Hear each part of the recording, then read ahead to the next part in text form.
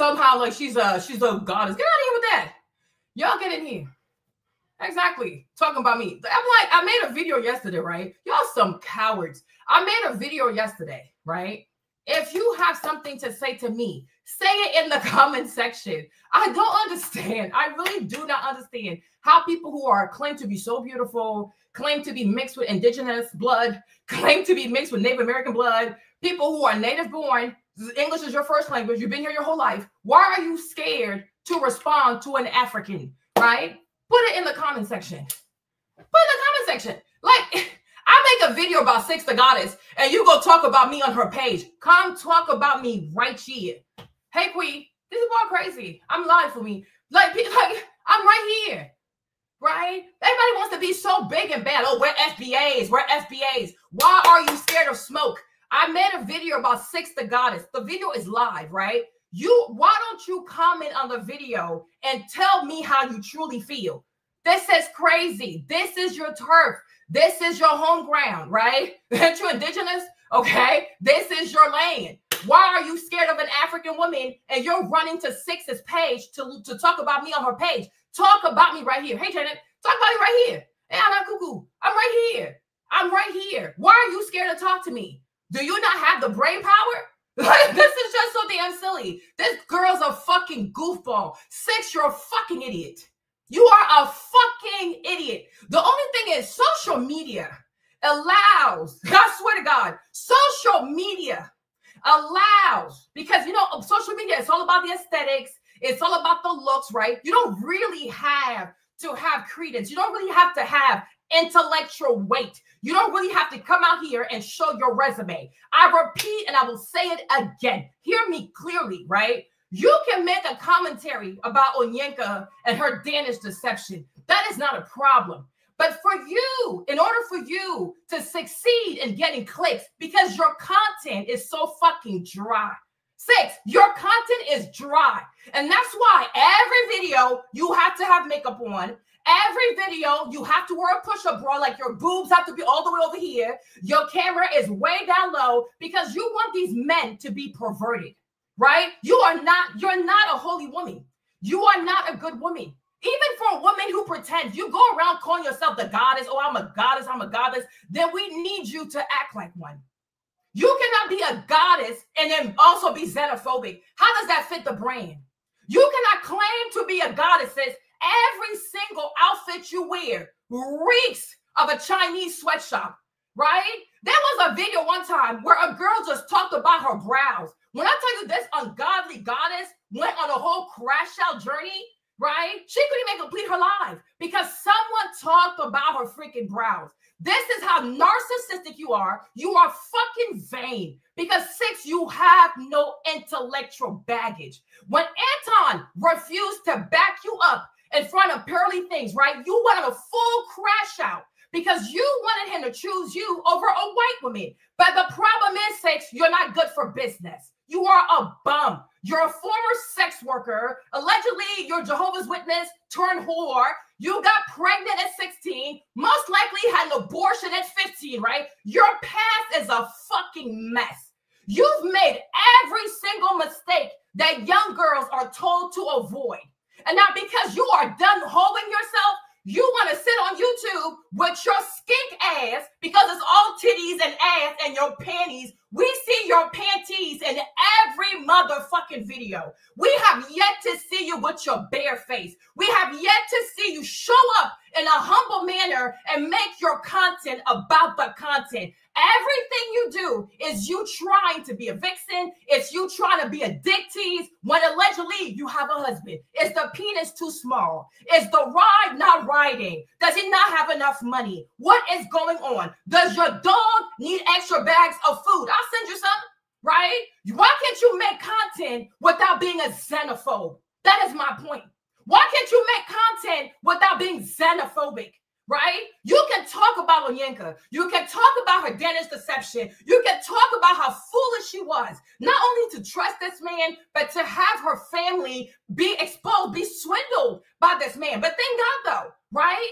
But what I need you to do is to focus on the matter at hand. Is it true that a lot of Black girls are insecure when it comes to dating white men? And I'm like, you can find that across the globe. Wherever you go, you're more likely to find Black girls who feel away and want to be accepted by white boys. We see Kayla Nicole crash out of her Travis Kelce every single day. We see Sarita and her blonde wigs ever since she married a white man, right? It happens all the time. Halle Berry got for $50 million from 2 white boys. There's another young Black American sister who went on a date. She was 21 years old. The white boy was 35 years old. He came on a bus.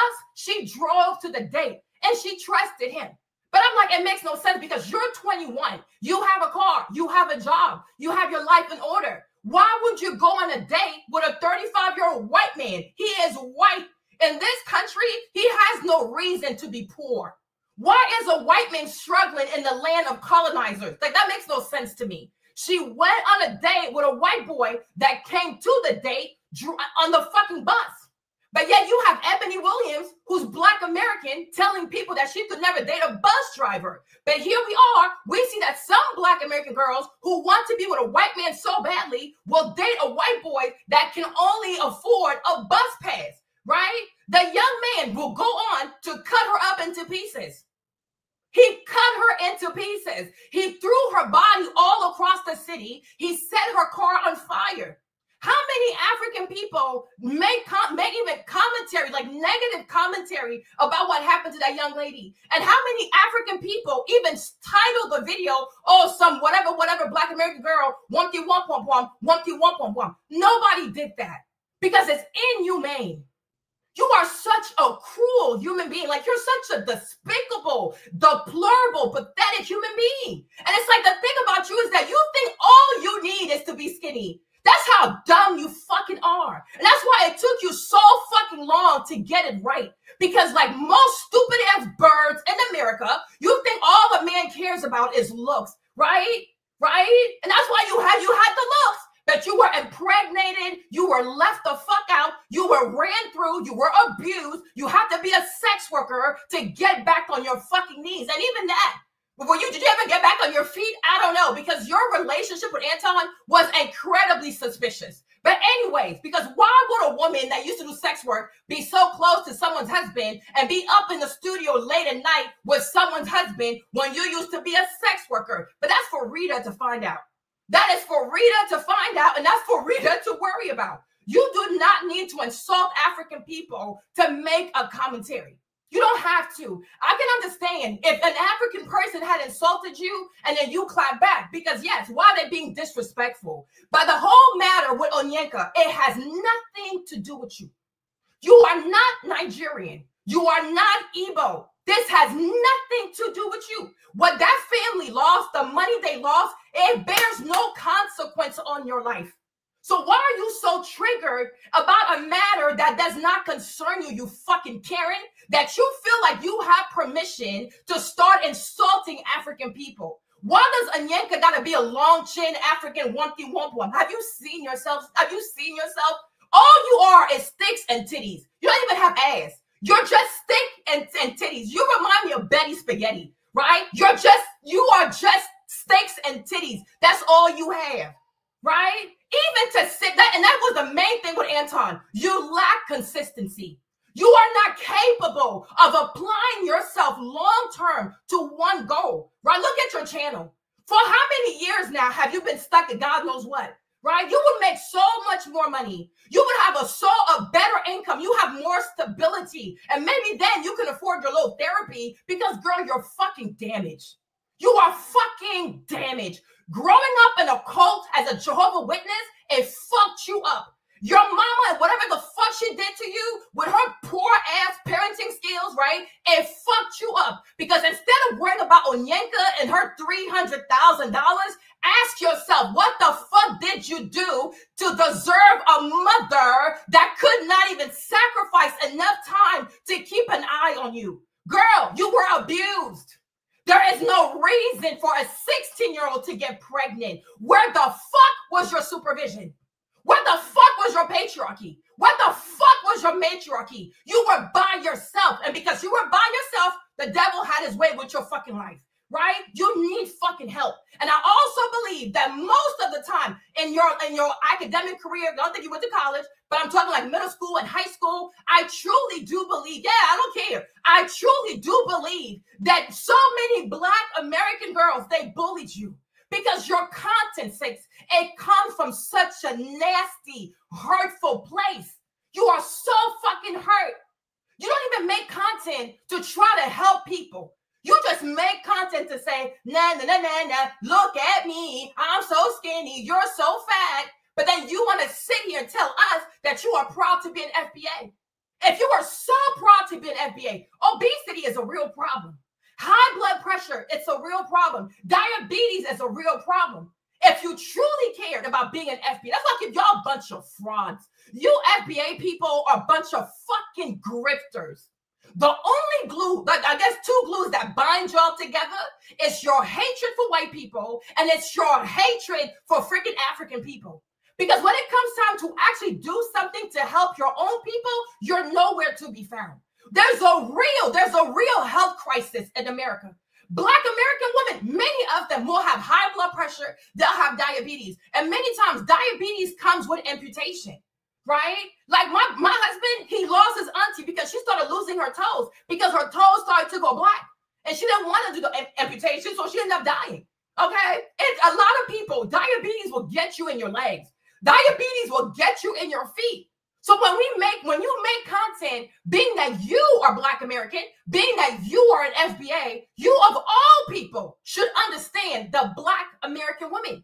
And so when you have your discourse, the way you posture your heart and the way you put your words together should be to ring the alarm. Like, sis, I love you too much to watch you destroy yourself. I love you too much to keep watching you put this food in your body. Let's go back to the way our grandmothers used to be. Let's go back to the way our great-grandmother used to be, where we used to make our own food. We used to grow our vegetables. We used to do X, Y, and Z. Your content inspires no one. You are divisive. You are hurtful. You're heinous.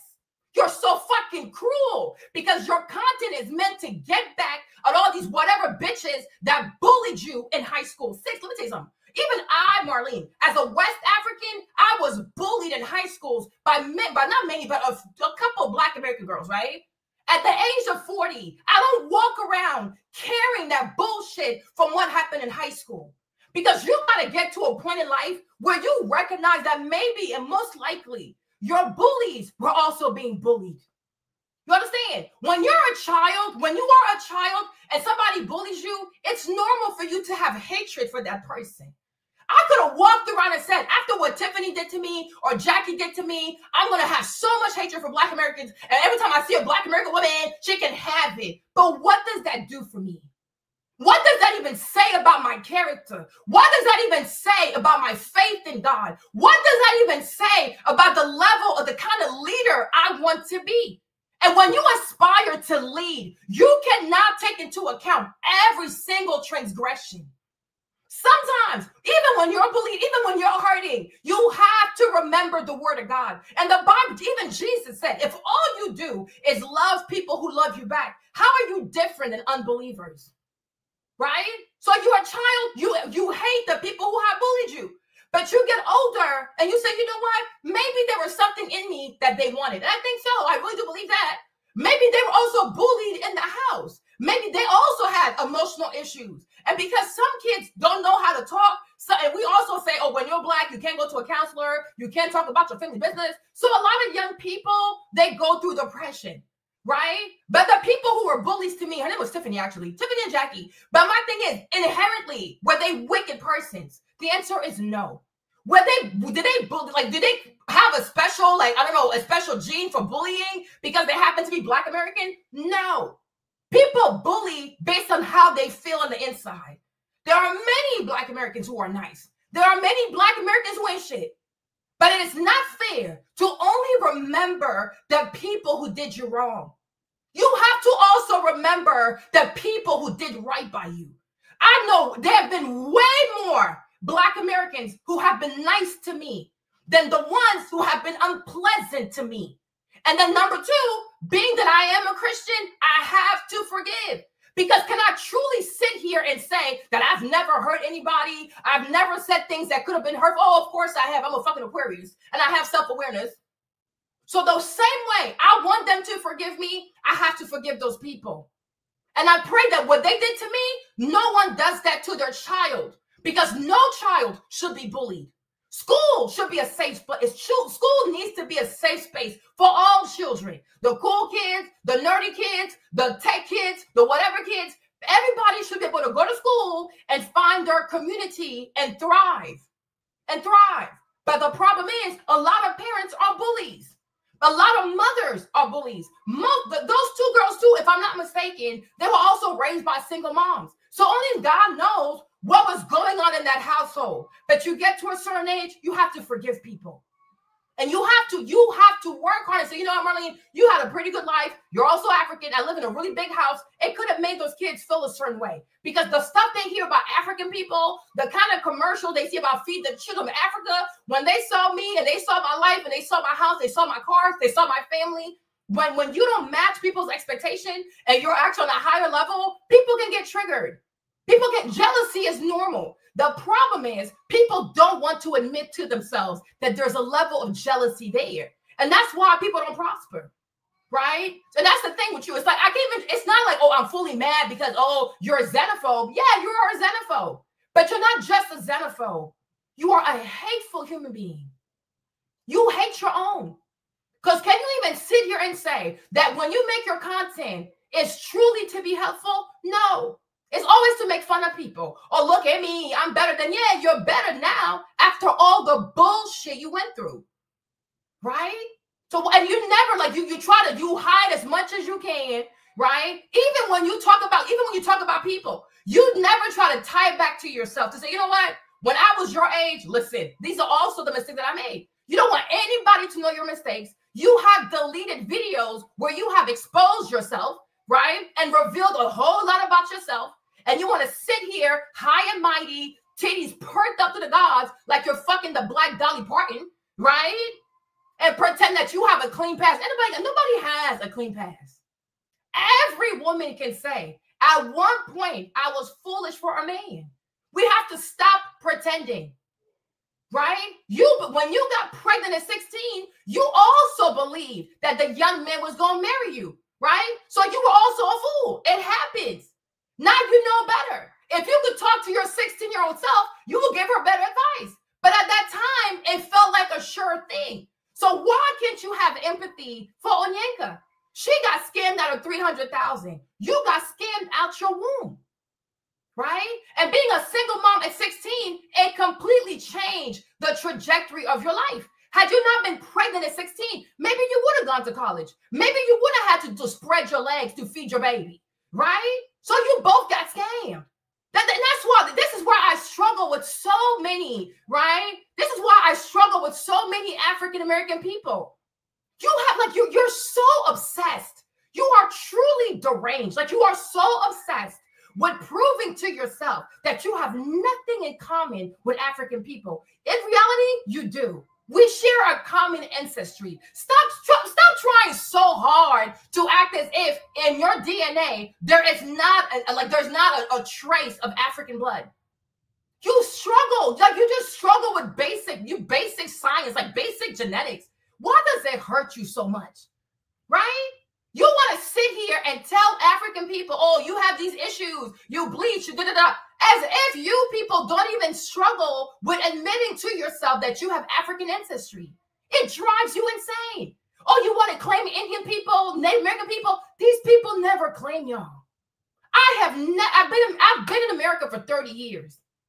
I have never heard a single Native American person say, oh yeah, my cousins are half black or whatever. Like, I've never heard that. You're the only ones claiming to belong to a group that never claims y'all.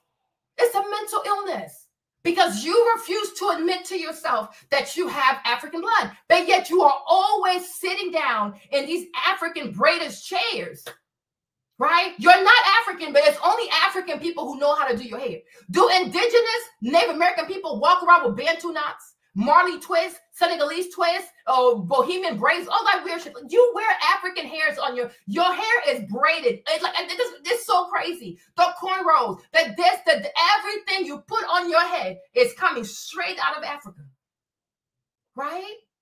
You need help. But yet, if a white girl gets braids or gets cornrows, you want to follow her down the block, follow her down the street. When you wear African hairstyle, like the Bantu twist, the Senegalese twist, the Marley twist, do African people walk around and chase you down like, oh, this stuff from Liberia, this is from Ghana, nobody chases you down. You don't know what the fuck you want. You're so confused. Like, I'm serious. You need help.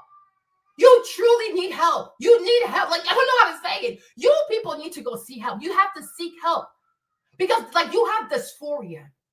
One day, when it's what's it called? When it's the Black Panther, all of a sudden you want to be African, right? Okay. Then you wake up the next day. Oh no, I'm not African. What is going on?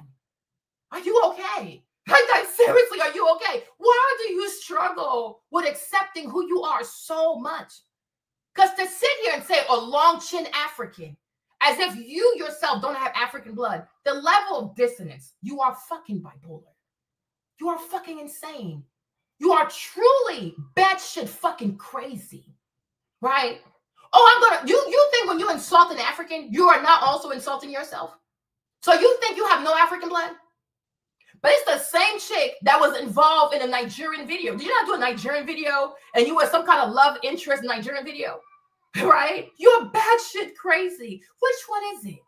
One day you're FBA. Next day you are cosplaying as a Nigerian Igbo girl in some kind of pool. But what the fuck was her music video? Oh, let me see. Hold on. Let me see if I can find it. Like, what the fuck? I'm like, okay. Like, it's so weird. I don't know if I can find the child. Child. She is some night with some Niger stuff. Hold on. I don't know if I can find the video. Where's the video? Child, I can't find you guys. But she was in the whole music video with this dude. Like, I'm like, okay. So I guess you have African friends, right? One time you were sitting here, she sat here and she talked about Shaka. Hold on. Right? Oh, talk about Shaka Zulu and how Shaka is nice to her. Was it not you? Was it not you talking about Shaka? Hold on, y'all. These people are fucking crazy. And like, it has to be jealousy. Like, I don't care what nobody says. It has to be jealousy. Was it not you? Was this not you talking about Shaka? Right? Oh, Shaka. Y'all, Shaka is Nigerian. He's a proper Igbo boy. Shaka is Ludacris's manager. Right? Like, always saying kind of, even Ludacris, his wife is from Gabon. Like, always trying to sit here and make it see, oh, African people want to hurt me. African people want to hurt me. What are you kidding me? Black Americans hurt Black Americans. African people, when they come into the life of a Black American, they level them up, right? Look at Richelieu Dennis. Let me put his picture up. Let me put it. Like, you're so damn silly. You are just a silly people, huh? You are such a silly people. Here's Richelieu Dennis. He sold his company. He made so much money. He's from Liberia. He's half Liberian. He's half Sierra Leonese. He sold his money to Unilever. He could have taken his money and went back to Liberia. Instead, he invested in Black America. He went and bought Madam Caesar Walker's house. It was in ruins. You guys are so proud to be FBAs, but every time there's a monument of Black excellence, you let that shit go to fucking ruins, right? You don't do shit. All you do is just, oh, I'm an FBA, I'm an FBA. What the fuck are you actually doing? Don't even involve yourself in the preservation of historical FBA monuments. Madam Caesar Walker, one of the first Black American millionaires. This lady worked so hard. She created so many jobs for so many Black American women. She sent so many Black American women to Spelman. Like, she really deserved for y'all to let her house go to fucking ruins? You are the most goofiest heirs I've ever seen. You are the most goofiest heirs. You're not worthy. Somebody needs to be, I'm going to be brave enough to tell you, you are not worthy. Every Black American that has toiled, that has killed themselves, their life savings, their everything to help you, create jobs for you, you have let these people down. You have let these people down. And instead of sitting here and holding your fucking selves accountable, no, it's African people that you want to give a sermon to. No, you need to give yourself a fucking sermon. Give yourself a fucking sermon, right? Don Cornelius killed himself to give y'all Soul Train. The little bit of money he had, his last $200. The man quit his job. He had a fucking family. Nobody wanted to have Black Americans on fucking TV, okay?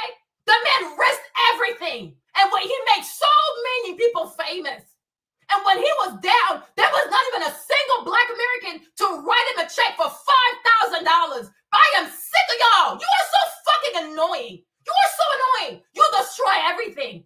Come to the Soul Train Award, you don't show up. Come to the BET Awards, you don't show up. But you're lined up for the MTV Awards, you're lined up for this because you think white people are better.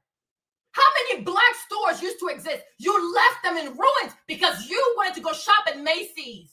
That's all you do is chase behind white people. You will do a sex scene with a man. You can be a man, you'll go kiss a man because a white man about to pay you. How many Black American men have worn a dress because you wanted money from a white man? You're going to talk to us African people about being obsessed with white people? You're like, you got some fucking nerve. You have some fucking nerve. Mr. John Johnson, he built his business at Ultra Sheen, Afro Sheen. Where is the business now? Where is the business? Right? Mr. Fuller, he put his life on the line. He put his savings on the fucking line. What the fuck? Where the fuck? Oh my gosh. Oh my fucking God. Oh my fucking God. Oh my fucking God. Oh my gosh. These people are fucking crazy. They are fucking insane. You are fucking insane. And because nobody checks your ass because they're afraid of being called a racist, you think you have the right to carry on like this? You think you have the right to carry on like this? You think you have the right to carry, like you have no shame. You truly have no shame. People sacrificed themselves. People went on and took on, hold on, oh my gosh, what the fuck? What the fuck? What the fuck? What the fuck?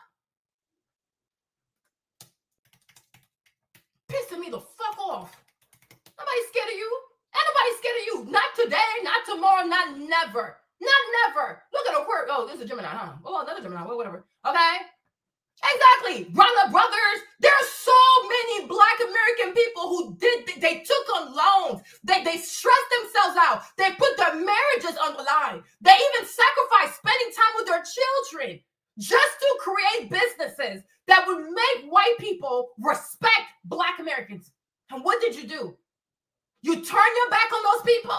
You said fuck their businesses? You want to go shop at Macy's? You want to go shop at Sears, Roebuck? You want to go shop and buy Mercedes? Right? That's all you do. That is all you do. Let's talk about Jackie Robinson. You people, I swear you have no fucking self-awareness. You have no fucking self-awareness because white Americans, especially these goofy ass white liberals, they let y'all carry on and they don't check your asses. Before this man right here decided to integrate Major League Baseball, which is white people baseball, Black Americans had their own league. There was a Black league for everything. There was a Black American football league. There was a Black American baseball league, right? Had Jackie Robinson not did what he did, I am telling you that the Negro baseball league would have been bigger than the white baseball league. But you are a short-term people. You're just like Esau. Yes, come outside. You are just like Esau. You want money now. You want success now. You want to be affirmed now. You have such low self-esteem. And you want to talk about African people? We have if an African person has low self-esteem, we have the right to have low self-esteem. We come from Africa. We come from abject poverty. So you have to understand why we have low self-esteem. There's no free school. There's no free buses. There's no free nothing. Okay? You pay for everything. So you have to understand, right? You grew up here. So why you got low self-esteem? The people had chains on you. Your ancestors, they got out of slavery. Why do you fear white people? Why are you always chasing white validation? Huh? The countless amount of Black American women who have traded family, tradition, have building a home for their kids to go work for the corporate ladder, climb the corporate ladder, they climb the corporate ladder. The corporate ladder is by who? It's made by white people. When you go work for corporate, you work for white folks, huh? right? You put white people before your family. Get out of here with that shit. You want to talk to me? There's nothing traditional about your ass. Why are you not traditional? Because you worship the white man's money, right? You will chase a career. You will chase degrees before making sure your children are successful. That's why most of your kids are in prison. The corporate ladder, the corporate ladder. Now we see y'all, the money you made with them white people. You're using the money to freeze your eggs. You're a fucking clown. You are a fucking clown. Something that is free. Your womb is free. Storing your eggs in your womb is free. Getting pregnant is free. It's cheap. But you see how white people have swindled you, right? You had your fertile years. You wasted your fertile years so you can climb a white man's corporate ladder. And you want to tell African women who get married, who carry their children, who go to school and still keep a job. Me, I'm educated. I got 2 degrees. I got 3 kids. I'm married, right? And I never for a second would consider trading out my family, competing with my husband because I need to tell myself, oh, I got my own thing going on. Yeah, I got my own thing going on. It's called raising my children because they're going to outlive me. There you go. My children are my first career. My children are my first investment. I have 3 boys. Even if just one of them makes it, I'm good to go. But by God's grace, given who I am as a West African woman, all 3 of my kids are going to make it. So if I have 3 sons that are multi-millionaire, do you know how much money I'm going to make every single month? A job for what? A job for who? Right? You worship white people. Want to fit in white people so much? You want to put relaxers in your hair? You all do rhinoplasty? You are obsessed with white people. You have no room to stand on to tell any African person that, oh, you think white people are better. No, you think white people are better. The idea of abortion. Where did you learn to abort a baby? Okay? Where did you learn? As a Black American woman, so y'all like to call me African, I'm going to call you by your damn name. As a Black American woman, because most of y'all, you have praying grandmothers. You have praying great-grandmothers. You come from a line of prayer warriors. I need you to tell me, okay? Where did you learn to abort a baby?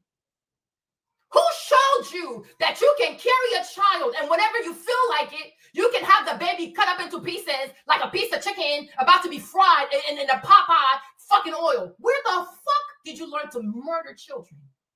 Right?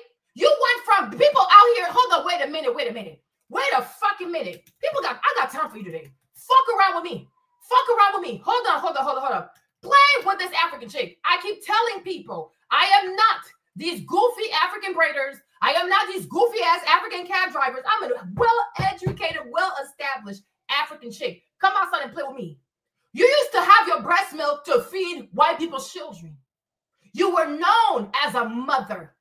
Your whole being was to be a mother. And because of that, God made sure to bless the children that came out of Black American women, even in bondage, even in slavery, even when the child was half white, half Black, with some green eyes. The Lord said, this baby gonna be somebody. It's called Booker T. Washington.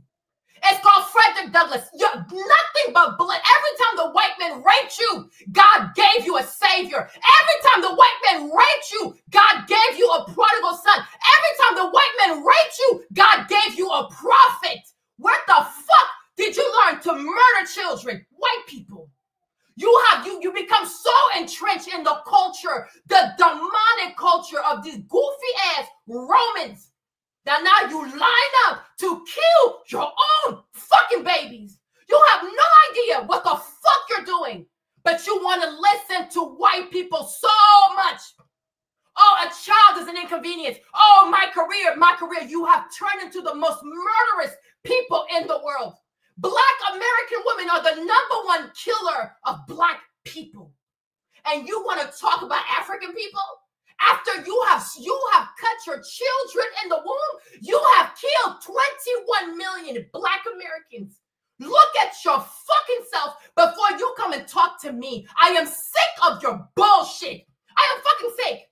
It is enough. Because the way people live out here with no self-awareness and always want to scapegoat other people and make other people your how you said your buho, you're freaking insane. You are freaking insane. You are truly insane. You have given everything to the white person. So now hookup culture, sex culture, because you decided to cleave on to the teachings of liberal white people. You've lost your way. You have lost yourself. Miss me. Oh, God, Jesus. Please, I beg. Miss me with the bullshit about Onyeka. Onyeka, just like most Black girls across the diaspora, and because she's Nigerian, she speaks English. I'm from the Ivory Coast. I speak French. Okay. But most African girls who speak English, like Nigeria, South Africa, Ghana, Liberia, Sierra Leone, people who speak English are more likely to look up to Black Americans because you speak the same language. You were colonized by the same people. So to sit here and act as if part of Onyeka's psychology was not also influenced by Black American women and their conversation, their hate for Black American men, the vitriolic, nasty things you say about Black American men every single day. You see, Marlene, if I didn't have sense in my head, I would think the Black American man is the most dangerous, the most vile. I don't even know how to describe it. This is how you talk about your own people. That every day we come on social media, the way you guys talk about each other, if some of us didn't even know better, we would be like, oh shit, they're fucking crazy. But we know you only speak from a place of scorn. And you never speak from a place of wisdom. That is the signature of most Black American people. That is the signature of most Black American people who create content. You never speak from a healed place. That's why you are on this perpetual Lord of the Ring, going to Narnia healing journey. Your healing journey needs to have a destination, right? You cannot be on a healing journey in perpetuity. That is fucking insane, right? So whatever you're doing, it's not working. You need someone else to help you. It's not burning sage. It's not listening to Shira 7. It's not, no. You need serious mental help. Properly structured mental help. Some of y'all even need to be medicated because I really believe that you're bipolar. You're not healthy. And I've arrived at that conclusion a long time ago that many of you guys, you suffer from personality disorder. You're mentally ill. And that's why I have lots of compassion. You are mentally ill. You are truly mentally ill. And the sad thing is most Black Americans live in a bubble because you struggle. I'm telling you, you have a personality disorder. You are truly troubled. And this is why you have a hard time making friends with other people. You cannot make friends with white people. You don't make friends with Chinese people. You don't make friends with African people. You don't make friends with Arabs. You don't make friends at all. You have a hard time. You know what I'm saying? Like if you were in school, they might think you're autistic. You struggle with human connection. You struggle with partnership. You struggle with expressing your feelings just being calm. Express your feelings in a calm way. You're not mature enough. And that's why for you to express yourself, you always start off with insults. You are a child. You behave like a child. And that's why someone needs to be brave enough to start using the stick because a child needs to be spanked. A child needs discipline, right? You are so childlike. You get pregnant. Oh, I don't like him anymore. Okay, it happens. You're like, duh. Who told you don't like somebody every day, right? You don't always like people because it's life. But you still have to commit to what you started, right? And you got to say to yourself, he that has begun a good work shall complete it in me until the coming of Christ. There you go. You're so immature. You're a bunch of quitters. The average Black American woman is a quitter. You are a quitter. Even if the people did not remove the DEI, whatever, you would have quit your job anyways. Because it gets hard, you quit. You have a disagreement with a coworker. Oh my gosh, it's racism, right? You're always quitting. You have a disagreement with your man. You quit. The man didn't text you. You quit the relationship. When are you not quitting? And that's why you're not able to show. You can't show anything because you're always quitting. You know why you always quit? Because you lack faith. And inherently, your lack of faith is intertwined with your low self-esteem. You have low self-esteem. And that's why you're always quitting, because you don't truly believe that things are going to get better, right? Yeah, Marilyn, she's sweet. I talked to her before because I use her content. Marilyn, they go attack her too. They're always attacking her. For what? Because she's like, don't wear weaves. And she's actually right anyways, right? But I'm like, you're always quitting. That's why I said in this life, you have to have singular focus, right? And you also have to learn to endure. You have to endure. Just because the first 2 years are bad, just because the first 3 years are bad, it doesn't mean that it's not going to get better. But the thing is, most Black American women, when you guys get together, you are in a competition mode. You need help. You are always competing with each other. You want us to believe that you have sisterhood, but those of us that have the spirit of the Holy Spirit, we know there's no sisterhood. You only want other Black American around you so you can make them feel bad about their situation, right? That's all you care about.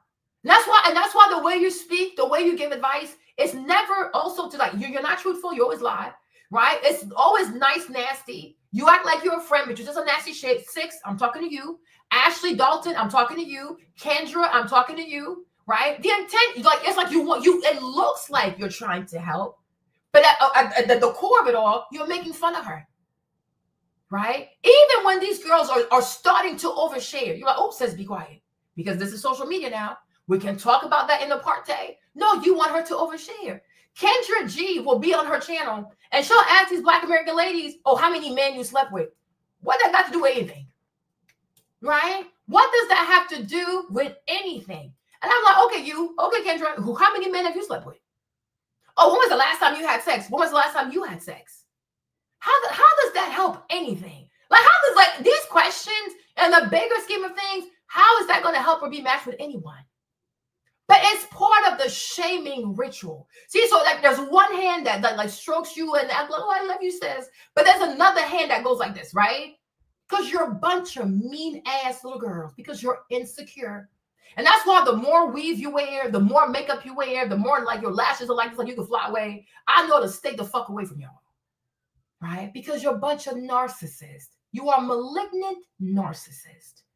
The vast cohort of Black American women only compete on aesthetics. And the sad part is, it's not even a pretty aesthetic when you think about it.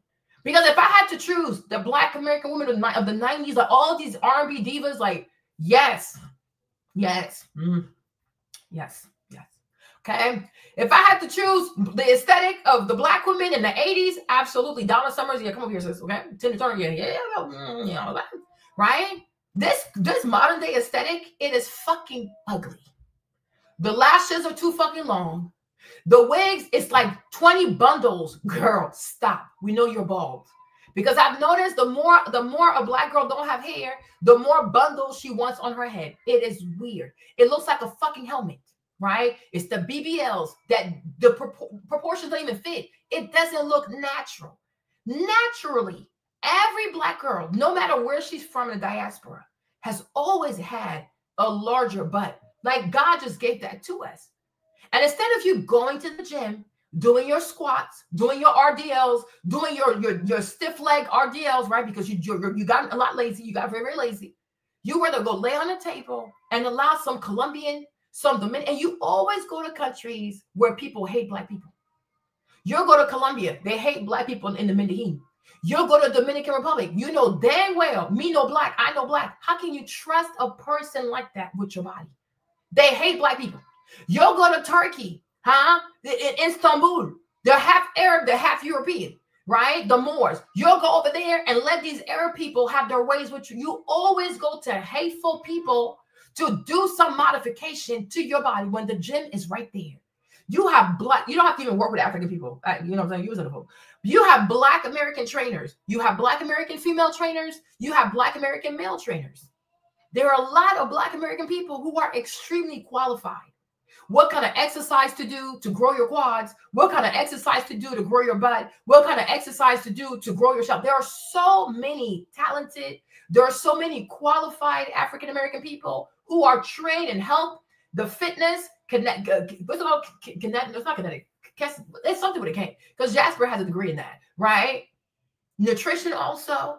Right. And instead of using whatever money you're giving the Dominican, like what, 5,000, 6,000, 7,000, 20,000, whatever money you're giving the Colombian, whatever money you're giving in the Turkey, right? You could use that money, even half of that money, maybe even a third of that money, and book a session with your own people.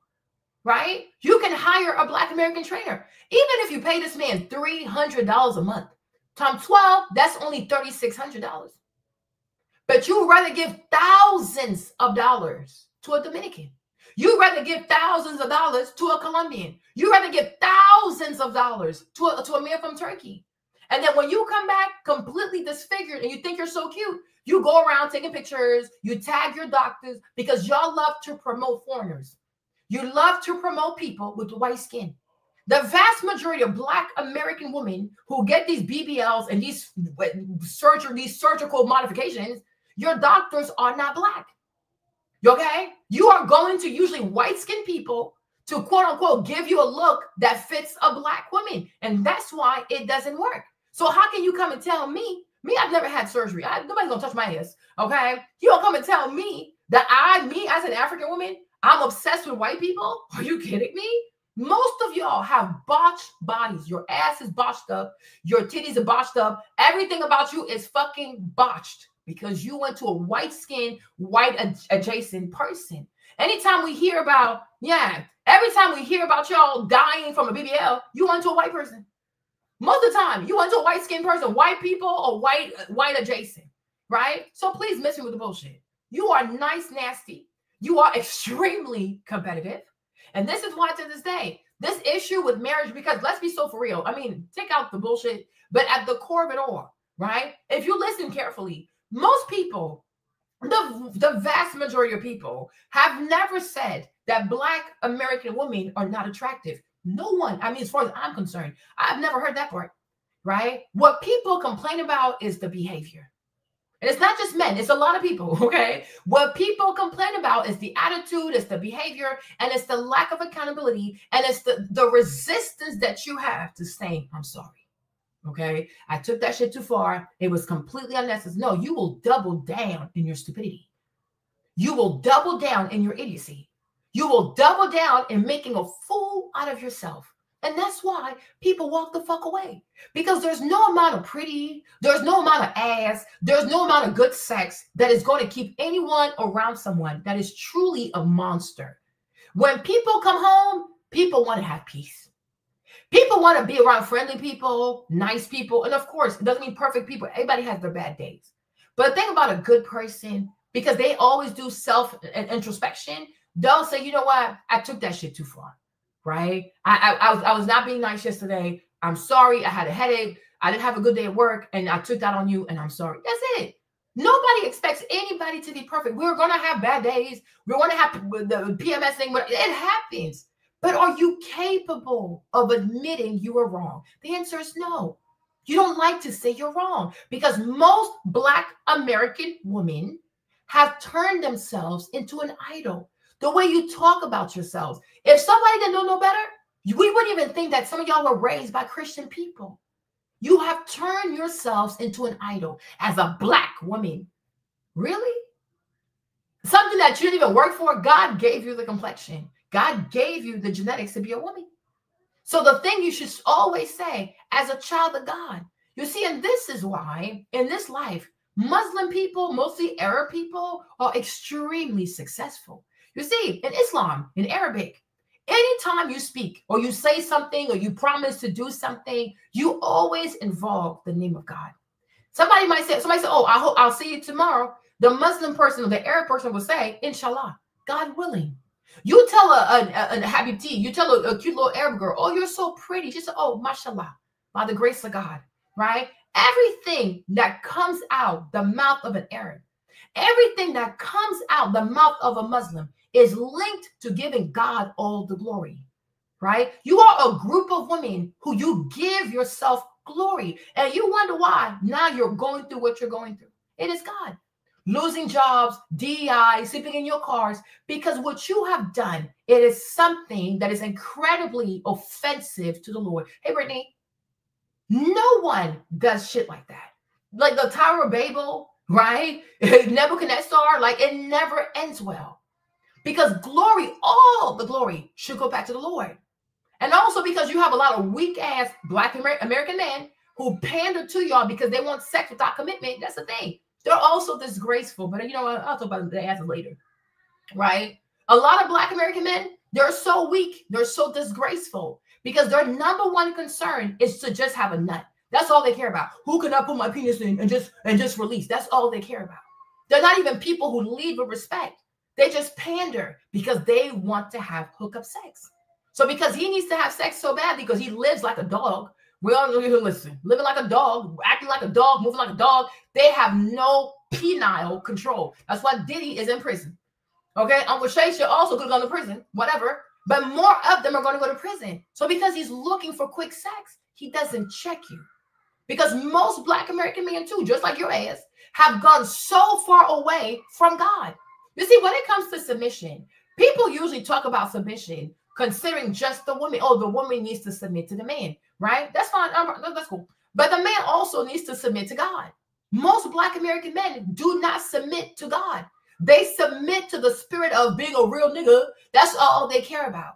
And that's why their lives is a hot ass mess. And that's why across the all male group, people have no respect for Black American men. Doesn't matter if they wear a suit. It doesn't matter if they make millions of dollars, because people know at the end of the day, he's gonna fuck up his career chasing behind a piece of ass. Everybody knows this.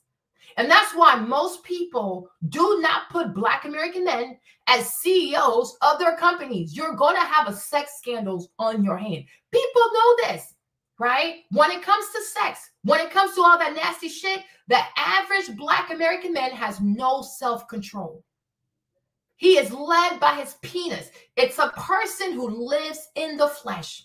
Most Black American dudes, like, what they care about? What cars they drive, what shoes they have. Hey, sunshine, right? You know what I'm saying? Their flesh, smoking weed, smoking hookah, clothes, shoes. They never sit here and discuss matters of the spirit. I would love to see how many Black American dudes on YouTube that ever talk about God.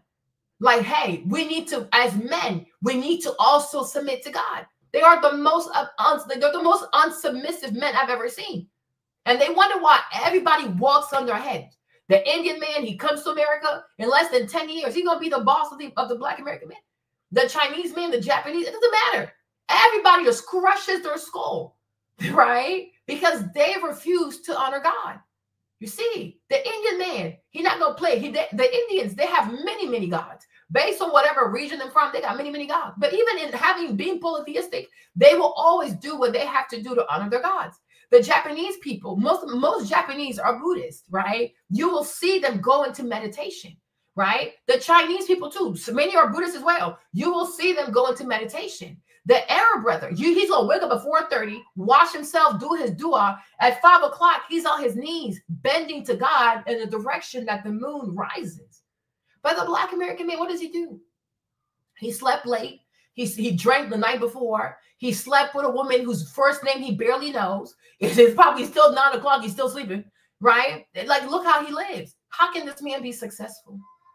A man who lives his life 24 hours out the day. There's never a day where he says, today I'm going to take 10 minutes. I'm going to take 15 minutes. I'm going to give that to God and just fellowship with my Lord. No, they have to go to prison to knock. Oh, I need to be a Muslim. I need to. They always wait to go to prison to see God. It's a shameful people. When they're free, their movement is free, their life is free. God is never concerned for these people, right? It takes a mass incarceration. It takes 20 years to life, 40 years in prison, 60 years for murder, no life, whatever. Then all of a sudden, they're super, super Muslim. Oh, as a Muslim, peace be unto Allah. Oh, shut the fuck up. You're a fraud. You are a fraud. You are free. Why did you have no interest in God when you were free of your movement? And because had you chosen God then, you would not be in prison right now.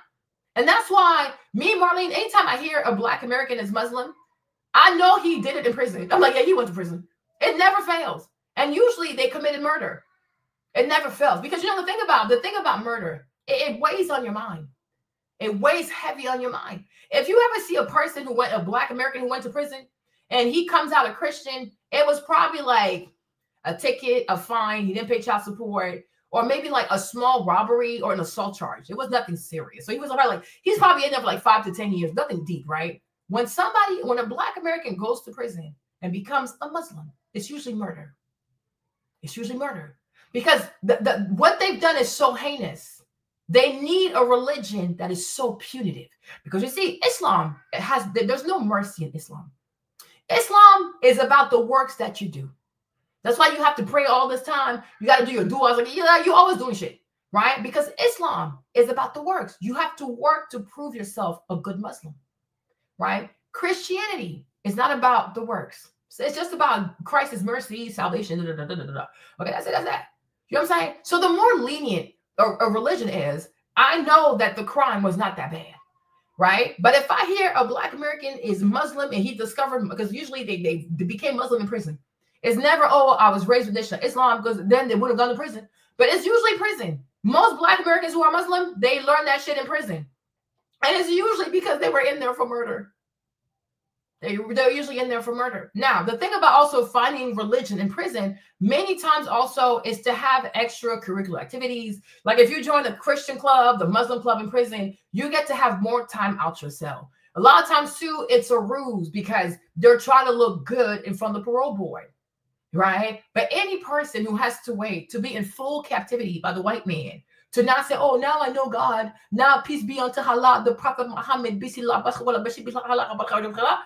bullshit.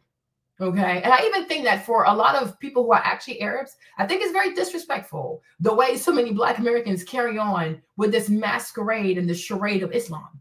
It's insulting. It's insulting to a people to say, oh, your religion, I discovered that in prison, because then it attaches Islam to prisoners. It attaches Islam to murderers. Why can't you find Islam when you were in high school? Why didn't you find Islam when you were in college? Like, why is it it's never noble people who become Muslim? Right? It's kind of weird. To me, I think it's disrespectful, but then again, it's you. So you don't respect shit, right? There you go. Right? So that's how it goes. But usually if you hear a Black American say, well, I'm Muslim, they probably learned that shit in prison. Okay? And most of the time, it was murder. If it's not murder in the first degree, it has to be some kind of murder or manslaughter charge. And that's why they became Muslim. Also, it provides protection. Okay? But that's all that is. Okay? But I see right through the scam. Right? But that's how people live here. People are very godless. People are seriously godless because people put themselves on such a high pedestal. Oh, as a Black woman, as a Black woman. And when I hear that shit, I'm fucking out. Because I know we're not the same people. And that's why I say you should never walk around claiming people just because their skin happens to be Black. You have to ask a person, who is your God? Right? Do you worship the God of Abraham? You need to ask people that. Right? And they say, oh, no, I don't. Well, there you go. In the Bible, do you think in the Bible people didn't have the same complexion? People are so fucking crazy, right? You think the Bible was like, it was diversity the way America is? No, these people probably mostly look the same. The Canaanites, the Hittites, the Jebusites, or whatever, the termites, all them people in the Bible. You think they look so different than the people that came out of Egypt? They all look the same. But somehow God preferred one people and God despised another people. Why do you think that is? Their culture, right? And that's why the way Black Americans live, your mindset, I don't like it, because you're very tribal. You have so much to say about African people and the huts and the pooping in the street. Like you're like you don't have a cousin or auntie that's a crackhead that shits in the street her damn self, right? Get the fuck out of here. Okay? They put poop, what's it called? Potty popper, whatever it's called, just for y'all. Shut the fuck up, right? But think about this. African people should be tribal. The fact that you are in a first world country, that you are exposed to so much, that you have 13 years of subsidized education, you should be so far removed from tribalism. You should be a people where you learn that what makes a person good is the content of their character. Even Dr. King said that in his speech, but you hate to read. So that's another issue. Okay? Right? You should find people based on the content of their character. You should find people, okay, I have this skill set, but I'm lacking over here. Okay, Nicole has this skill set. Oh, Kevin has this skill set. Okay, like you have things that complement me. So if I walk with Kevin, I walk with Nicole, I walk with Sunshine, it's not because I'm trying to look at myself. I'm already Black. Okay? Nicole's a Black woman. Sunshine's a Black woman. Jen's a Black woman. Listen, I see myself in the mirror. That's good enough. Right? But if I walk with people, I'm like, yes, here are my people who complement me. You look for people who complement you. Where you are weak, they are strong. Where you're strong, they're weak. That's what you call having a beautiful community, right? Because we complement each other. You don't seek people people who compliment you. You only seek people who have your complexion. And you wonder why Black America has an average income of $55,000, because you don't know how to win. You are just not strategic. You're just emotional. You're tribal and you are emotional, right? No, exactly. And that's why I said, but you were not listening to me as a huh? Right? Listen to what I'm saying. Me from Africa, right? In Africa, do people have 13 years of subsidized education with free transportation? No. So because people don't have a lot of education, we expect functioning illiterate people. A lot of African people are functioning illiterate, right? You'll see many adults, they probably went to school for 3 years.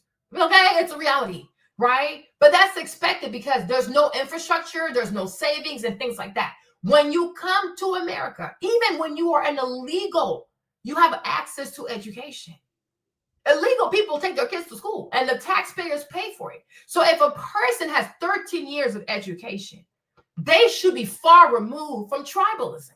Because the more you know, the more you throw away your old nature, right? Like, I don't know if you're a Christian, you're probably not, but whatever. But in the Bible, right, in the Old Testament, we are told that we have the nature of Adam. We have a sinful nature. Like the Bible says, the heart of man is desperately wicked. So if you leave us to our own devices with no instruction, no enlightenment, no thinking skills, no critical thinking skills, we are fucking evil. We are even capable of eating children because we run out of food. We are sick. We are human beings are not good people, right? And that's why we have laws, we have this, we have that, because we know what human beings are capable of if these people are not, they don't have instruction. So when you have 13 years for free instructions, like 13 years, you of all people should be you should be so different. You should not be tribal at all, because your education should have been enough to reveal to you that what makes a person good enough to stand next to you is the character of the person and how they compliment you. I don't like that. That's crazy. Okay. But like, you can find it everywhere. But the Caribbeans are poor. Like, what's that you don't understand, right? If you see a poor person eating food with their hands, are you going to be shocked? No, they're poor, right? If you see a rich person go to a fancy restaurant and start eating food with their hands, now you're going to be shocked, because you will say to yourself, as rich as you are, why haven't you acquired the civility to know how to use the utensils in a restaurant, right? There are certain behaviors that are expected of third world people, right? But then when you see first world people behave like third world people, it's fucking confusing. Because with everything you have, you should be so far removed from being the primitive version of a man. Okay? I don't know what's so hard about that, right? You expect if somebody has a PhD, right? Listen, you have your brain ain't got to work. If somebody has a PhD and then you hear that person cannot keep a job or even get a job, that's really confusing. You have a PhD. How is it that you have a PhD, but you can have a job? It's weird. If you see a high school dropout and a high school dropout can't keep a job or cannot even have a job, oh yeah, that makes sense. You don't have enough education. It's not that hard. You gotta keep up. It's not that hard, right? To whom much is given, much is required. You cannot have everything afforded to you and somehow still behave like you're in third world country. That makes no sense. So I don't know why you're struggling here. Keep up. It's not that hard, right? It's not that hard. It is not that hard. When you look at certain people based on where they're from, based on how much money they make, you have expectation for who they are, right? You have expectations for African people. They're very low because most of Africa is third world countries. When you look at people who come from a first world country, you expect more from those people. You expect better conflict resolution skills. You expect them to be more mature. You expect them to not insult people every time they say, "Oh, bitch, ho, bitch, bitch, ho, ho, ho." You have too much education to speak in such a manner, right? You don't expect first world people to converse or to address each other with racial slurs. That is ratchet. You don't even have to go to school for that, right? If you don't know what makes a country the first or third world, this is why we have AI. Don't ask me things that you can look up yourself, right? Go ask AI. There's ChatGPT, there's DeepSeek. You have to know how to be resourceful. I don't believe in socialism. I don't even believe in intellectual socialism. You want to know something, make sure you go look it up. Because once you know for yourself, no one can take the knowledge away from you. You see, what you're doing now is third world behavior, right? Because when you come from the West, I'm assuming you're white from the West. Maybe you might even be done told you. What do I know, right? As a white person, you should know how to be a problem solver. Why are you a third world person right now? Okay? Go find out for yourself. We are in 2025. So I don't know where you went to school, but somewhere in your civil studies, your world geography, whatever you had from elementary school all the way to high school, you should have had a course in world history, geography, international something where you were given or you were shown the definition of first world versus third world. So I don't know where the fuck you went to school, because you were a fucking waste of taxpayers' money. You're a bad investment. That's a stupid ass question. Go look it up. Okay, thank you. Anyways, on to the next, right? And that's the thing. Hey, P, that's the thing. There's certain expectation. When you come from a classy place, you gotta be a classy person. When you come from money, you have to act like you come from money. When you come from a hut, you act like you come from a hut. But how is it that people who don't come from huts behave worse than people who come from huts? That is crazy to me. Like, we are in 2025 and people don't know how to find the right people for them. They oh, your complexion, your gender, it's weird. It's truly weird, because you should be able to have a conversation with someone and say, no, that's third world behavior. You should have, I don't do any kind of socialism. I don't do intellectual socialism, financial socialism, spiritual socialism. Like, oh, Marlene, pray for me. No, pray for yourself. You have a mouth. You have a tongue, you have air in your lungs. Talk to God. He'll listen to you. And if he doesn't listen to you, then keep bothering him. One day he's going to listen to your ass, right? People always want to write the coattails of somebody else. No, I don't do any form of socialism. No, even if you thought, right? Is it my responsibility to tell you something so rudimentary, right? These are basic definitions. So why is it that you, as a white man or as a white person from a first world country who has access to the internet, you don't know what makes a first world, third world country? Are you crazy? That's embarrassing. And also, I think the taxpayers deserve their money back, because I'm sure you're from a place that paid for your school. So that's a basic ass question. You need to go talk to DeepSeek or ChatGPT, and then you'll know for good. Always be responsible for pursuing your own knowledge, okay? Do your own research. That's it. Anyways, right? So that's my thing. Me personally, I expect certain behaviors from certain people. And that's why in America, I am so shocked that so many people think it is so cute to be ratchet. It's so cute to be vulgar. Every other word is a racial slur. Every other word is an insult, bitch, hoe, da, da, da, da. It is insanity. You are educated. Talk like a person that's educated. You went to school. Even if you went to high school, you have way more education than the vast majority of people around the globe. There has to be a distinction. Oh, here's a person that has at least a high school diploma. Oh, here's someone who went to school in the village.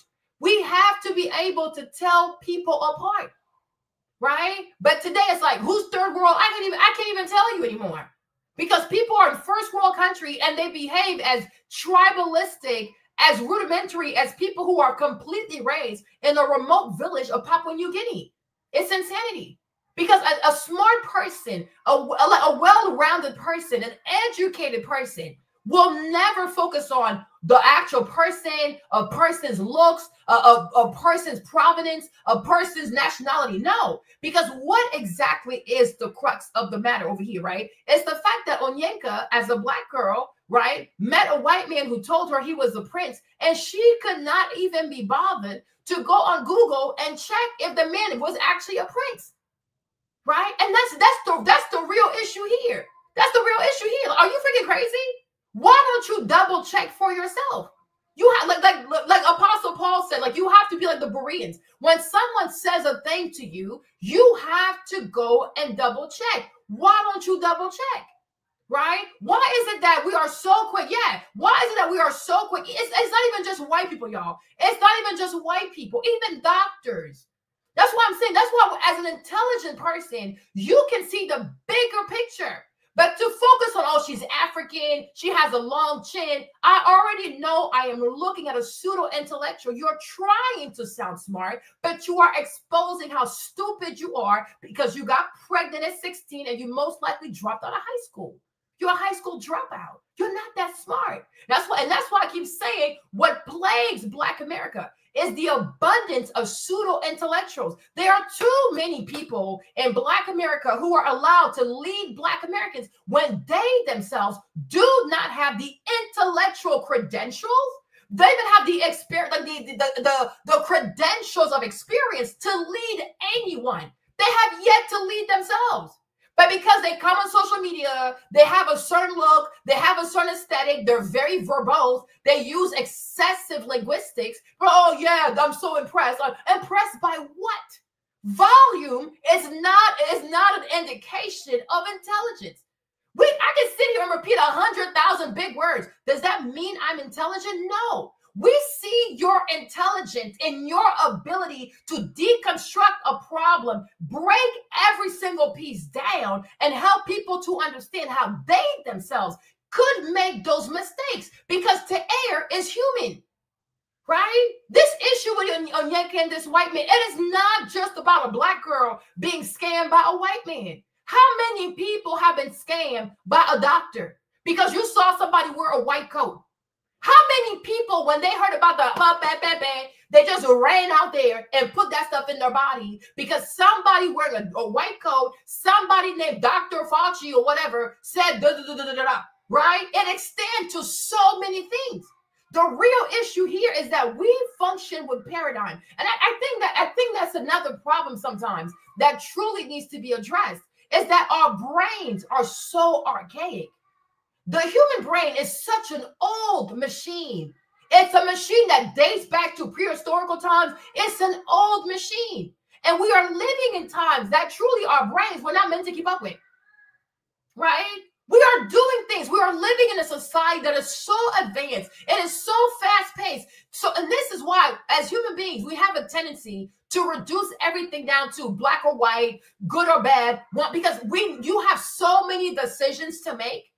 Right? So you got to make decisions fast, because once upon a time, we used to be outside and your life could end just like this. So we had to break things down in a very simplistic way in order, by God's grace, to make the fastest decision to save your life. But the issue comes down to, we have paradigms of authority, right? The way we're raised, the way we have entertainment, the movies, the Disneys, you name it.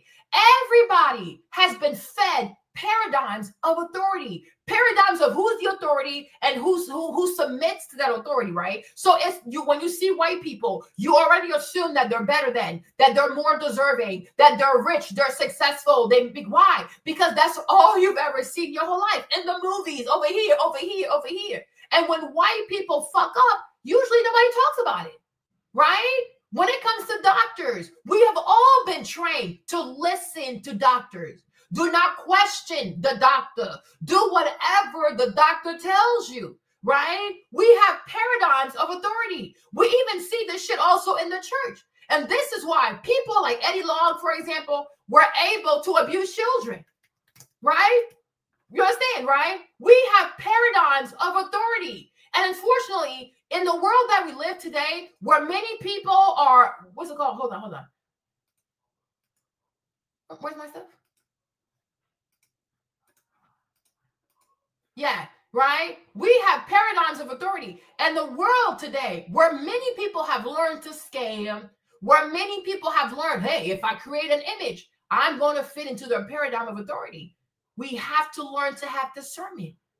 But first and foremost, you have to admit to yourself that the brain that I have is an old machine. It's a machine that was not built to deal with the realities of social media, aesthetics, people pretending, fake it till you make it, right? But a lot of people have learned, hey, I can trick her brain if I present myself a certain way, right? And this is what we have to teach people. And to me, this is what a smart, intelligent, highly educated person does. is that when we talk about an issue, we don't just stop at the surface level. Talking about Onyenka, her chin, being African, that is surface level bird talk. It's chicken talk. It's the kind of shit you talk about in the coop. A person's love, that is silly. You have to challenge yourself. But then you probably don't even have the I don't know, the intellectual baggage to do so, right? You have to have enough presence. You gotta have enough wit, enough discernment to like, no, what's the bigger picture here? And the bigger picture here is that we have paradigms of authority. And if you don't learn that this old brain of yours requires you to have discernment, you're going to get scammed. People get scammed all the time. People see a YouTuber driving a G-Wagon and they assume, oh, she must have money. And automatically, what do you see? People start to submit because, oh, I want her life. I want her life. Really? Are you sure she can pay for that car?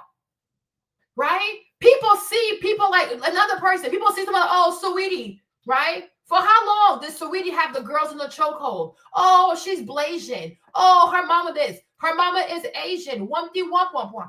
Right? And so many girls, oh, she's goals. She's pretty. The black guys want her. And even that, what kind of black guys want her? The rapper? Do you really think you want a rapper? No. So she's not even someone you should look up to. But she's light-skinned, she's Blasian, she's a celebrity, wumpty wump wump wump. So automatically, people assume, and she has millions of followers. You assume, oh, she has money, she's living well, her DMs must be full. Guys want to fly her out and take her out, and blah, blah, blah, because we have paradigms of authority, right? Even within the Black community over here, right? It's the fact that a light-skinned girl, people believe that she's more desirable. Paradigms of authority. If she's light-skinned and she has like European phenotypes, oh yes. If she's light-skinned, European phenotype, and she's half Asian, oh my God, right? Paradigms of authority. But then one day we find out Sweetie is selling box allegedly in Dubai, right? Like, oh shit, it doesn't fit the paradigm. Yes. Because these are paradigms. Many paradigms are not objective truth. Right? And if you look carefully, a lot of these so-called light-skinned girls, a lot of these so-called Blasian girls, many of them are what? They're sex workers. They never truly get men to commit. Most men cheat on them. Most men pass them around. I'm not talking mean.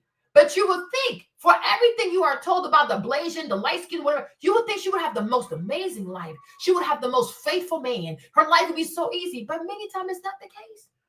You know plenty of light-skinned Blasian wumpty wump wump that are single moms, that are passed around, that are ran through, that are selling box in Dubai, right? One day we woke up and we see Karuchi, Pikachu, whatever her name is, okay? We see Karuchi with Dion. You guys were shocked. Oh my gosh, you can't believe what? She has to eat, right? But how many people believe, oh, she's light-skinned, she's half Asian, she's half whatever. So you thought you would have a perfect wedding, the perfect life, the perfect husband, the perfect children, the kind of shit that makes Architectural Digest come to your house and do a whole fucking YouTube. But what we see is the Black dudes, they have sex with her, they pass it to the next one. She's like a little blunt, right? Paradigms of authority. And when you get older, you should be better at that. Like, oh, you know what? Here's what I am told. But here's what's actually going on, because paradigms are not objective truth. Paradigms are like shortcuts. Like, you know how like you do like a shortcut on your keyboard, right? Paradigms are shortcuts for you to have you got to make decisions quickly, right? But then you realize as you get older, right? It's 50-50 because light skin ain't enough. Being Blasian ain't enough. A woman has to have more than her genetics to make a man happy. A woman has to have more than genetics to keep a relationship going. A woman has to have more than her genetics to make a man commit to her, right? There you go. And that's why some ladies will never, I was going to do another video about that, but some ladies will never experience monogamy, right? One day when I have the time, I'll make a video. A lot of ladies are going to get cheated on, or not even cheated. You're going to have to share a man. That is your reality. Yeah, you're going to have to accept that. But I'll make a video about that later. Right? But we all have these paradigms of authority in our heads. And a lot of people have gotten hurt from doctors, from white people, from you name it. investors, like how many people, for example, looked at DJ Envy, right, and Cesar Pena, and like, oh yeah, they look like they have money, they look like they rich, they look like they whatever, right? Paradigms of authority. They see DJ Envy, the car show. No, DJ Envy has lots of car. Every Christmas, he might start tomorrow. No, he probably started yesterday. Every Christmas, the 22 days of Christmas, the 25 days of Christmas, DJ Envy is going to post all the bullshit, the white trinkets that he buys his wife. But we all know that he ate Erica Mena's vagina. But anyways, that's for another conversation, right? So people just went and gave their money to Cesar Pena. People went and gave their money to what's it called? To DJ Envy. And now they scheming, they're crying. Paradigms of authority. Right? And so this, to me, that should be the real crux of the matter. Let's talk about paradigms of authority. Why do we believe that some people are better than us? Why do we believe that some people, we should just give them utter submission because you see them in a suit, or because you see them in a religious garb, or you see them in God? No, right? And this is why many mothers, they trusted Bishop Eddie Long. Because even me, when I remember growing up, the way he's so big and shit, I thought he had mad bitches, but I didn't think he was having sex with little boys, right? I'm like, if you had told me he was a homosexual, like a pedophile, like what the heck?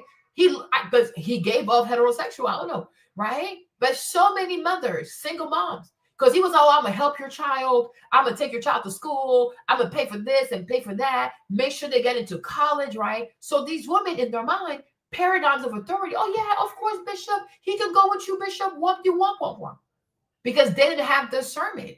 Because when you have discernment, even though Bishop looks like he's authority, there's no higher authority than that of God. So you say, okay, before I let my son go, thank you for inviting my son. Let me pray on it. And I'll let you know. Right? But when we just function of paradigms of authority, sometimes you can't even believe you were chosen. Oh my gosh, Bishop wants to help my son. Of all the mothers in here, he saw my son. Right? You think you're special. The whole time you are a prey. And that's exactly what happens with paradigms of authority. You really think you're special. You're not special. You are a fucking prey. Right? It's the same thing with these like ace metaphor, or what's your boy's name? Derek Jackson, right? Another type of paradigm of authority. They sit in their cars. They say all the right things. Oh, girl, if he really wanted to, he would. One. Right? So these girls say to themselves, oh, he must be a good man. He's a good man, Savannah. Right? Oh, yes. Oh, bump it up. Right? Positions of authority. This is how people position themselves. And that's why can nobody ever tell you that the way you dress doesn't matter. Because if you dress one way, the primitive brain will put you on a pedestal. If you dress a certain way, the primitive brain will put you at the bottom. And that's why most celebrities go broke trying to look a certain way. That's why most influencers go broke or live paycheck to paycheck. All kinds of, I told you, a lot of these influencers, white, black, you name it, a lot of these influencers are dying in credit card debt. Listen to me, right? The views and viewing. The money is not there. They're dying in debt because they know I need to keep up this image. Right? Paradigms of authority. But you see with Derek Jackson, this is how he was. I feel bad for this man because he didn't do nothing. Okay? But I'm like, you see it with Derek Jackson, like it was all about right? It was all about positioning himself as this relationship authority, the black guy who understands the black woman, one thing. The whole time he was hiding his family. He was hiding his child, and he was having sex with most of his viewers, right? Same thing with Laterras also. You know, Laterras, I look at Laterras sideways, right? Laterras as well, same thing, right? Laterras came on here with all the Dear Wifey podcast, trying to position himself as an authority on relationship, a man who cares about the black woman. He feels so bad about cheating on his ex-wife, and he's doing the Dear Wifey podcast so that he can be the best husband for the second time. And every day he wakes up, he writes a letter to his dear future wife. Bunch of bullshit.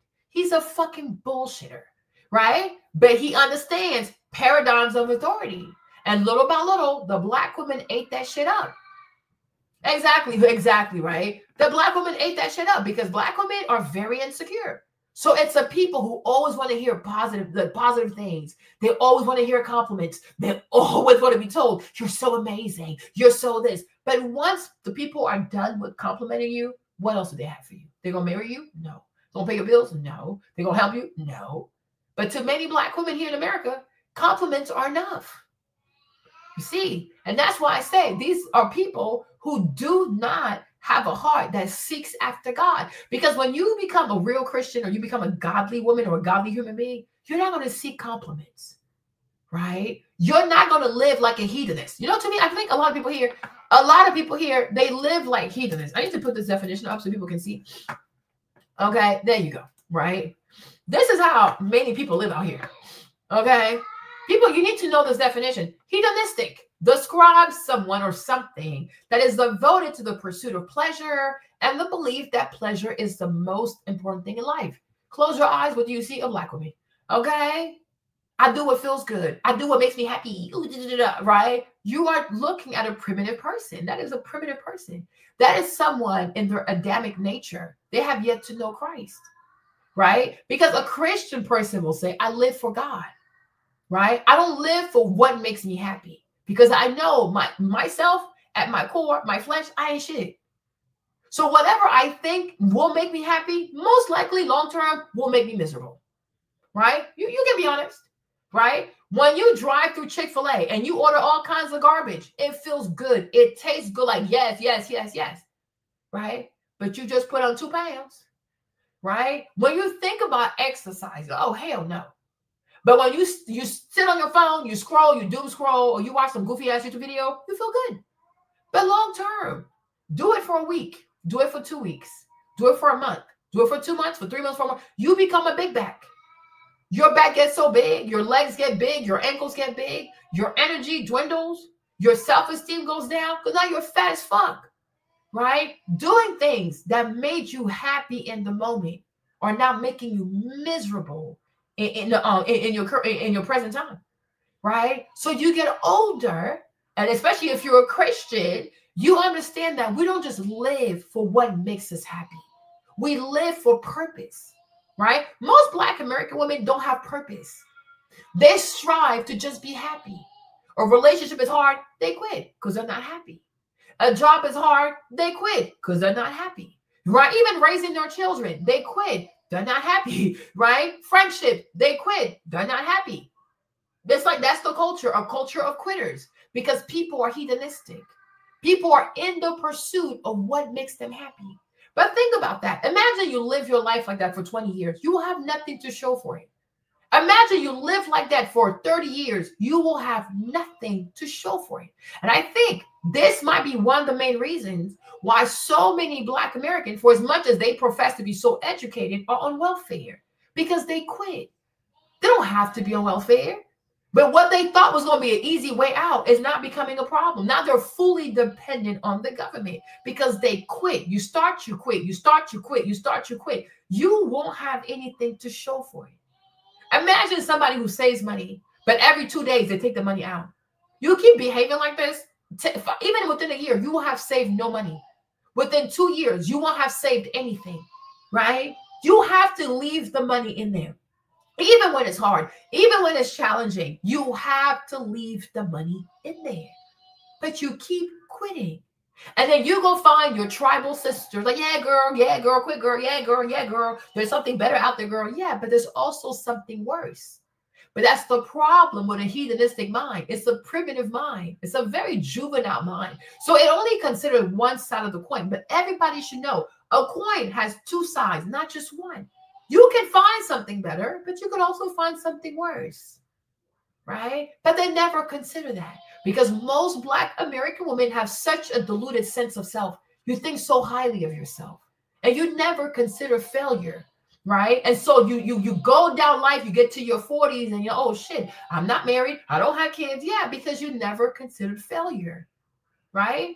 You don't have the business skill because when you're a business person, you understand that everything comes with a risk, right?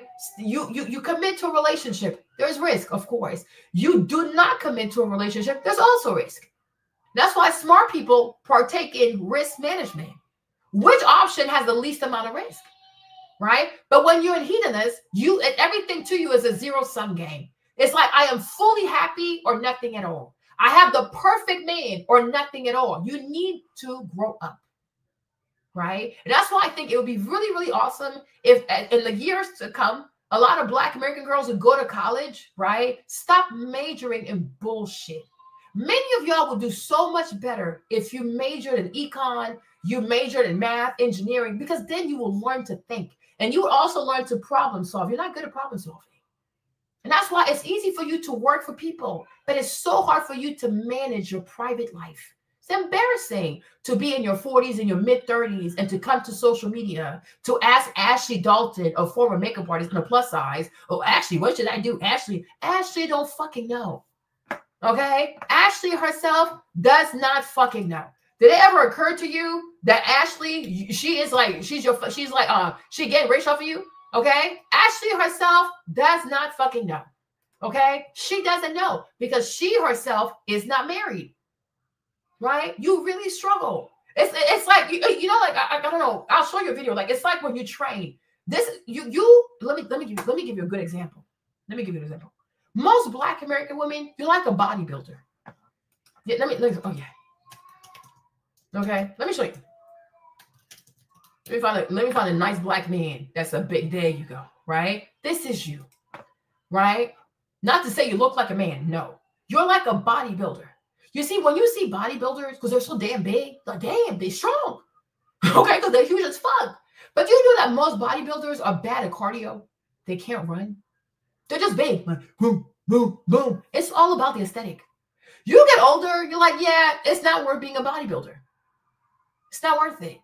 Because, no, first of all, you don't need to be this big, right? They're just fucking big. It's all about the aesthetics. Have you ever seen a bodybuilder run? They cannot run, says they're going to die. Most bodybuilders have horrible cardio. They have horrible breathing skills. Ask them people do even like 10 jumping jacks. They're going to pass out. You're like, how can you be so big? And you're passing out so quickly. You see, just because your muscles are big does not make you strong. You're just big as fuck. You just lift heavy shit, right? But are you functional? You understand? Now, then you have, for example, people who do calisthenics, right? Let me show you, right? Y'all, I can't spell that word, right? Okay, whatever, right? You see, then you have people who, let me show you this, right? And look, it's all come to you. You don't get me, right? Okay. You see this brother here? Look like DMX, right? Do you see this brother here? When I tell you, he is stronger than a bodybuilder. Most bodybuilders can't pick up their own body weight. They're just big. You guys, it's just for aesthetics. That's it. And they have body dysmorphia. They do weird shit, these people. They're sick. They're unhealthy. They crash out. Their diets is weird. It's just weird. It's so damn toxic, right? People who do calisthenics, they're the real motherfuckers. These are some healthy ass fucking people. They can take one arm. They're going to pick up their whole body. You have people who like, they grab the bar and they start flying in the air. Like, brother, how you doing that shit? Their core is fucking strong. Their stamina, fucking strong. Their lungs are fucking strong. They grab those bars and they go like this. I'm like, oh my gosh, you're floating in the air. If you had to choose between being a bodybuilder or being someone who's masterful in calisthenics, you go for calisthenics because they're functional. And these kinds of people, if you were to test their arm strength, like even like small fibers of muscles, if you were to also test their oh my gosh, their rotators, oh my, what's the one right here? Oh my gosh. I can't, whatever. I forgot the name. It's right there. Your hip flexors. There you go. If you were to test their hip flexors, they have so much mobility. It's the kind of people, if you were to throw challenges at them, their brain just knows to fire off. I'll show you a video. Calisthenics people have better brain connection. Like when you study the human brain, you will realize that the left side of your brain does not automatically talk to the right side of your brain. The right side of your brain does not automatically talk to the left side of your brain. People who do calisthenics or AKA functional training, right? Their bodies tend to have less imbalances. People who do the freaking like bodybuilder shit, many times one side of the body is stronger than the other side of the body. The brain is not talking to each other. If you were to test their like you test their reflexes, a bodybuilder is slower. Because the synapses of the brain, he's not used to doing that because he stays in one place and just lifts. You stay in one place, you go like this, right? But what if you actually moved as you did something? You're forcing the two sides, the hemispheres of your brain to talk to each other, right? And so people who do calisthenics, they have better brain synapses because they're very agile as they train. They're not static and just lifting heavy shit. It's not good. It might somewhat look good, but it's not good. It's not good. But like I said, most bodybuilders, it's all for show. They're not truly strong. Okay? They're not truly strong. Let me see if I can play a video of him doing whatever he does. There you go. Is he hanging up there? What's he doing? Okay. You see? There you go. You see? You see? You see stuff like this? Right? Most people cannot do this. You see? Hold on. A little bit more. You see? You see? And you see how there's even a spike right there because most people were stunned. Look at that. There's a peak in the views because people could not believe he did that with his own body. And he's doing it with his forearms like this. This is so hard. Okay? There you go. There you go. Okay? There you go. You see this? You see this? This is the kind of athlete you want to be. If you're going to build muscle, you want to do calisthenics. But this is what you call functional training. Let me show you another video so you can understand me. Because you have to get this. You really have to get this, okay? And I'm like, most Black American women, I don't say that to be mean, right? You're like bodybuilders. I'm strong. I'm a strong Black woman, but you're not flexible. You're very rigid. You are extremely rigid because in your mind, things have to go this way and that way and this way and that way. You're a bunch of control freaks. You have control issues. When have you ever known life to go according to plan? Please tell me. Even the Bible tells you that. But like I said, many of y'all, you have departed so far away from God. The last time you opened your Bible was like when? Like you were 5 years old, something like that. So I'm not even surprised, right? The Bible tells you in all your ways, acknowledge God, right? The Bible said that if you want to make God laugh, go ahead and make some plans. You'll see what happens. What goes according to plan? But the point is not for life to go according to your plans. You are not God. And that's the issue with so many Black American women. That's why you're stuck where you are. You want to be God so badly. You're so accustomed to fighting with your men. You're so accustomed with submitting your man and, being dominant and you cannot do that shit with God. You can bamboozle, scam, pander. The Black man needs to have sex with you. God does not need to sleep with you. You need God. God don't need you. The Black man might need you to procreate, have sex with you. God does not need you. So you submit to God. You submit your plans to God. You walk around, you're so arrogant. Oh, I'll do my career first and then I'll start a family. You might have breast cancer. You're so foolish.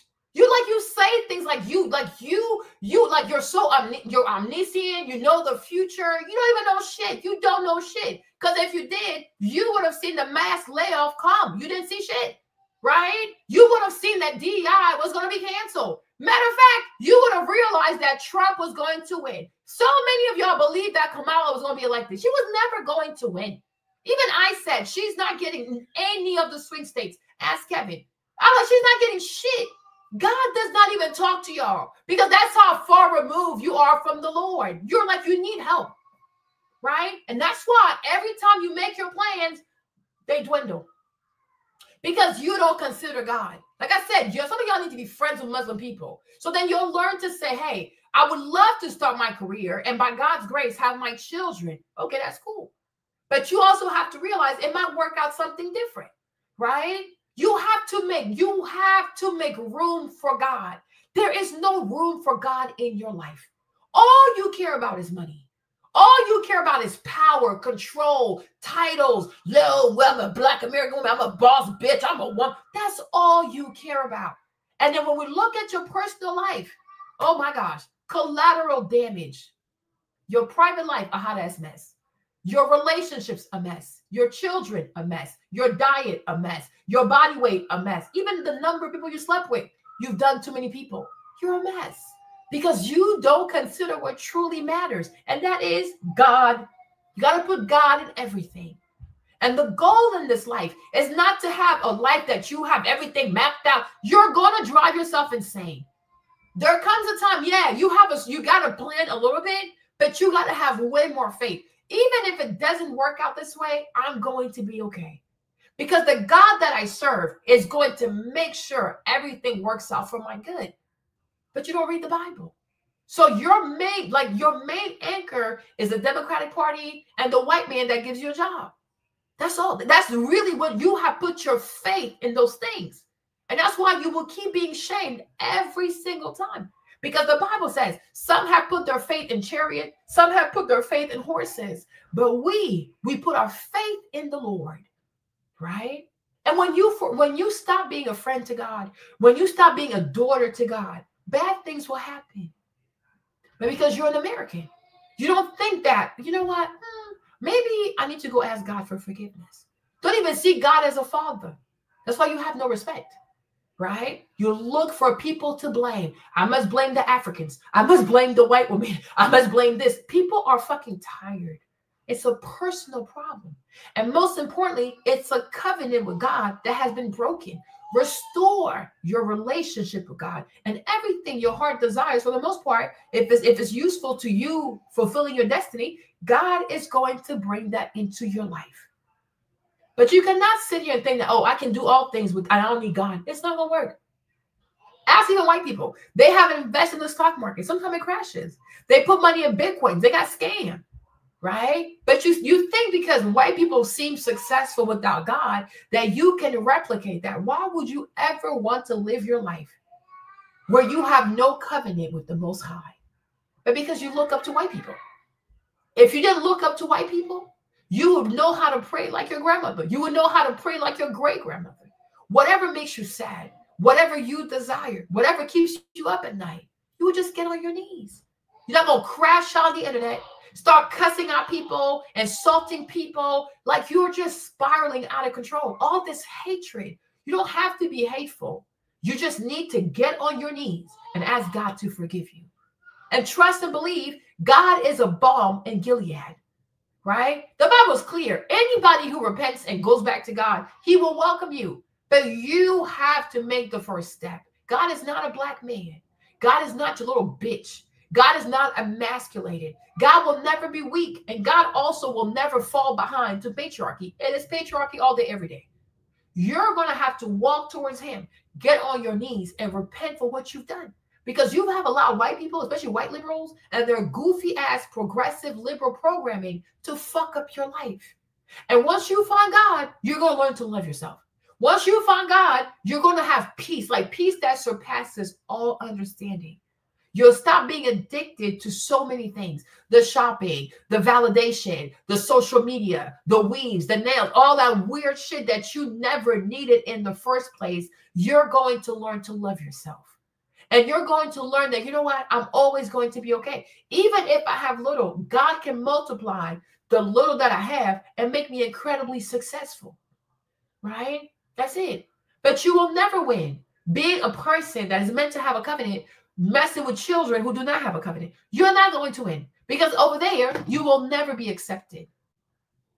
They will never love you. The children of this world will never accept you. No matter how you change yourself, no matter how you bleach your skin, the number of rhinoplasty, you can be obsessed with homosexuality, become a lesbian, one thing, one more. You have tried everything the white people have offered you. It's like a buffet, a big ass buffet of nothing but sin, right? There you go.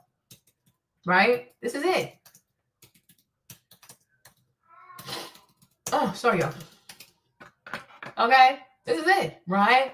This is it. White people have dressed up before you this gigantic buffet. Oh, homosexuality, lesbianism, greed, anger, jealousy, competition, wumpty-wump-wump.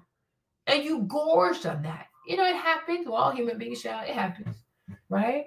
But now that your belly is full and you poop this shit out, you can say to yourself, you know what? Just because I can doesn't mean I should. There you go. Just because God gives me free will, maybe I should use it. Because by myself, I don't make good decisions. And I think that right there is how people start to be wise. By myself, I do not make good decisions. And that's why most women, when they're by themselves, make horrible decisions. They become avid shoppers. Their debt gets out of order. Their anger gets out of order. Their stress levels go up. Their promiscuity goes up because by yourself, you don't make good decisions. You just don't. And you have to accept that, right? So moving forward, I need to make sure that I have God in my life. And every step I take, God got to be with me, right? God has to give me permission to move ahead. Otherwise, I'm not doing it because I know by myself, I don't make good decisions. Also, when you're a woman, you have to realize that I guess the clock is not just the clock that like affects our biology, but it's the clock of impatience. We can be very impatient. We can be really impatient. And because we're impatient, we want things to happen now. It has to happen now. It has to happen now. It might not happen now. It might happen when you least expect it. And it usually happens like that. It's like scissors, clippers, you name it. When you look for those things, you can't find them. Sometimes they're right in front of you, even your keys. The thing can be right in front of you, but you're so stressed out. You're so anxious. You can even see it's right there. And that's why I said in Philippians, the Bible says, be anxious about nothing. Trust God that in due time, it will happen. In the meantime, live your life. Be the best person you can be. Be the kindest person you can be. And try your very hard, right, to represent Christ in the best way possible. He made you. He knows what plans he has for you. But instead, you chose to listen to white liberals, white liberal lesbians, white liberals, homosexuals, white liberals, agnostic, white liberals, atheists. Okay, sure, whatever, right? You are a covenant. You're meant to be a covenant person. But you want to live under the leadership of people who despise your God. I wish you well. I truly, truly wish you well. But we all know it's not going to work. It never works. White people around the world, they have given advice to countries. Oh, do this to your economy. Do this to your interest rate. Take on these loans, right? But anybody that has taken the advice of white people, they're struggling. They're struggling. People who were able to come out of that shit are people who stopped taking the advice of white people. Argentina took advice of white people. What happened to their economy? Russia took advice of white people. They lost almost like 50% of their GDP. Most African countries only take advice from white people. They're still stuck being third world countries. White people do not give good advice. Paradigms of authority. Just because a white man said it, don't mean, oh yeah, it's right. White people will give you advice that they know they won't have to live with the consequences. So when you take advice from someone, ask yourself, oh, if this advice goes left, is this person a stakeholder? No, they're not. You're going to be the only person to reap the consequences. Be very careful who you listen to. And ask yourself, okay, in the short term, it makes me happy. Like filing for divorce. Okay, go ahead and file. Right? Like I said, a lot of women, they get upset. They're in their feelings. They talk to lots of goofy ass women. They go file for divorce. They never run the numbers. Can I really afford to live by myself? Do I make enough money to live by myself? When was the last time I even updated my resume? Right? But the thing is, I'm so mad. I need to leave this marriage now. I can't stay with him no more. I gotta go. You're so desperate to prove to yourself that you can make it without this man. Reality is you cannot. You need his income. So instead of saying, I can't stay here another minute. I can't stay in this marriage. Get on your knees and pray. Talk to God. Talk to God about how you feel. Talk to God about this man. And then say to the Lord, give me enough patience to deal with this man. It's not that hard. The same way God has to have patience to deal with your ass. Right? You got to have patience to deal with this man. Ask God to give you enough love. You got to ask for love because, as a human being, let me take this. As a human being, you have a limit on how much you can love someone. You think I lasted like with James? Jimmy is crazy. I'm a crazy Gemini. Like, listen, we are some crazy ass people over here. You think I lasted like 16 years of marriage because, oh, he's so wonderful. He's so handsome. He's so sweet. He can just read my mind. He can do what? He's a fucking bully. Okay, he's a bully. Geminis are bullies, right? But you get to a point where you realize, maybe I'm the fucking problem. There you go. And you understand, if I can control myself, I can deal with how I respond to other people. Other people are not the problem. Your lack of self-control is the problem. The fact that you always respond to everything, that's the problem. It's immaturity. You don't have to respond to everything. Everything doesn't have to trigger you. Everything doesn't have to be a problem. If you make up in your mind, this right here is not going to bother me, it's not going to bother you, right? But you struggle with long suffering, right? You struggle with the fact that I need to learn how to overcome whatever I am feeling. You can overcome it. But the problem in America is, as soon as somebody feels bad or something is hard, oh, it's okay to quit. You know, think about your mental health. Sure, think about your mental health. File for divorce today. And yes, and for a quick moment, you'll feel better. Until you start to see the lawyer bills. Oh, shit, how am I going to pay for this? There you go. There goes your fucking mental health, right? Think about 5 years from now or 10 years from now, right? How's your mental health going to be, right? There's short-term mental health and then there's long-term mental health. You decide. You decide. You decide whatever the fuck you want to do. Maybe what I'll tell you is this. You have to learn to be mature. And you have to learn to be brave.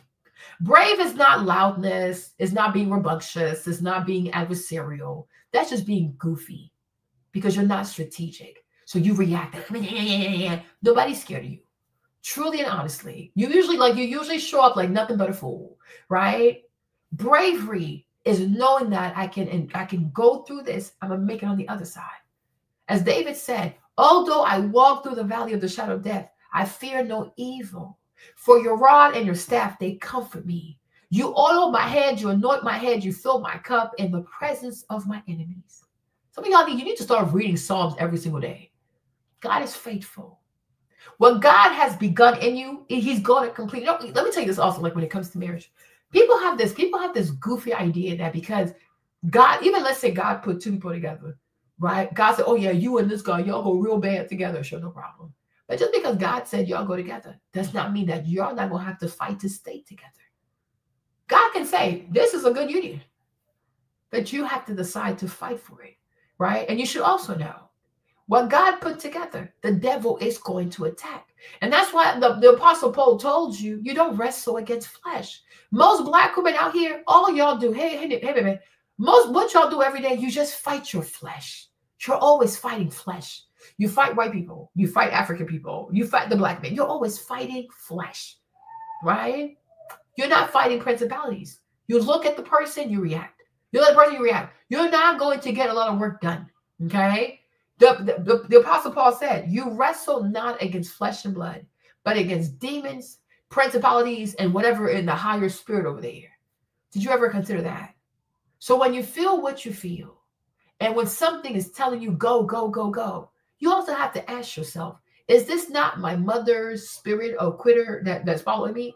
Is this not my auntie's spirit that is following me? Because obviously in your family, there is a spirit. There's a generational curse in your family. So maybe that thing has showed up right now to do exactly what he does every time with every woman in your family. You have to be the one to say, I'm not moving.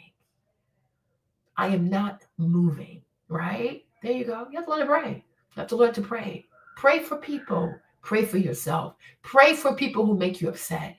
Because if somebody makes you that upset, you're not fully sold out on your faith. You're not fully sold out on your walk with Christ. Because nobody truly should trigger you. You know, okay, yeah, that's a demon. Oh, yeah, you must be bipolar. Right? No one should trigger you. You're like, you know what? This person needs help. You actually do need help. You can be firm with people, but you shouldn't really be like triggered like that. Like, whatever. Right? Because you understand, we're all weak. And everybody needs prayer. You pray for me, I pray for you. We pray for each other. Right? That's how it should be. But I'm saying, like I repeat, there's no need to be hateful. There's no need to insult people. When you start insulting people, you must really ask yourself, what is it about this girl that triggers me so badly that I'm insulting her? Do you want her life? Do you wish that you had $300,000? I don't know. Do you wish that your family had $300,000? Are you upset that she has a family that believed in her and they wanted that thing so bad for her? They were willing to do whatever it took to keep that man for her? I don't know. You don't have to insult people. Nobody needs to insult anybody. There are things that are said sometimes. They might be hurtful, but I will say this. There's the intent to hurt, and there's also the need to say things that need to be said. You can be hurt. I know I said a lot of things. You go, oh, Marlene said that. She hurt my feeling. Oh, this African girl. Yeah, sure, whatever. I can't change that shit. And I didn't say what I said because I'm African. I said what I said because of the way I stand in my walk with Christ. Okay, there you go. Right? You can be hurt by things. It happens. But I would hope that when you are by yourself, you would have enough honesty with yourself to say, you know what? This is something I needed to hear because deep down, I want to be successful. If you never have, which I think is what's been going on, is that a lot of people here have never had an honest assessment of who they truly are. Because there's who you think you are, and then there's who you truly are. There's how you think you come across, and there's how you really come across. And I think where we find ourselves at an impasse between Black Americans and African people is that a lot of Black Americans believe that when they accost an African person, they're so sweet. They're so sweet. They're so kind. They are politely inquisitive. Oh my gosh, you're from Africa. Where are you from? Oh wow, Cote d'Ivoire. That's so cool. I would love to go there one day, right? There's the way you think you accost people. There's who you think you are. Oh, this is how I present myself. That's how I receive people. That's how I embrace people. But then there's the reality of who you are. And it's not even that the first encounter is not great. Continuous encounters are just as awful, right? Just as awful. But I think the thing is, most African people say to themselves, ultimately, the white man is our number one enemy. So because we don't like the white man or we fear the white man more, I will stick beside you. But I'm not happy with your behavior. Which is where I think people think, oh, they'll just put up with whatever we say to them, tethers, booty scratchers. No. We're not going to be strange bedfellows. We're not doing that. Okay? You need to reconcile who you think you are with who you actually are. Right? Makes sense? You need to reconcile the way you there, and because I think also like people also think about the Black Americans of yesteryears, and people truly believe, oh, we are the same people. Can a man become a woman? The answer is no. Can a woman become a man? No. We're not doing trans Black people of the 50s. We are dealing with you in 2025, and you know dang well that you do not espouse, you do not reflect a lot of the traditional Black American values. So why are we playing this game? You know what I'm saying? I think many people, like when you meet your grandmothers or like the elders, they probably look at you like, okay, like you're different. And you know this. So I'm like, why are we doing this, right? Let's not do this, right? We have to have some kind of intellectual fortitude and intellectual honesty. Because yes, our eyes can deceive us. But when you keep watching the same shit for like 30 years, you're like, okay, like this is what the fuck it is. In the past 20 years, something is happening to Black American culture. Like I said, to me, it's the invasion of ninja culture, just terrorizing everyone. Okay, but you have to you have to be sober. There's who you think you are, and there's who you really are. There's the way you think you come across, and there's the reality of how you come across. And I'm telling you, it's acerbic. It's not friendly. It is not warm. It's not inviting. And at most, it's not respectful. Look at this. And there's so many videos like that. But I would ask you to go around and seek any African content creator who takes this kind of liberty to title a video in such a manner to talk about African American people or to even get views. That's some low-hanging fruit shit. Low-hanging fruits. So to me, it's like, okay, so this is what the FBA thing is all about. It's xenophobia. But how does xenophobia build the FBA people? I really don't get it. Is it lucrative? Does it make money? Does it truly highlight what needs to be worked on? No. Because like most procrastinators, and I'm going to say this, to me, FBA people are not just xenophobic. They're intellectually lazy. Because I'm like, insults, racial slurs. Yeah, been there, done that. We see that with the white people, right? So yeah, xenophobic, lazy, intellectually mediocre, right? But it's also a bunch of procrastinators. I think it's people who have realized that Black America has lost its place. It lost its luster. It has lost its value. The brand has been excessively battered. The brand has been excessively damaged. Today, the brand is not associated with things that are good, unfortunately. At one point, it was. Seriously, across the board, across many different categories. Like, it was associated with a lot of Black excellence, like Black American. Like, it was just so fucking beautiful, okay? The brand has been battered. The brand has been abused. The brand has been neglected. The brand has been bastardized. And I think people just don't know how to fix it. Because amongst Black Americans, first of all, there's a struggle, there's a power struggle, which is hard because the man wants to be on top, the woman wants to be on top. So somebody has to, you cannot have two captains on one ship. Right now with Black America, there's a struggle between, does a Black American man lead the Black American community, or does a Black American woman lead the Black community? So there's a power struggle there. You can see what that does to families, right? When the parents die and there's a power struggle for inheritance between the siblings. You can see that. You can see what it does to nations when there's a power struggle for who's going to be president, who's going to be king and stuff like that. It usually gets very bloody. People get murdered. I think one of the most notable cases is with Julius Caesar. After the people killed Julius, there was a vacuum. Who's going to take over? Marcus Aurelius takes over and they kill his ass.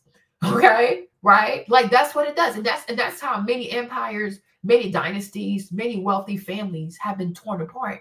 And I think wealthy people who have learned from that make sure to have a strong will. They make sure to have a trust. They do a lot because they don't want to see their kids fight. Because like Jay-Z said, I can't stand the Sean Carter, but Jay-Z's right. Nobody wins when the family feuds. The Black American family is at war with each other, with itself. Right? It's the man versus the woman. And we're all sitting here and just, to me, it's not entertainment. I think it's sad, but we're sitting here and we're watching this. We're watching a family destroy itself. Right? And I think because there's a lack of structure, there's a fight for power. So I guess right now there's a power vacuum, right? Is it going to go left? Is it going to go right? Is it going to go with matriarchy? Is it going to go with patriarchy? There's so much infighting. And because people don't know which end to grab, you grab this, you grab that, you put it together. The only way to have a semblance, to have a fakery of unity is by attacking other people, right? Which is what procrastinators do. I know I have something to do, but it feels so ginormous. It feels so big. It feels huge. You just don't want to do it. Think about doing 2 hours straight or even 4 hours on the Stairmaster. Like, what the fuck? I'm not doing that shit. Because your brain cannot comprehend the extent, the extent of the work. Like, it's just too much work. And I think for most Black Americans, this is where they are. And they don't, and maybe they don't have the, I don't know. They don't have the, I don't know, I would say like the awareness to say like, wow, what we really need to do is so tantamount. It is so fucking huge. We don't know where to start. So let's just focus on African people. And that way, we'll just pretend to have some semblance of unity. Or we'll just focus on the white police officer shooting people, right? But we know that on a day-to-day basis, it's Black Americans shooting other Black Americans. And when Black Americans kill other Black Americans, and many times it's children, there's no uproar, there's no marching. Benjamin Crump is nowhere to be found, right? The Black leaders are nowhere to be found. All Shrunk are nowhere to be found. So we see this hypocrisy. But you have to realize, even with the African people, America has 330 million people. Only 2.5 million people are African. So consider a country as big as America that's 381 million square feet. On average, how many Africans exist per square foot? Like, seriously, you don't know that many African people. There are 80 million Latinos. So your next oppressor is going to be the Latinos. But that too, it feels like that's a crazy number. That's 80 million vatos. So it's a lot easier to focus on 2.5 million people because you think that when you're sitting at 40 million, you have the numbers to bully, but you don't. Because it's not just about 2.5 million African people. It's about the number of people who don't like you. And I think that's where also there's a dissonance there, right? There's a lack of like acceptance. There are more people in this country who dislike you than the Africans you want to bully. Right? So if more and more African people start making content where they're checking your ass, how much do you want to bet they're going to be millionaires? How much do you want to bet they're going to be millionaires? Anybody who lives in America knows that one of the quickest hacks to make money on social media is to piss off Black Americans. Candace did it. Tommy Lauren did it. Fresh and Fit did it. It's so fucking easy because you respond to everything. Black American rage makes people wealthy. And that's why people do it.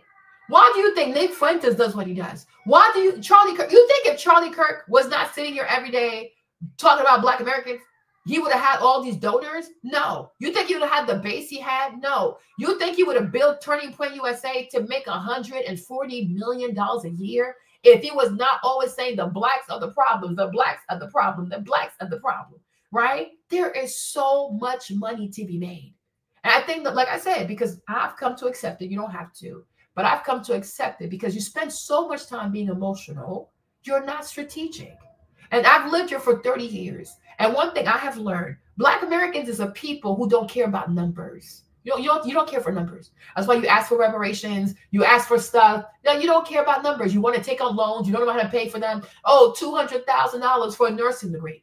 You don't care about numbers. And that's why a lot of y'all are in debt. You have these crazy loans, 600% interest rate, 300% interest rate. You have credit card debt. You have student loan debt. You have shark debt. You have payday loan debt. You have lien debt, deed debt. You title debt. Shell is fucking crazy. You have exhausted every single outlet for debt, right? It's okay, right? So you realize that you don't care about numbers. So you play these games, and you play games with your feelings. You don't play games with your head. Because if you were actually using your head, you would quickly realize it's in your best interest to keep these African people in allegiance to you. So that when the white man does something to you, like, yeah, don't touch my brother. You don't make sense to think, right?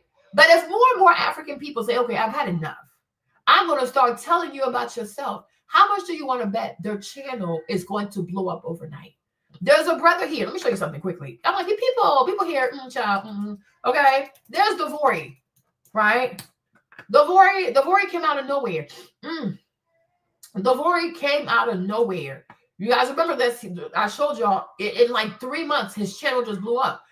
He's black. He's Black American. He was raised in foster care. He served in the army. But he's like a black conservative, blah, blah, blah. Doesn't care, right? Channel just blew up out of nowhere. There's this other boy. What, Brandon? Let me see. Right, let me see. That's the thing, right? Huh. This is not a joke. What? Hold on. At least I can find his channel.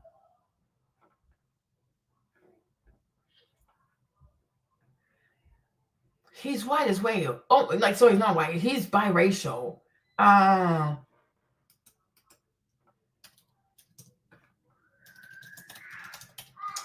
forgot his name. When I tell you, he had a sleeping channel. I see him all the time. He had a sleeping channel. Like, his YouTube channel was completely asleep. Brandon, what's his name again? No, not Officer Taylor. He's old.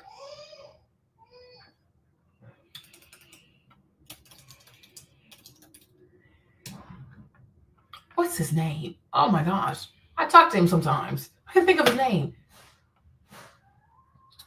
I'll find him later, right? This boy used to have a sleeping channel. A sleeping channel. He came out of nowhere, right? He came out of nowhere. Channel just started blowing up.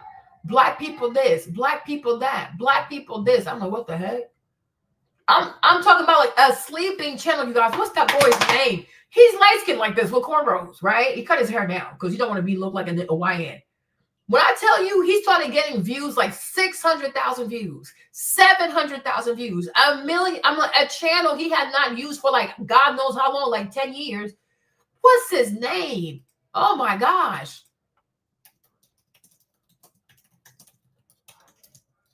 Oh my gosh. I'm like, what in the world?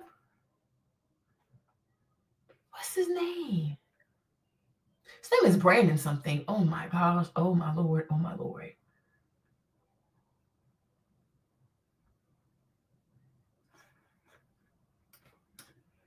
Huh. Oh my gosh. What's his name? Oh my gosh. Brandon? Jason? Oh shit. He's always making videos about Jasmine Crockett. How come I can't find him now?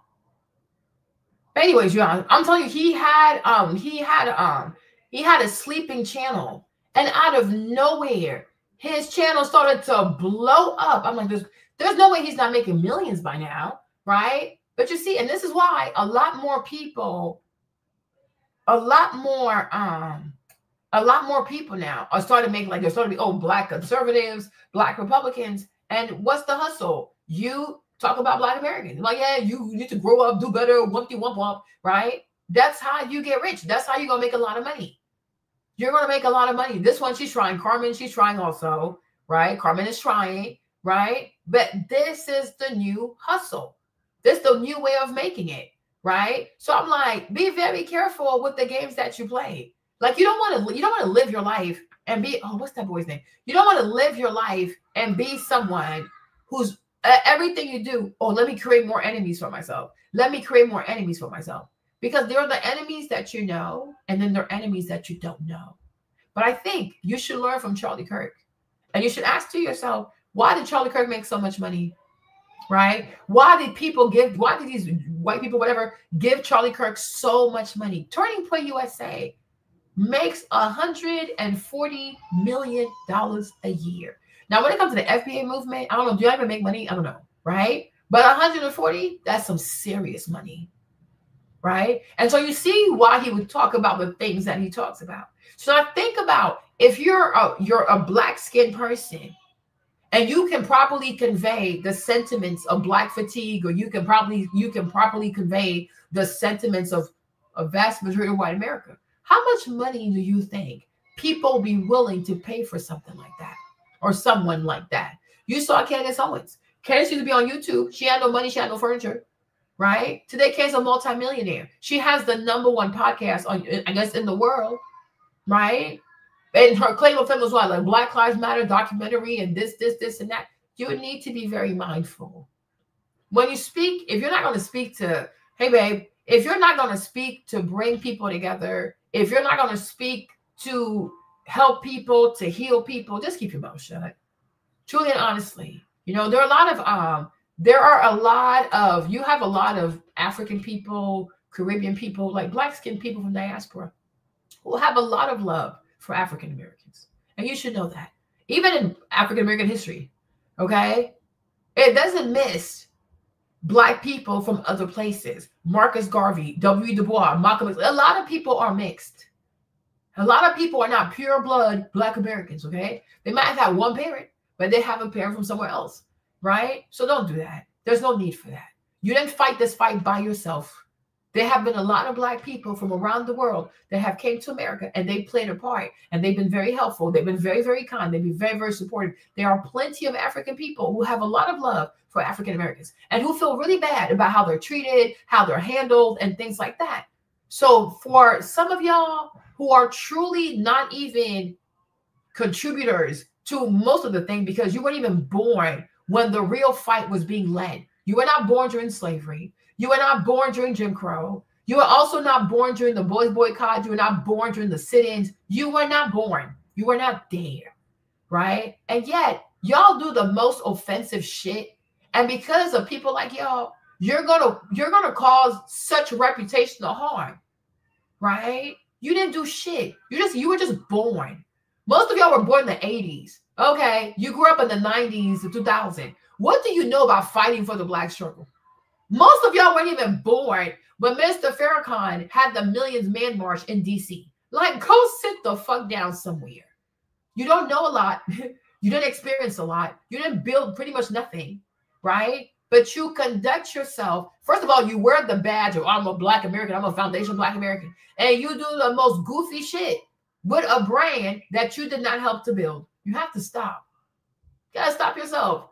If you're going to be an ambassador to Black Americans, Foundation Black Americans, you need to be the best ambassador possible. And I have never seen any ambassador go to any foreign country, whatever, and be a xenophobe, be a racist, be that. Most ambassadors are diplomats. So people expect ambassadors to be diplomatic, meaning say what you need to say, but be mindful of how you say it. Because the goal is to build ties between your country and this new country where you reside as an ambassador. That is your job. Ambassadors, their job is to show the culture, teach about the culture, make people interested in the culture, make you, oh, wow, this is so beautiful. Wow, that's a beautiful story. Oh my gosh, how can I help you? How can I help? I would love to help, right? That is your job.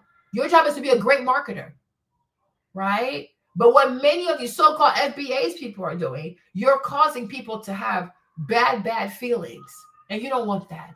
I think most Black Americans have enough to deal with already. You don't need more people to not like you. All that is bad energy, is bad karma.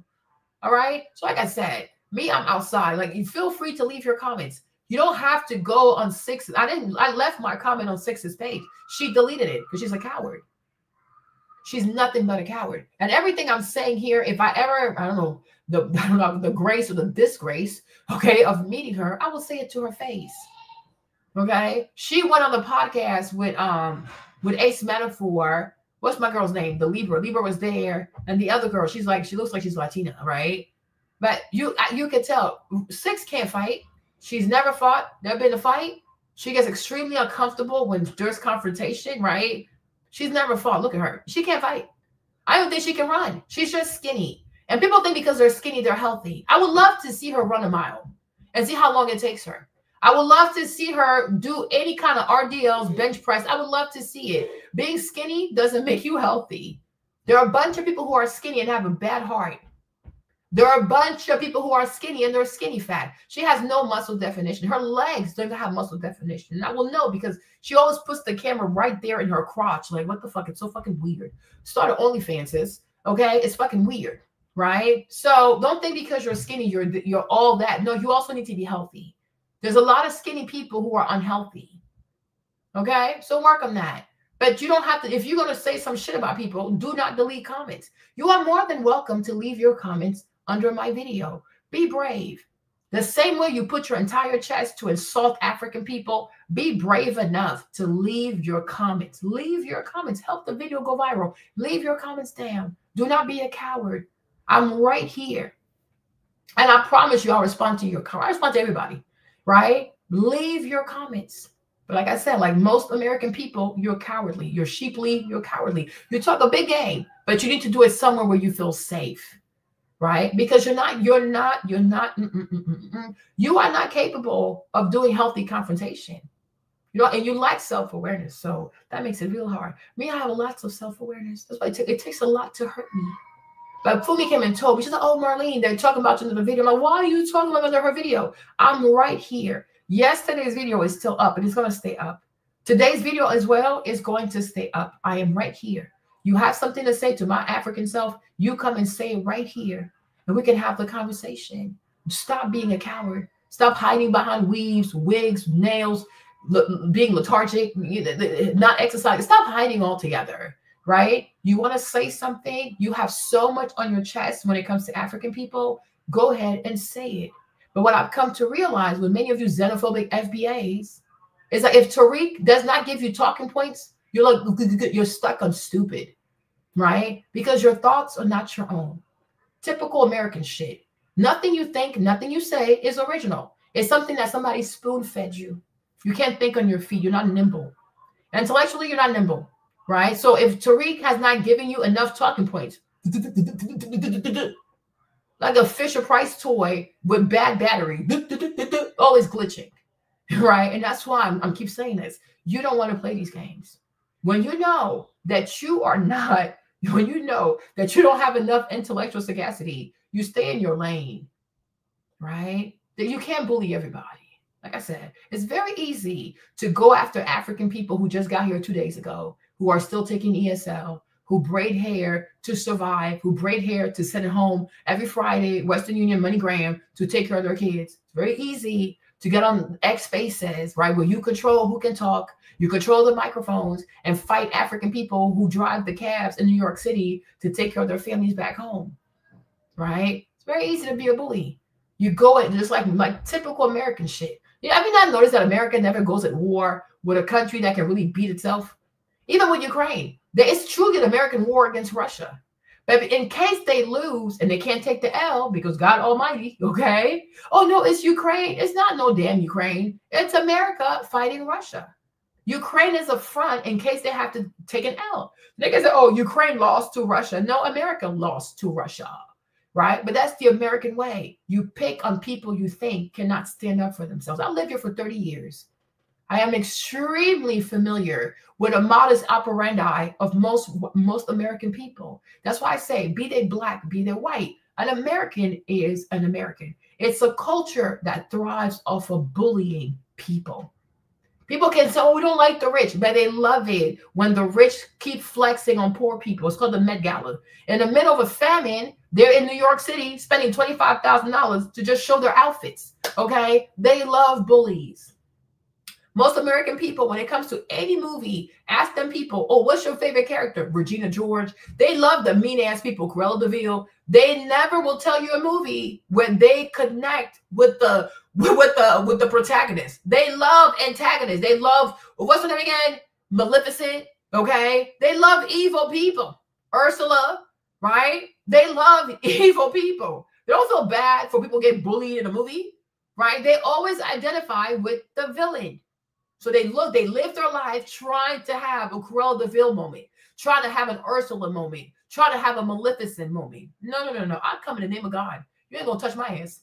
Okay? That's the American way. It's always about bullying people.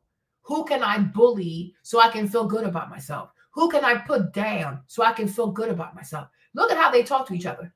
White Americans, they love to put down Black Americans, right? When it comes to women out here, they claim, oh, we're feminists. We're all about women empowerment. They don't empower no one. All they teach is for women to be hateful. Hate a man. The man is a devil. The man is Satan. The man is bad. The man is diabolical. This is what they do.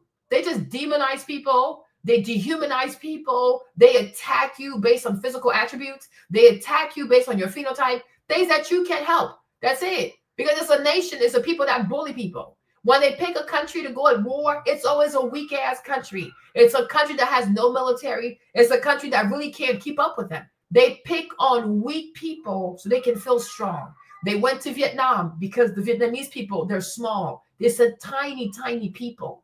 They picked on those people. They went to Iraq because Saddam Hussein, he was old. He didn't have an army. They went to bully that man. They went to Libya because Gaddafi was weak. They told Gaddafi, don't have an army, don't have nuclear weapon. This is what they do. They send drones and Tomahawk to kill people in Gaza. Gaza is predominantly made of children and women. This is who American people are. Now they're picking on Venezuela because they know it's a poor country with high inflation. American people, by default, are bullies. They don't know how to not be bullies. And so by default, they're disrespectful because they need to trigger a conflict. They just go around looking for conflict. It's like they have demons that walk with their asses. They go around, they just have to start conflict with people. You'll see a white woman at Target, she's looking to snitch on someone just because. You'll sell your lemonade in the neighborhood, she wants to call the police just because. It's a people who constantly look for conflict. They have to start some shit with people. Russia's over there not bothering no one. Oh, you know what? Maybe Ukraine should join NATO for shits and giggles. This is who they are. They will start some fuckery with you for shits and giggles. And then you have to learn. If you want to gain the respect of American people, you have to stand your ground. Do not back down. You might be like, oh shit, I'm scared. I know you're scared. But I'm telling you, it's a people who struggle with stamina. They come out the gate swinging like ba, ba, ba, ba. And they struggle with pacing. They're mentally obese. Okay, they're mentally obese. They have all this, they have so much exuberance. You see it at the Olympics. They always dress so nice. They got the Nike shit. They always look so fucking rich. You saw Sha'Carri. Sha'Carri used to be very loud. Sha'Carri Robinson was fucking loud. Oh, I'm the fastest woman. I'm all kinds of bullshit, right? Sha'Carri used to be extremely loud, right? Because she's a fucking American. Very loud. And she failed to consider the Jamaicans. How can you run track and you don't consider the Jamaican in your calculus? Are you actually okay? No, she's not okay. She's American, right? So what happened? She ran the race. There was two Jamaican. You had Elaine and then you had Shelly Ann. They didn't say anything. They were very modest. They locked eyes, blood clot. They left that girl in the sand. There you go. Now she winning. I think she winning now because Shelly Ann quit, right? It was really embarrassing for her. But I'm like, how can you think that you are the best in the world if you have yet to size yourself up with the Jamaicans? Jamaicans have a tradition. They have a culture of running track. Do you not see their thighs and their ass? These people, these girls, their posterior chain is off the fucking chain, right? But because you run your goofy ass competitions here in America, and you know, that's what they think. If I do well in America, I'm the best in the world because they look down on other people. Doesn't matter. They could be white, they could be black. They always look down on other people. They think they're so much better. And yet they're the most confused. They are the most medicated. They're the most obese. Every Friday, they sit at a therapist. They always have to talk to a stranger. Oh, let me tell you what goes on in my life. They can never sort their own problems, right? Oh, you can pretend. There are many sports in the Olympics. You could have dominated some. Just like the Kenyans, they also dominate some, right? But even your statement, Ray, even your statement is so American. Because if you had a humble spirit, you're like, yeah, there are many sports in the Olympics, but there are certain countries that also dominate in other places, right? Kenyans and Ethiopians usually win the marathons, right? Do Americans dominate the marathons? The answer is no. When it came down recently to basketball, Angola had 100 points. America only had 101. It was a bunch of Black Americans, right? If Stephon Curry wasn't there, y'all would have lost to Angola, right? But that's what I'm saying. You are an American. So for you, what other people do is irrelevant. You don't give people their flowers. You think people are non-existent because you think since you are an American, you are above and they're beneath you. That is the American mindset, right? It's okay. Okay. No, I can tell you whatever I want to tell you because when it comes to the Olympics, it's not hidden. You don't have access to some secret results. The Olympics is broadcasted. Everybody can see it. You can see who dominates here. You're not going to sit here and be like, oh yeah, Jamaican people don't have a legacy in running track. We're not doing this, right? Usain Bolt, that's nothing to you. Yeah, we could talk about Michael Johnson. We can talk about Michael Johnson. And no, you don't mind your business. That's the problem. American people don't mind their business. It's not in your nature. You're always in someone's business. And that's why you spend so much of your national budget on the military. How many bases does America have? Do you know how much money America is wasting just having all these military bases all around the world because you don't like to stay in your business? It's okay. Have some self-awareness. Right? All that money could be used to build roads, to build airports. Like there are so many infrastructures that are lacking. All these goofy ass military bases, we can build a fast train from Baltimore to Central Station, right? But war, monitoring people, controlling people, ousting people like presidents, killing presidents is what you do. You don't stay in your business. That's like, please stop. You got to have self-awareness. Okay? Why would you ask Jamaicans to support American athletes? Do you support that? But once again, you are an American. You think Jamaicans have to bow down to you? Why? Blood clots. They don't have to. They don't have to. Are you nice to Jamaicans? I saw y'all over like the hurricane stuff, the way you went there and you treated those people. They don't like us. Once again, I'm like, once again, right? So no, you cannot sit here and think that you are better than other people just because you're born an American. Prove yourself to be worthy. But that's the thing you don't like to do because that actually requires work. And you need consistency. And that's why America always starts a war with people. And then they leave the country in all kinds of disarray. It's not propaganda, it's real. Look at Ukraine. Ukraine's going to be fucked up for decades to come. Look at Libya. Fucked up. When Gaddafi was alive, there was never slavery in Libya. Now Libya is something else. No, you're not exactly. Please don't prove anything. Follow the Monroe Doctrine. I think President Monroe was one of the greatest presidents ever. Follow the Monroe Doctrine. Stay to yourselves. If America stayed to itself, the world will be so peaceful. Like groceries will be so affordable. The price of gas will be so affordable, right? Even gas in Europe right now will be affordable. I don't know. I really don't know. But ultimately, when it comes to immigration, immigration is controlled by the State Department. So if you feel some kind of way, yes, you absolutely missed something your whole life. There you go, right? If you have an issue with immigration or Jamaicans immigrating here, go work at the State Department. That's it, right? But y'all keep talking about shit that honestly you have no power over. You can bitch as much as you want. Immigrants are coming, whether legally, illegally. You're not gonna stop shit. The same way you can't stop crime in your community. There you go. The same way we can't stop you from fathering kids you ain't gonna raise, but we have to pay for it, right? You worry about the wrong shit. You truly worry about the wrong shit. But like I said, if immigration is such a mass concern to you, go work at the State Department, right? Find a way to align yourself with whatever political party can actually win. You can work at the State Department, and then you can have your whatever influence over the State Department and the quotas for immigration, right? But you ain't stopping shit. That's why I think it's so funny. You ain't stopping shit. Do you know? I don't even think there's one Black American that's even an ambassador anywhere. Most American ambassadors are white. Like I remember like the one people loved him. Like the ambassador to the Ivory Coast, he was white. People loved it. It was really nice. He gave all kinds of visas. You're not even ambassadors. No one chooses you to represent America like in a formal capacity, right? There are no Black American ambassadors to any country. Because who knows, you might go there and have all kinds of kids, or even open a strip club in the damn ambassadorial house. Like, it's you can't be trusted, right? There you go, right? So it's like, you don't have, why would you be worried about being deported? You sound so silly. Why would you be deported? You sound so damn silly. Once again, worrying about shit that don't matter. And here's another person who has received 13 years of education, and you don't know that your constitutional right, your birthright citizenship is irrevocable.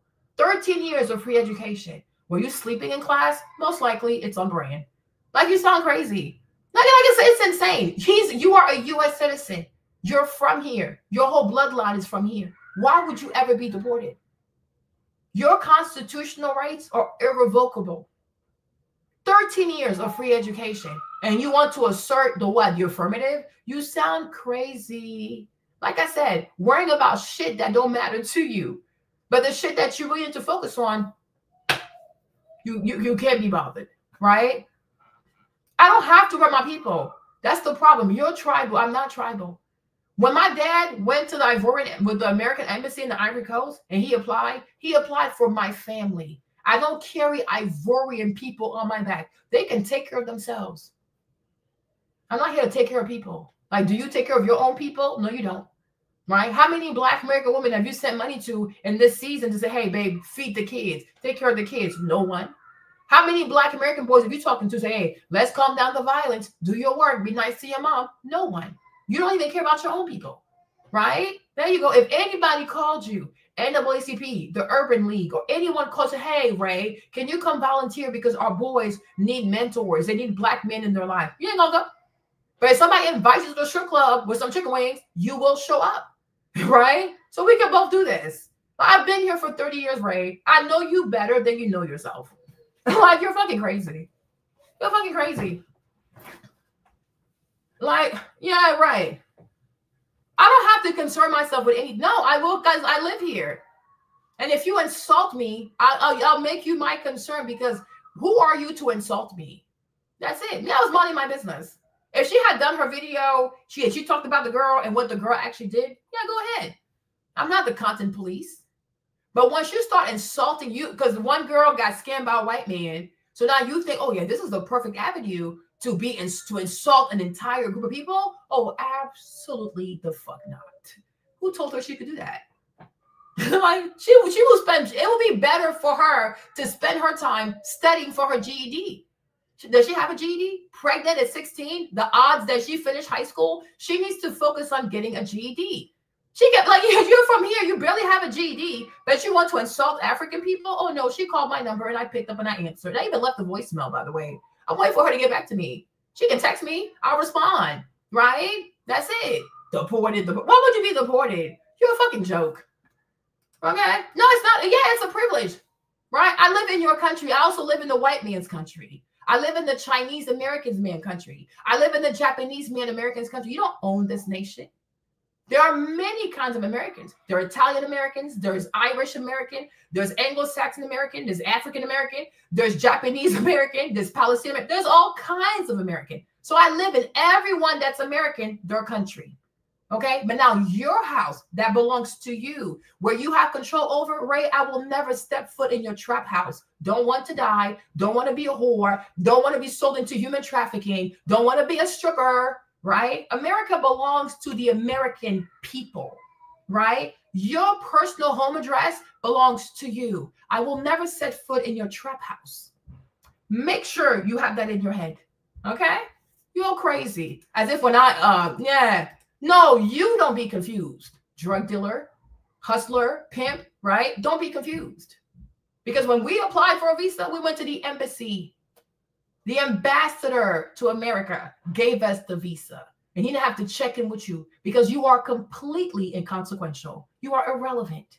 No one at the State Department checks with FBAs and how they feel. No, they give the visas as they see fit.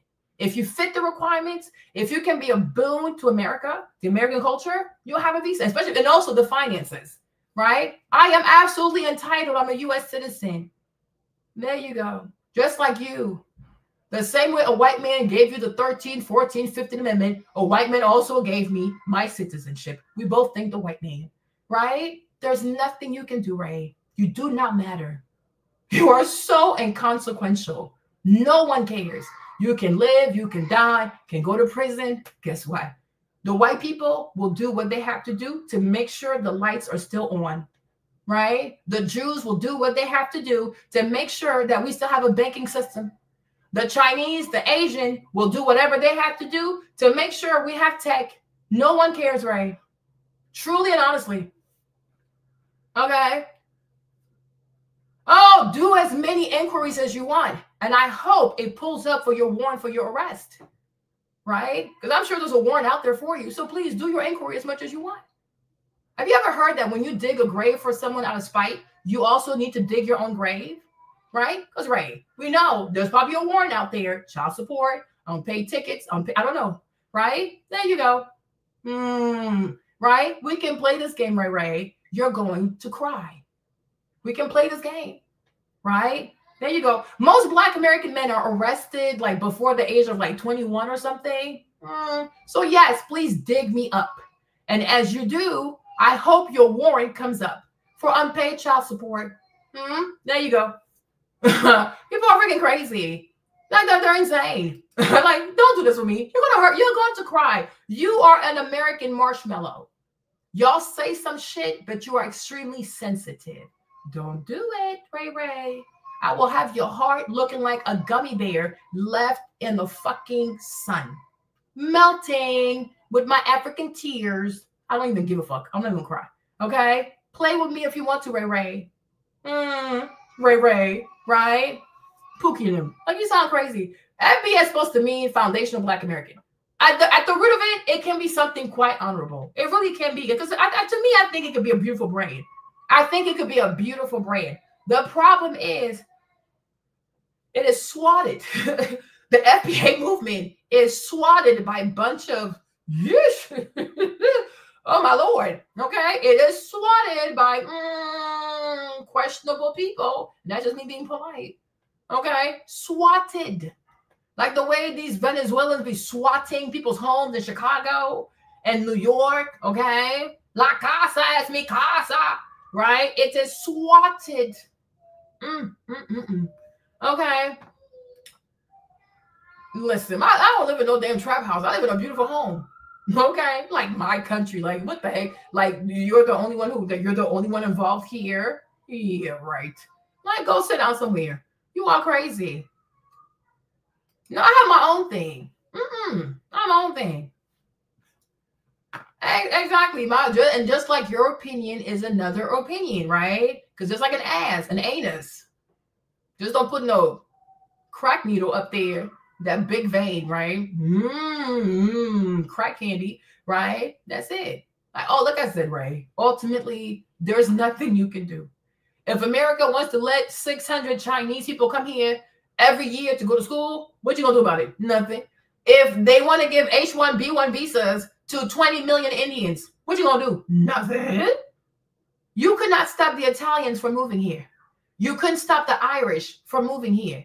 You couldn't stop the Indians from moving here. You couldn't stop the Chinese from moving here. You could not stop the Jews from moving here multiple times. So what makes you think that today in 2025 of all time, you're going to stop somebody? You're silly. You're truly silly. The Italians came to New York. They took over that bitch. Italians went to Baltimore, took over. Italians went to Chicago. They took over. Italians went to New Orleans. They took over. When have you ever been able to stop immigration? Ray, you are so fucking ignorant. It's not funny. Go read a fucking book. Okay, if you can. And make sure you don't read the book upside down. Hold the book straight. I hope you're not hooked on phonics. Okay. People are crazy. People are really crazy. I'm not what you want. I keep telling people this. I am not a goofy African braider. I'm not a goofy daughter of an African cab driver. No offense to people who do that, huh? God bless them. Right? That ain't me. That is not me. And I'm quick on my feet. My brain, it works really, really fast. I'm telling you, I will hurt your feelings in your country. Not have me shaming you in your country. Okay, there you go. Be friends with me. Every time you think about Marlene, oh, Marlene, I like her. She's my friend. Take me as a friend. Don't take me as an enemy. You're not going to like it. Take me as a friend. When you talk to me nice. Yeah, yes, this is corny. There you go. 13 years of free education. And the most you can do is colloquialism. You're corny. And you, what? You're a criminal. You're felonious. There you go, Webster. You call me corny and I call you felonious. You are felonious. There you go. Webster has entered the chat. Anything else? You're corny. 13 years of free education. The best you can do is colloquialism. Anyways, you guys.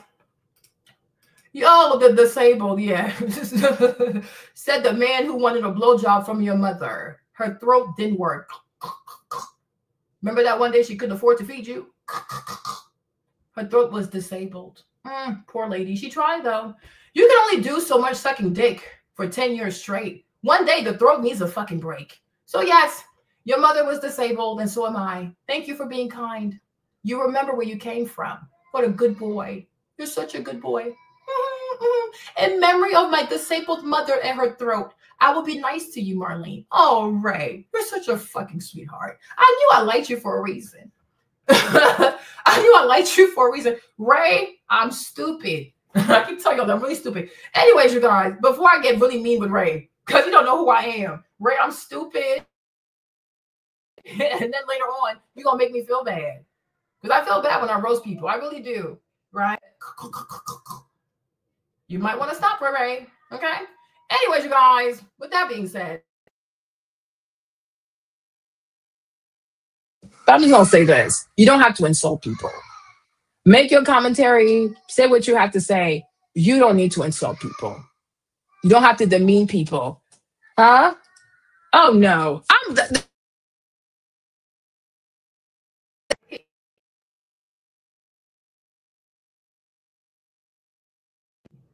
I can be very, very mean. I can be very disrespectful. God gave me a powerful voice. That's why I don't like to do shit like this. But sometimes just a little bit. But then after that, I feel bad. That's why I said I'm going to go. Because I can get very disrespectful. He's going to get very, very mean. And he's going to start crying. They're going to be like, oh, I want to report the video. Because he's a freaking American marshmallow. They're extremely sensitive. They can't take the sparring. Me, I can spar for fun. I can spar with him with my toes. Okay? No. It's not my mic. I put my thingy on. Right? Put my earbud in. Right? So I can spar with people with my toes. My mouth can get very reckless. And that's why when you get older, you're like, you know what? When God gives you a voice, it's not to hurt people. It's not nice. One time a brother came in too, he was FBA. He was going on, and I took his picture, and I wasn't being nice. Like, when I tell you I felt so bad, like, I felt so fucking bad. I'm like, maybe growing up, that's something he was insecure about. But he just kept pestering me, you know? But I felt so bad. I don't like to roast people. I don't like to be mean to people. That's why there's a lot of content I don't make. I don't want to be a meanie. There's already enough mean people and mean energy. I don't like it. Me, I'm the kind of person, if you ever meet me, I'm very chill. I'm very laid back. We could talk. We could talk about anything. It's not a big deal. But I would prefer to be nice to people, right? I would prefer that people say, oh, I met Marlene and she was so sweet and we had a good time. We had a good conversation. I mean, she crazy, but she cool, right? That's how I want to be remembered. It means a lot to me. That's why the older I've gotten, I don't talk about everything. When I was, you know, I was a little younger, I'm like, yeah, right? Shout out, she's ungodly, right? Because when you're a goddess and you're sensitive about your shit, right? You should have godly energy. You don't have to insult people. You know, you're not to insult people. I think for me personally, I think Sixx, she could have a great brand. I think her brand could do really well. I think she'd be very successful. I think she could have like great, like, you know, one-on-one sessions. I think she could have great seminars. I think she could have great classes. You know, I think she can help people. And at the same time, I think she can be helped. I even think she can write books and help people, right? There's many times she's been xenophobic. I just didn't say anything. But today is like, girl, shut up. You do too fucking much. Okay? I'm giving you too much mercy, right? But I do want the best for her. I really do. I do want her to be successful because it shows that, hey, you know, life can go a little crazy sometimes, but you can get your life back on track. God is good. God's faithful. But I just need her to know being xenophobic, trying to be baby Charlie Kirk or being baby Nick Fuentes, it's not a good look for her. She needs to learn to rise above hateful shit. It gets you nowhere. Even Nick Fuentes, with all his hateful rhetoric shit, he's in the basement. He lives with his parents. He's in the basement. He has no bank account. He ain't got no money. He ain't got no girl. He's a virgin. He's in the basement, right? When you're hateful, it really puts you in this goofy ass pocket of the internet. And what you want to have a beautiful brand where you're helping people. They have good testimonies. They want to come to your seminars. They want to buy your books. That you're like, wow. Go ahead, Sixx. Like, you really helped me. You know, you can be nice. You ain't got to insult the people. There's no need to insult people. When you get on YouTube, when you turn on your camera, your goal should be to say, hey, I need to help someone identify a problem. I need to help someone improve their lives. I need to help someone even maybe not want to take their life. You know, and plus also the way that I feel, because I said that to myself today, is that it's December. So I think the last month of the year, people should make content that empowers people. You know, end of the year can be challenging for a lot of people. Loneliness, solitude, depression, anxiety. You know, it's like the holidays. It's not fun for everyone. So I feel like the last month of the year, you could try to at least create content that's uplifting, right? Next year, you can start your diatribe all over again. But in the meantime, in between time, for the sake of the holidays, right, you can try to have content that really puts the spirit of Christmas in people's hearts. You know what I'm saying? It's not that hard to be positive. It's not that hard to be encouraging. It's really not that hard to be a person that creates content that gives people courage, that gives people volition to try harder. It's not that hard. It's not that hard to be kind. And I think the more and more American culture is progressing towards liberalism, Marxism, socialism, people think it's a flex to be cruel. It's a flex to insult, to be cruel. Before I get insulted, let me insult you first. Before I do that, it's crazy. You never lose by being nice to people. Even if the person that you're being nice to does not reciprocate your kindness, God will make a way. Many times you don't reap where you sow, but you have to sow nonetheless, right? If you sow good seeds, you're going to reap good seeds. Even if you don't directly reap from where you sow, God got you, right? But isn't that better when you have a big platform to have content that uplifts people? There's enough content that tells people they ain't shit. Like, seriously, you don't have to go looking for that shit. It's enough content that tells people, oh, you ain't gonna make it. Oh, you're fat. Oh, you're damaged. Oh, you hit the wall. Oh, this, oh, that. You're broke, you're poor, you're this, you're that. There's enough content like that. So why don't you stand out by being the kind of voice like John the Baptist in the wilderness, right? That tells people God is good, God is faithful, Christ is real. If you come back to the Lord, you're gonna be okay. Right? Your problems will be fixed, not overnight though, but they will be fixed, right? And in the last month of the year, take a good account of everything you've done this year, things that you've done well, things that you've done okay, things that you've done horribly, okay? And see how you can carve for yourself some kind of covenant where you make a promise to yourself that in 2026, you're really going to focus on the things that you are not so good at doing, right? And I pray that the Spirit of the Lord actually helps you to conquer the things where you do struggle.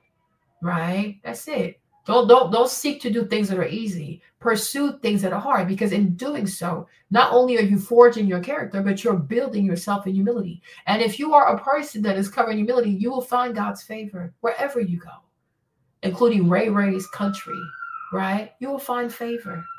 And that's the most important thing. May your ways, may your life be favorable unto the Lord. You know what I'm saying? Even the Bible tells people to be nice to foreigners, to be nice to immigrants, right? That's why we have the parable of the Good Samaritan, because he gave love and he gave compassion. He gave shelter to a person that most people did not want to help. A pastor walked by, a clergy walked by, a Pharisee walked by. A lot of people who claim to be Christians, they walk right past this man. Oh, it's dangerous. It's Bethlehem. But the Good Samaritan, he stopped because he saw a person in distress. So I think the last month of the year, the last few days of the years, people should anoint their days with goodness, with mercy, with compassion, right? With acts of love, acts of forgiveness, acts of self-awareness, right? And when you live a life where you have been told that everybody is responsible for your misery, that hopefully in this time of Christmas, you will receive the gift of accountability. And once you're done receiving the gift of accountability, you'll receive the gift of mercy. And when you're done receiving the gift of mercy, you'll receive the gift of compassion. And when you're done receiving the gift of compassion, I pray that you receive the gift of salvation. A lot of people need to be saved. A lot of people need to be saved. You don't have Christ in you, and it shows. A lot of people don't have Christ in them. And if you don't have Christ in you, where is your hope and where is your glory, right? And it's not going to come from fame on YouTube or mean-ass comments on YouTube and shit like that. I told y'all, everybody, for the most part, slowly but surely, most of the people so far who spoke ill of Carmelo, bad things are happening to those people. You don't put your mouth on everyone. You don't insult everyone. Some people have a special relationship with the Most High. And that's why he said, touch not my anointed. It's not just physical touch. It's also with your words. Be very careful who you decide to make an enemy. Because it's not even the person who's going to touch you. It's the God that has promised to always watch over his faithful one that will find you and make your life really, really, really hard. Be really, really hard. There are people out here that live in all kinds of affliction, sickness, bills, and stuff like that. It's not random. You did something to a good person. You hurt someone that was good to you. And now calamity is your punishment until you repent and ask that person to forgive you. And then God himself is going to remove the curse. So many people are cursed because you did wrong. You did something very evil, something really mean to a good person, right? Don't judge people based on how you see. Because a person's relationship with God, a person's favor with God, it's invisible to your wicked eye. Only the good people, the chosen one, can see a favored person and recognize a favored person. Most people look with their human eyes. Oh, you can't be. What you would favor, God will always embrace. What you are going to reject, God will turn into a cornerstone. And that's why the Bible says that the stone they rejected became the cornerstone. So with that being said, you guys, my name is Marlene. I'm West African. I'm from the Ivory Coast. My first language is French. Second is English, then is Spanish, right? Whatever. And then whatever else I decide to speak, whatever I feel like it. I moved to America. I was 11 and a half. Currently, I'm 40 years old. I'm too old to be bullied, right? And I'm too old to be scared, right? So like I said, you have something to say. Don't go on Sixx's page. Say it on my page. I made the video. I said what I said. So talk to me. Don't talk to Sixx. And if you think Sixx scares me, she doesn't. I pity her. She's very lonely. Very, very lonely. And like many of y'all, all she does is burn bridges. That's all she does for herself, right? So I don't fear her. On the internet, intellectually, video-wise, content-wise, in person, I don't feature this young lady. She doesn't scare me. So don't, like I said, don't leave your comments over there. Leave your comments over here. I did the work. I talked about her. So leave the comments over here and help my channel and my video to go viral. Okay?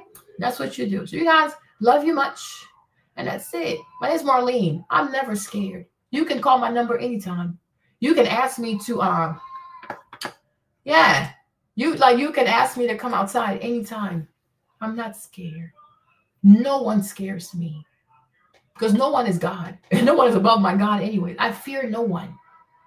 I really don't. I'm like me. I'm like baby Daniel. You can throw me in a fire. You can remember lines. I don't fear shit. God has been with me all the days of my life. I can truly say, even when I didn't believe in myself, even when I wanted to give up myself, I can truly say God has always been with me. I don't seek fame. I don't seek money. These are low-hanging fruits for me. I don't worship money. I don't need fame. And I've also felt like the more people know you, sometimes it becomes a burden. The less people know you at times, you have more freedom. I'm an Aquarius, so I really value my freedom. I like being myself. I don't have many friends because I get bored quickly by people. I get bored extremely quickly. Most conversations bore me. I'm like, ooh, I'm not being challenged. Okay, right? I get bored quickly, right? I like my solitude. I don't need a lot of money to be happy. I live pretty well. I'm okay, right? So it's cool. It can be whatever you want it to be, anytime, anywhere. Right now, if the Lord says don't show up, I still make sure Archangel Michael shows up to beat your behind. Okay, that's it. That's that. Yeah, Tina. Right, but that's it. Fear no one. I don't fear anybody. Right. So that's it. Like I said, make your content. Say what you have to say. Talk about things that you want to talk about, but you don't have to insult people. I even saw content from this young lady too. Maybe I'll show it to y'all. She was trying to talk about like men that simp, right? And they pay for groceries and things like that. But I'm like, once again, being an American, all she did was insult people. Oh, you dumb bitches, you bitches. These dudes don't give a damn about y'all. They don't want to pay for y'all. I'm like, you don't have to insult the woman, right?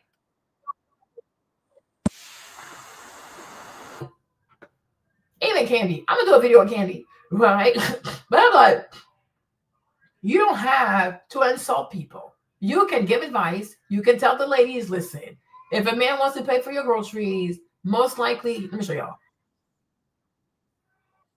Look. But you got to be different.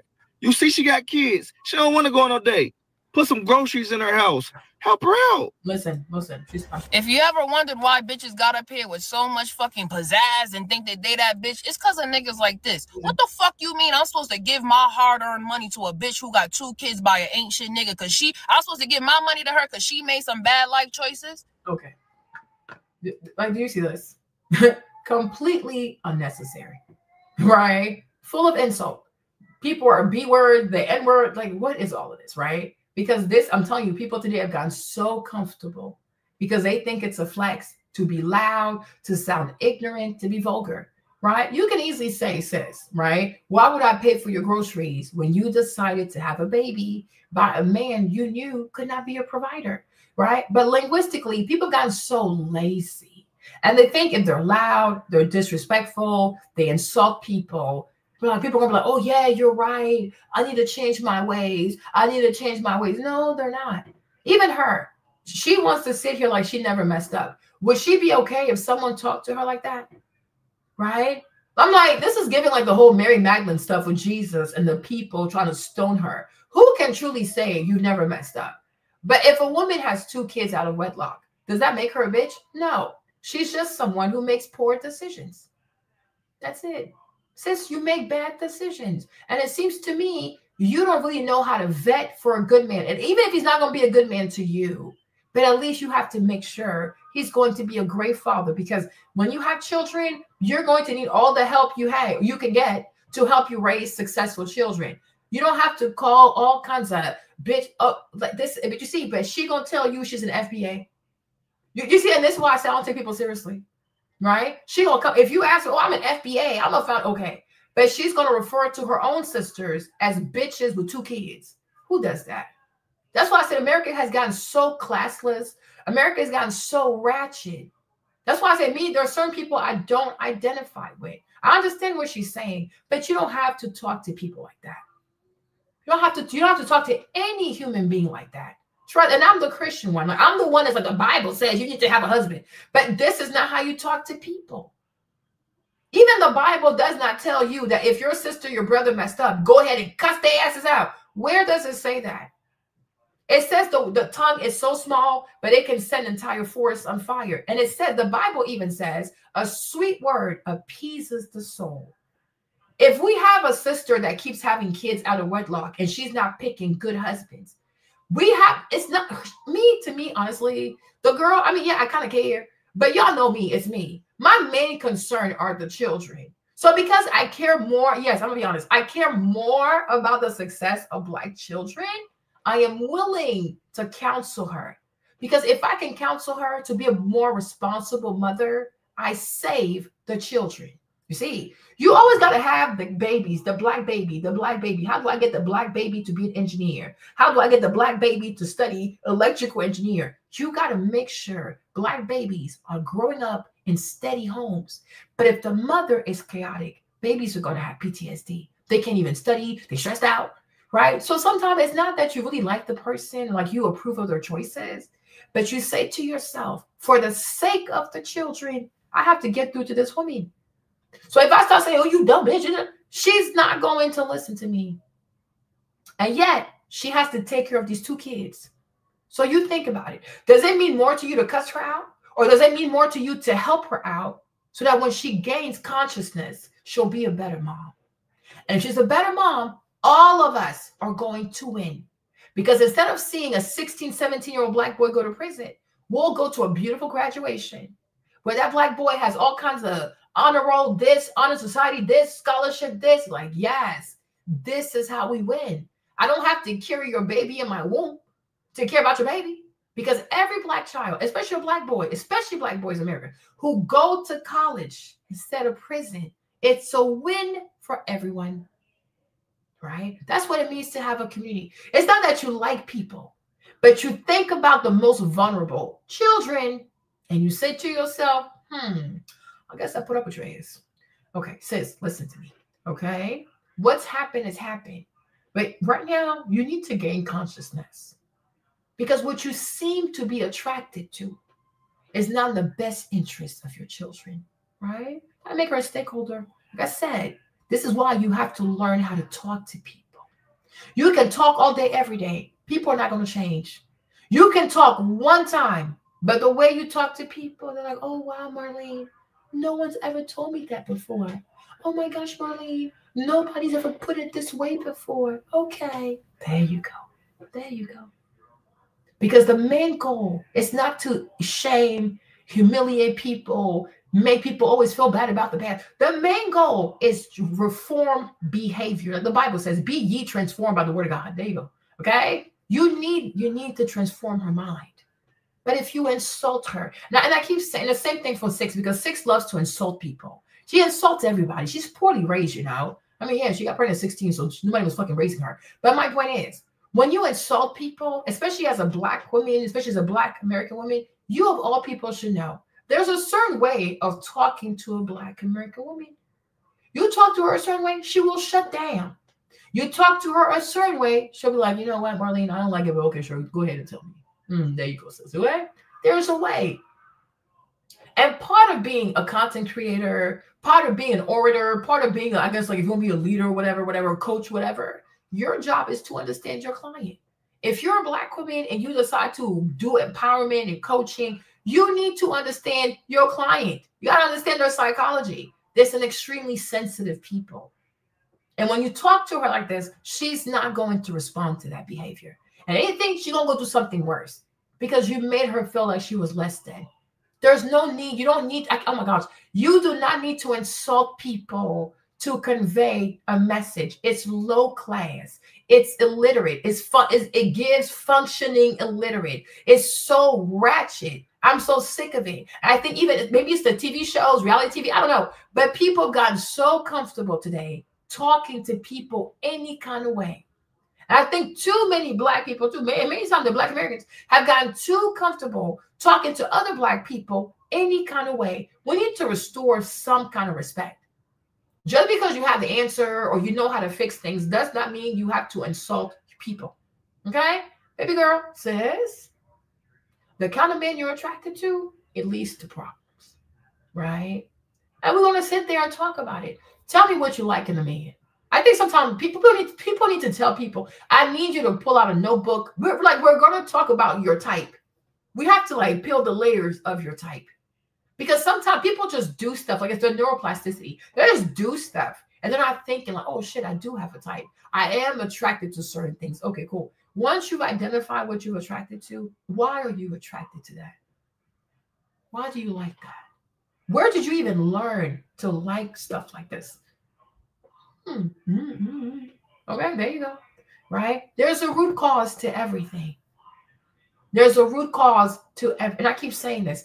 When you're doing surface level bullshit, you just want to insult people. Right? Let me tell you a good thing. Let me tell you a personal story too. You know, my dad, he's a Libra, right? That's the Libra man. Okay, sure. My dad, he's not the type of person to tell you, don't do this, don't do that. But when you mess up, he's so quick to yell at you, insult you, and this and this and that. You know what I'm saying? And this is why I fought for my brothers to go to military academy. Because I know my dad, because he was always gone like that. So he will spoil you. He won't actually raise you. But when you mess up, he's going to insult you. My dad likes to, he's West African, so he likes to insult people. Doesn't talk to people, right? And I knew my brothers being teenagers and going to Fairfax High School, they're gonna fuck up. And what he's gonna do is just pick up his phone and start yelling.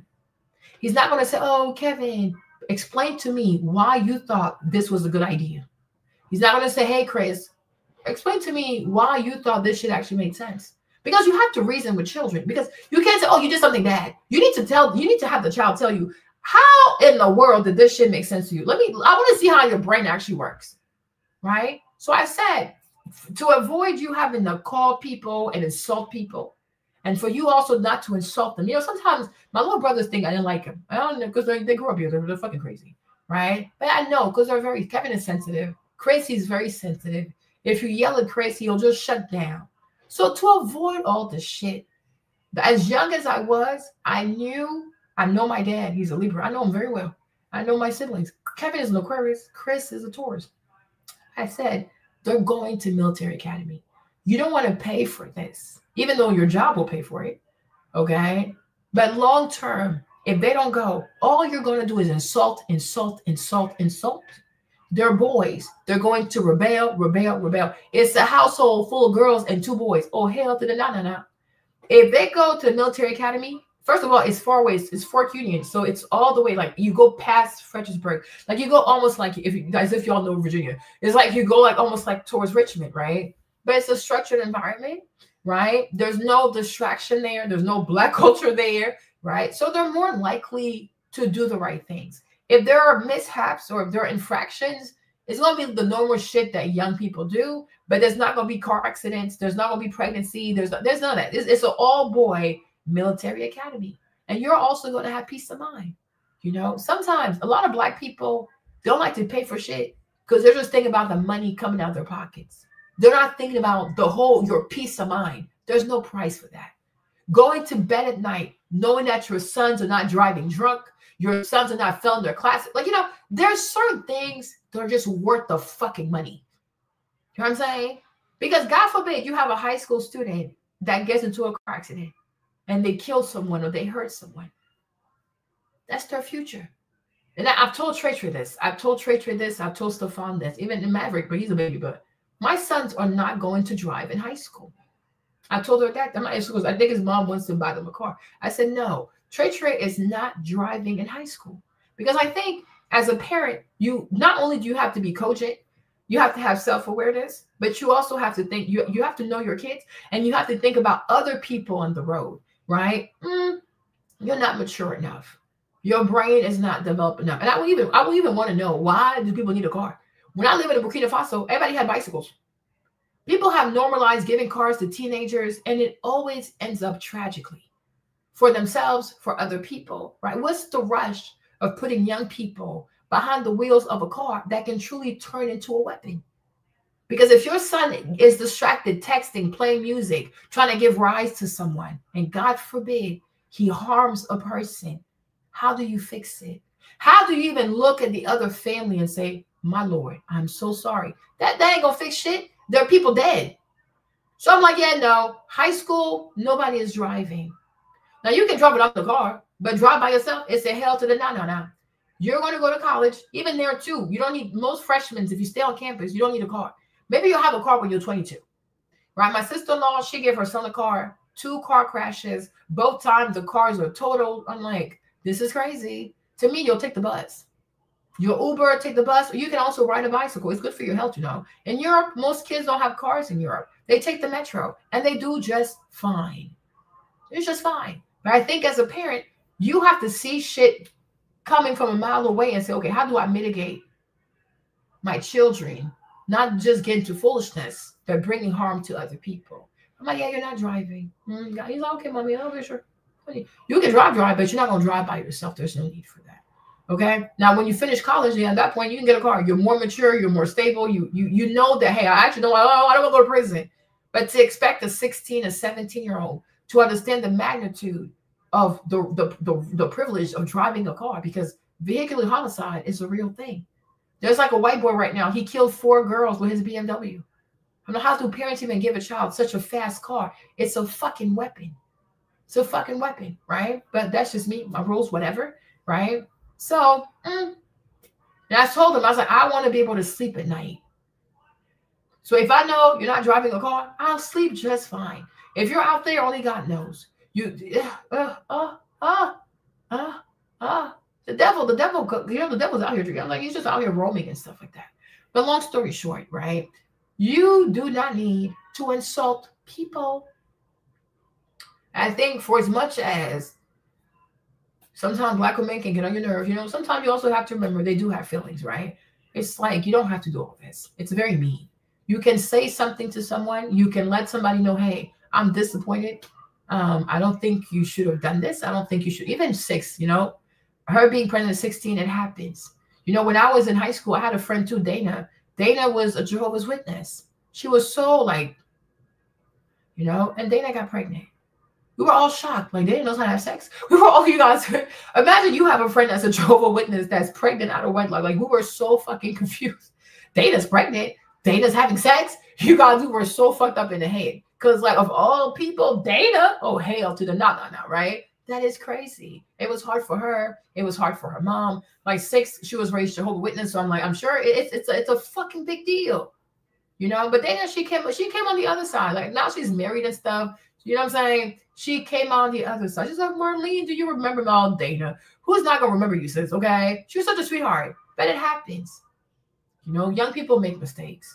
We're all going to make mistakes. And this is why I love the Bible. Because in the Bible, these are not perfect people. You have killers in there. You have liars in there. You're the child. They're so damn ratchet.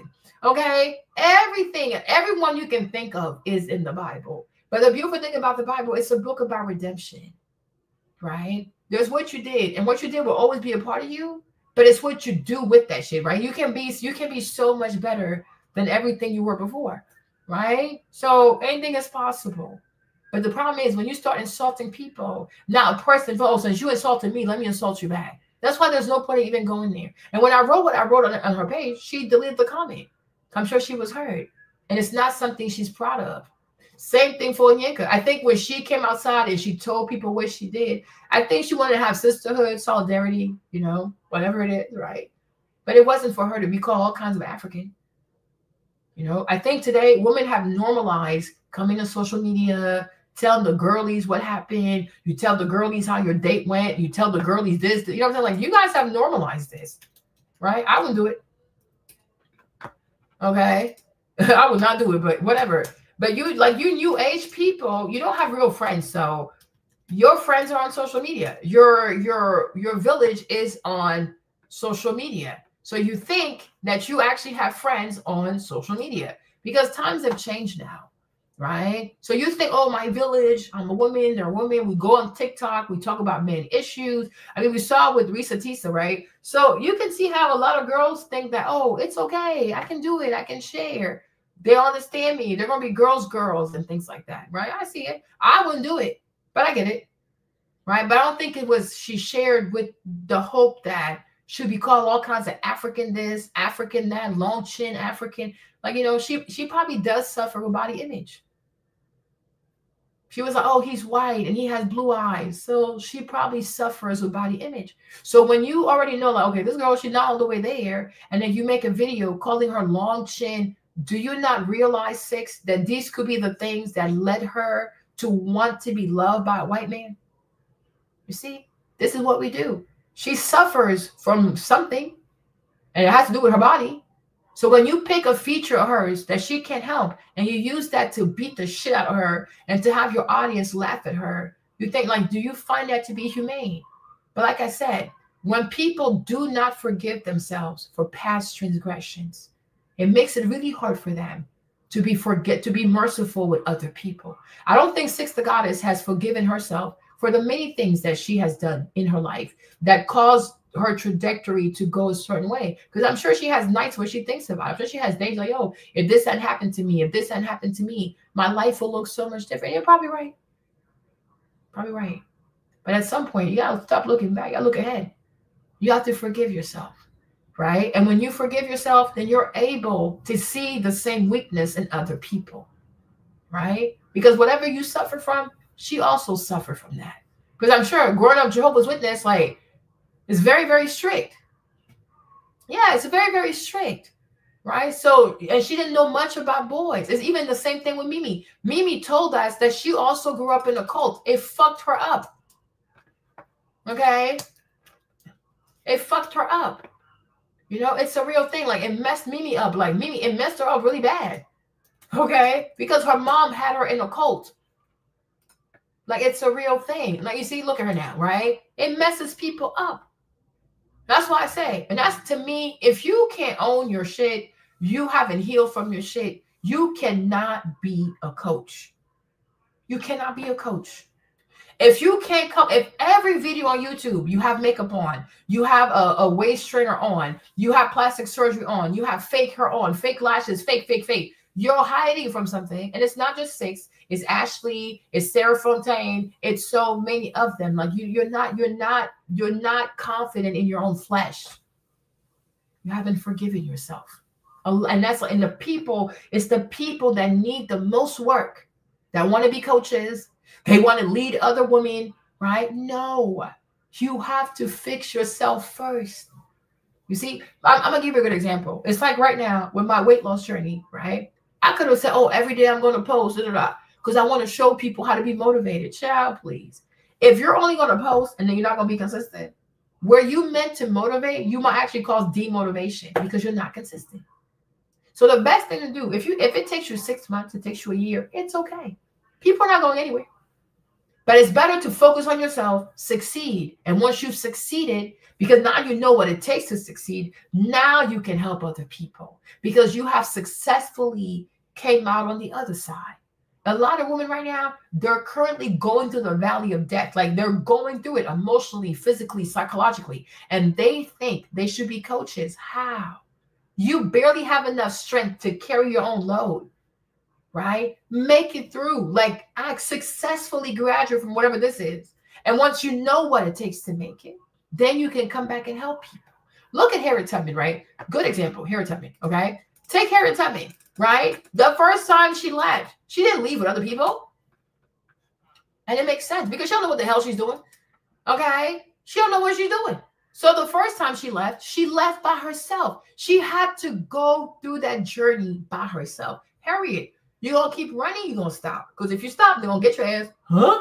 Okay? Right? The starvation, the lack of food, the fear. Like, imagine what the girl went all the way to Canada on feet. Okay? Like, damn, girl, you're crazy.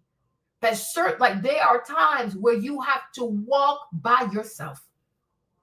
And it's very lonely. I think that's what most women fear. Let me be a coach. So I have noise as I'm trying to, no. You need to be okay with a complete silence, your thoughts, and like, oh shit, this is crazy. I need to master my mind. There you go.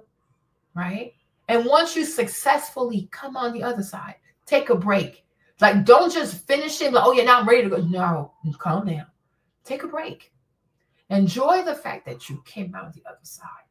Reflect on the fact that you came out on the other side, right? Take as much time as you need.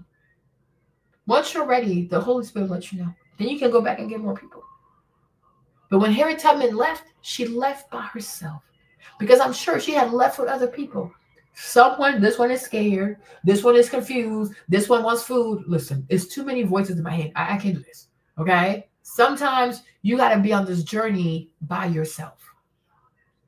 You understand me, right? Got to be there by yourself. And once you come out on the other side, then you can say, you know what? After everything I've been through, I need to actually enjoy. I need to take a moment and enjoy the fact that, oh, Lord, I made it. Oh, Jesus, right? And then you can start talking to people. They're not going anywhere, right? And also, you'll do less harm.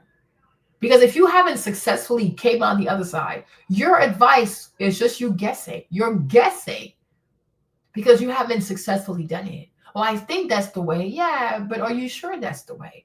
You will only know for sure if it actually works for you, right? But when you come on the other side and you tell people, do this, do that, you are speaking from experience because it actually worked, right? And I'm like, that right there is extremely important.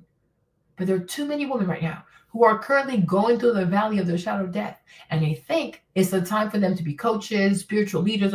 No. You're going to do some harm. You're going to harm these ladies because you're going to bring confusion. Today you'll say this, tomorrow you'll say that. You're going to confuse these people, so you're not helping the people. Go through it. Successfully go through it. Learn from it. Take a moment, soak in it, bask in it, right? If it takes you 6 months to a year, whatever, and then once you're fully ready, then okay, now I have the capacity to do this. Because a leader has to be humble. A coach has to be extremely patient. That's why it's not for everybody. People just think about the fame of it all. Oh, I'm going to have followers. They're going to be in my comments. I'm doing seminars. I'm getting paid, the booking fee, the cars. That's all people think about.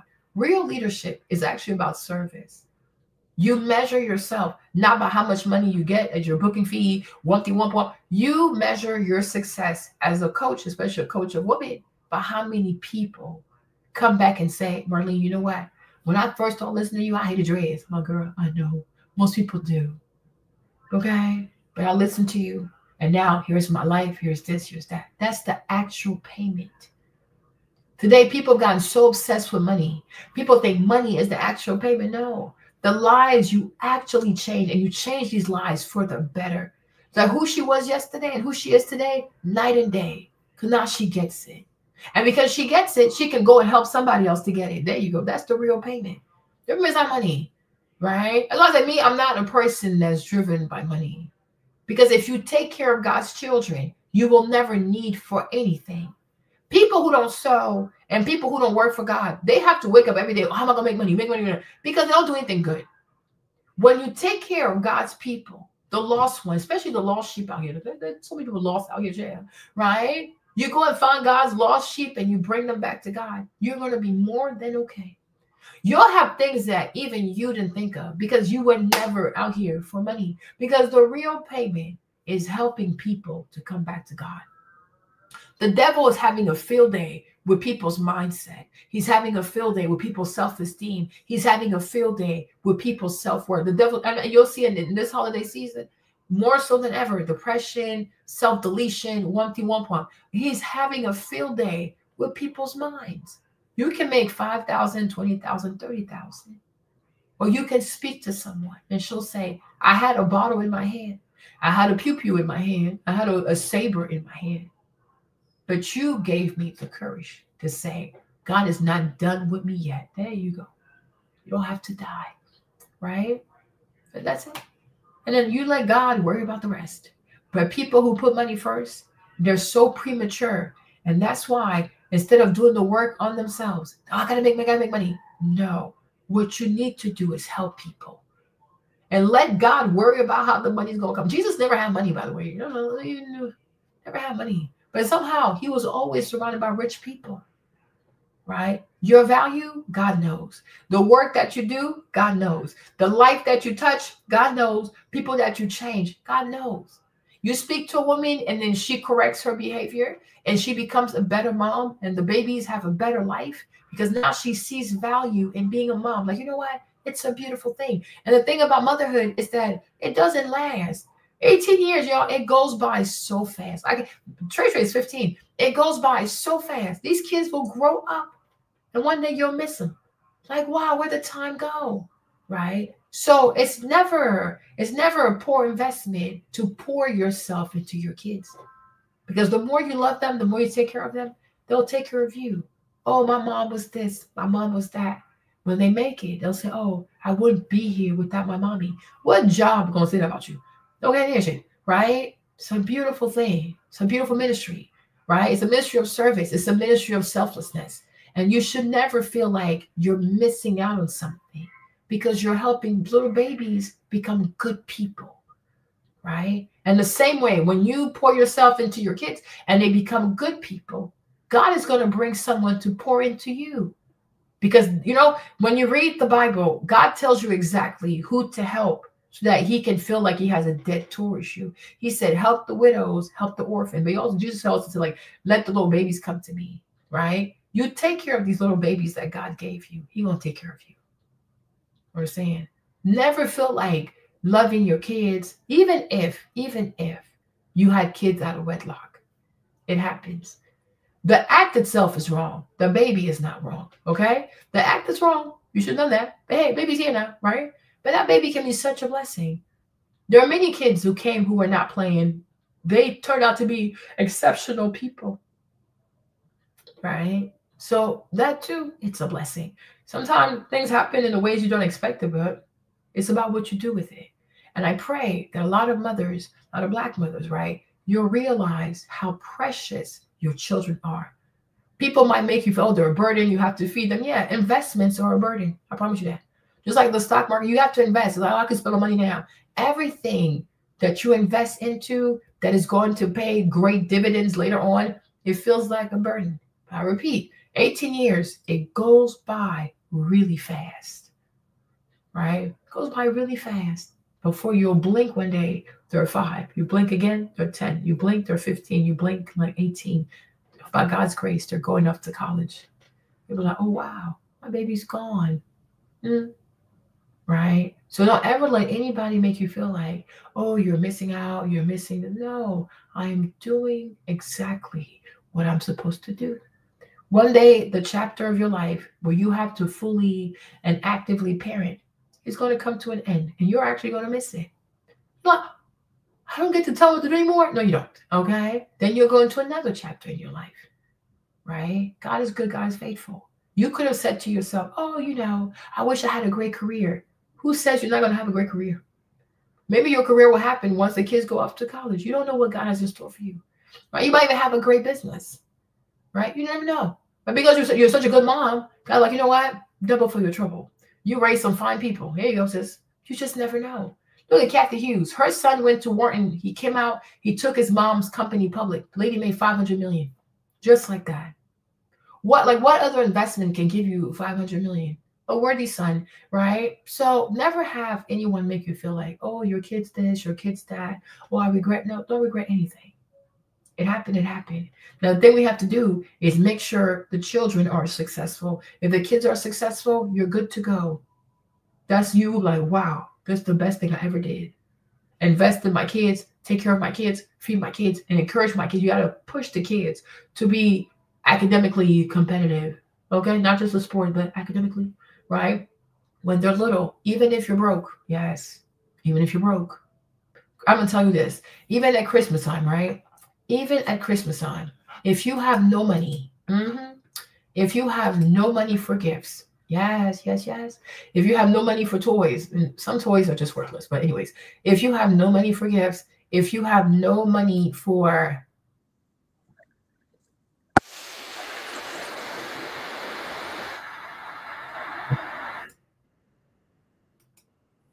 right, let me say this, right? Even if you have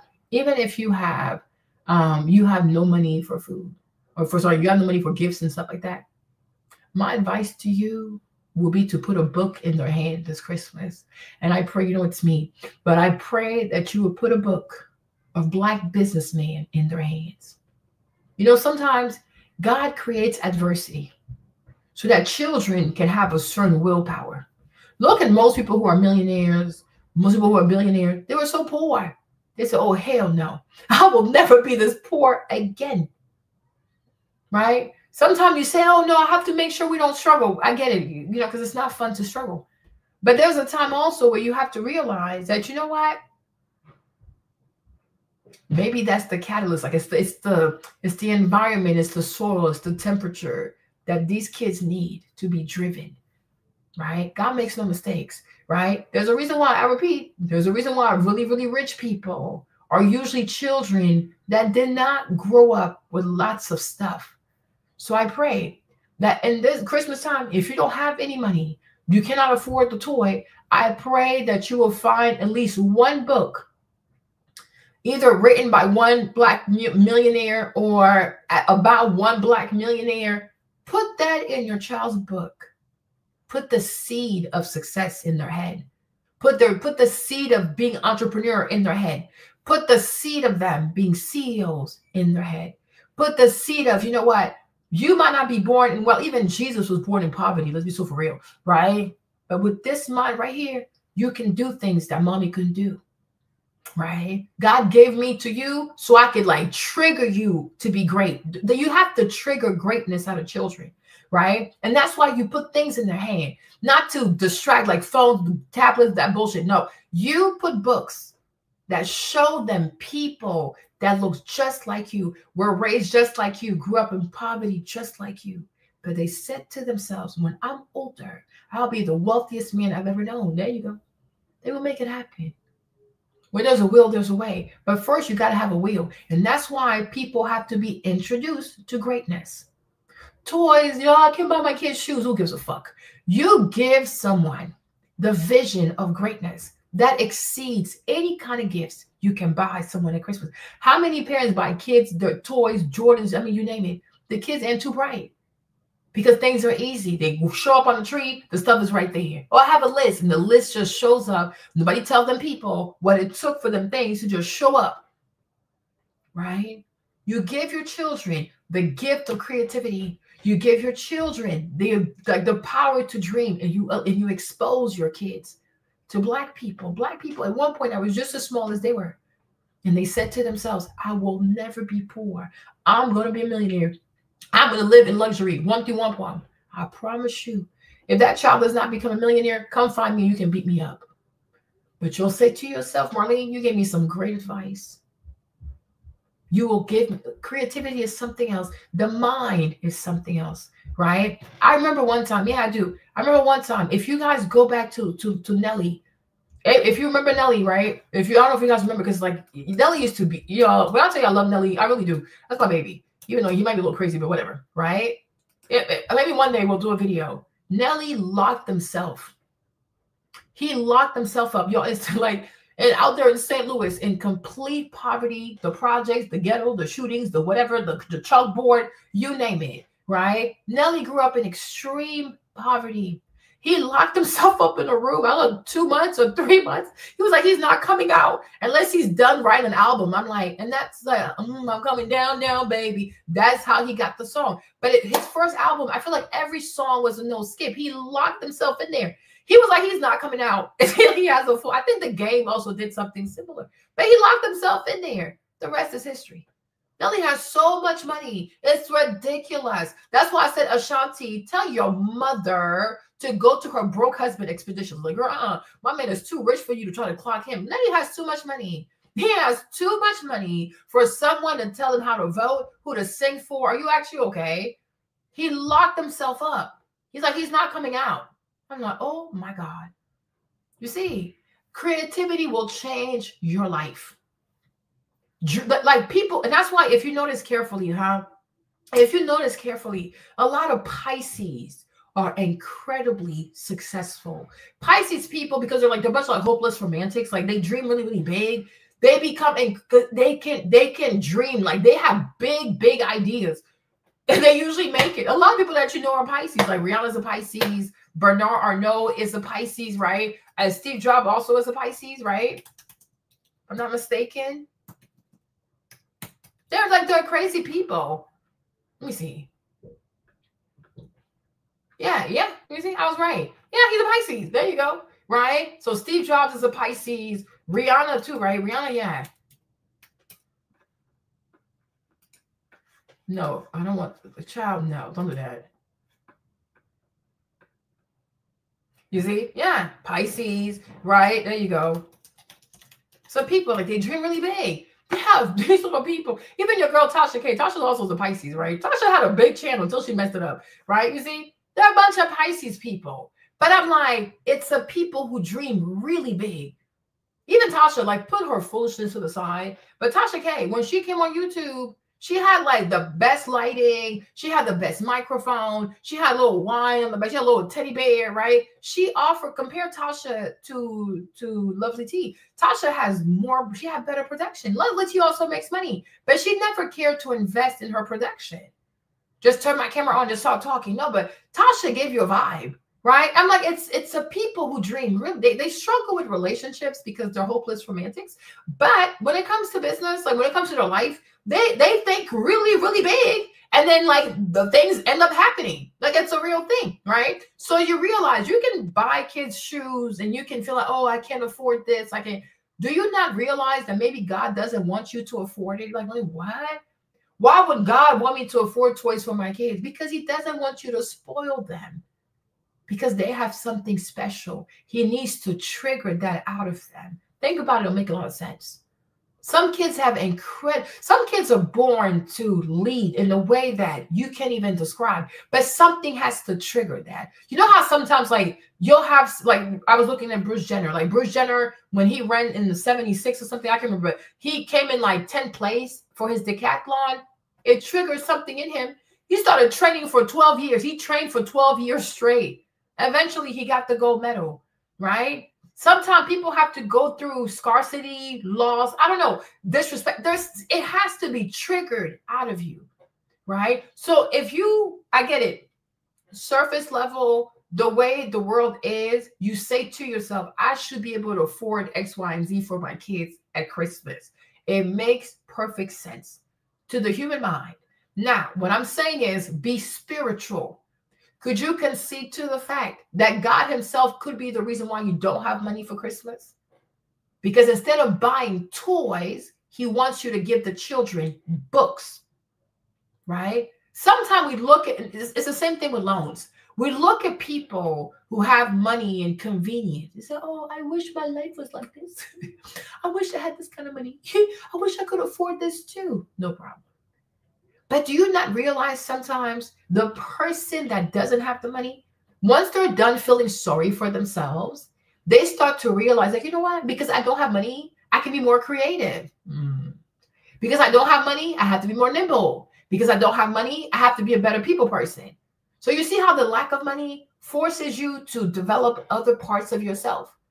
But the person who has money, because they have money, I don't have to be nice to people. I don't have to. So they're lacking in other ways because they just have money. So what you see as, oh, I wish I had it too. I'm telling you, you also have to see that as something that holds them back.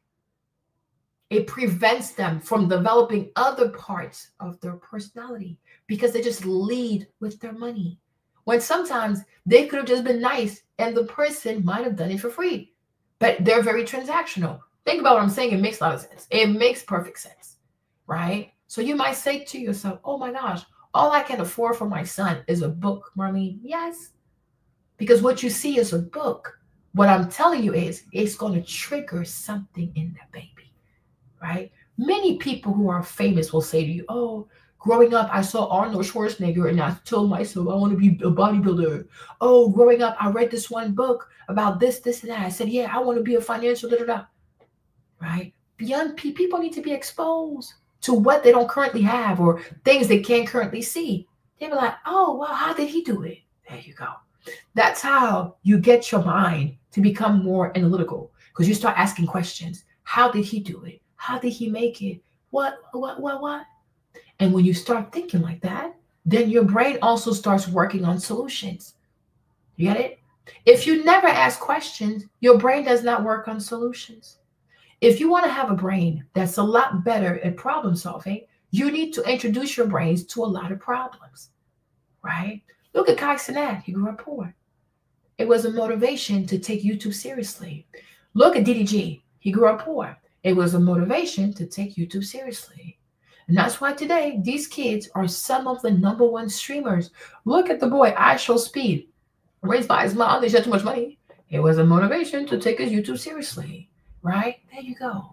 A lot of people that you see that are incredibly successful were motivated by the lack that something was missing. So in order to have that, the mind says to itself, how do I get what I'm missing? You either find a sport, you commit to it. You either take your grades, you go to school, you commit to it. You take your fitness seriously, you commit to it. There are even some twins over here. They're called the Trend Twins, right? Those little boys, they were born, they're like big YouTubers. They're like big into fitness too, right? These little boys are Italian. So the Trend Twins, their mom had them and then she dropped them off in a shelter, right? They could have said, oh, nobody wants me, I'm a reject. Today, these boys, because of the bodybuilding, the whatever they do, right? They're multimillionaires.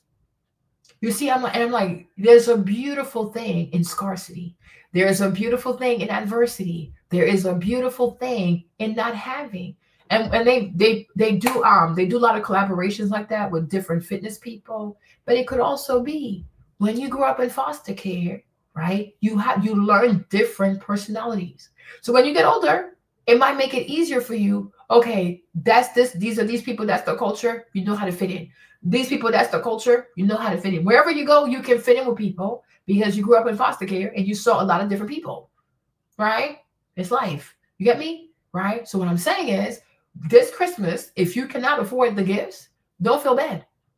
Actually rejoice. Like, you know what? This is a great moment for me to expose my kids to books about Black American people who had the most poverty, but somehow became incredibly wealthy.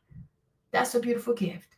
And one day you'll see, your kids will say, that one book I read that one time, it changed my life. Right? Because it forces you to reckon with limiting beliefs. Why do I think the way that I do? Why do I think it's not possible for me? Why do I think I can't be rich? Why do I think I have to work? Like I said, when I heard Vivek made $600,000 as a 25-year-old, I was like, I wish somebody would have told me. I didn't know it was possible. If I knew it was possible, I would have went that way too. But when you don't know, you don't know. And that's why books are so important. That's why I think it was really disgusting for Wells to say, oh, you don't have to read the book. Yeah, you have to read the book. Because when you don't know what you don't know. But once you know, you can unknow.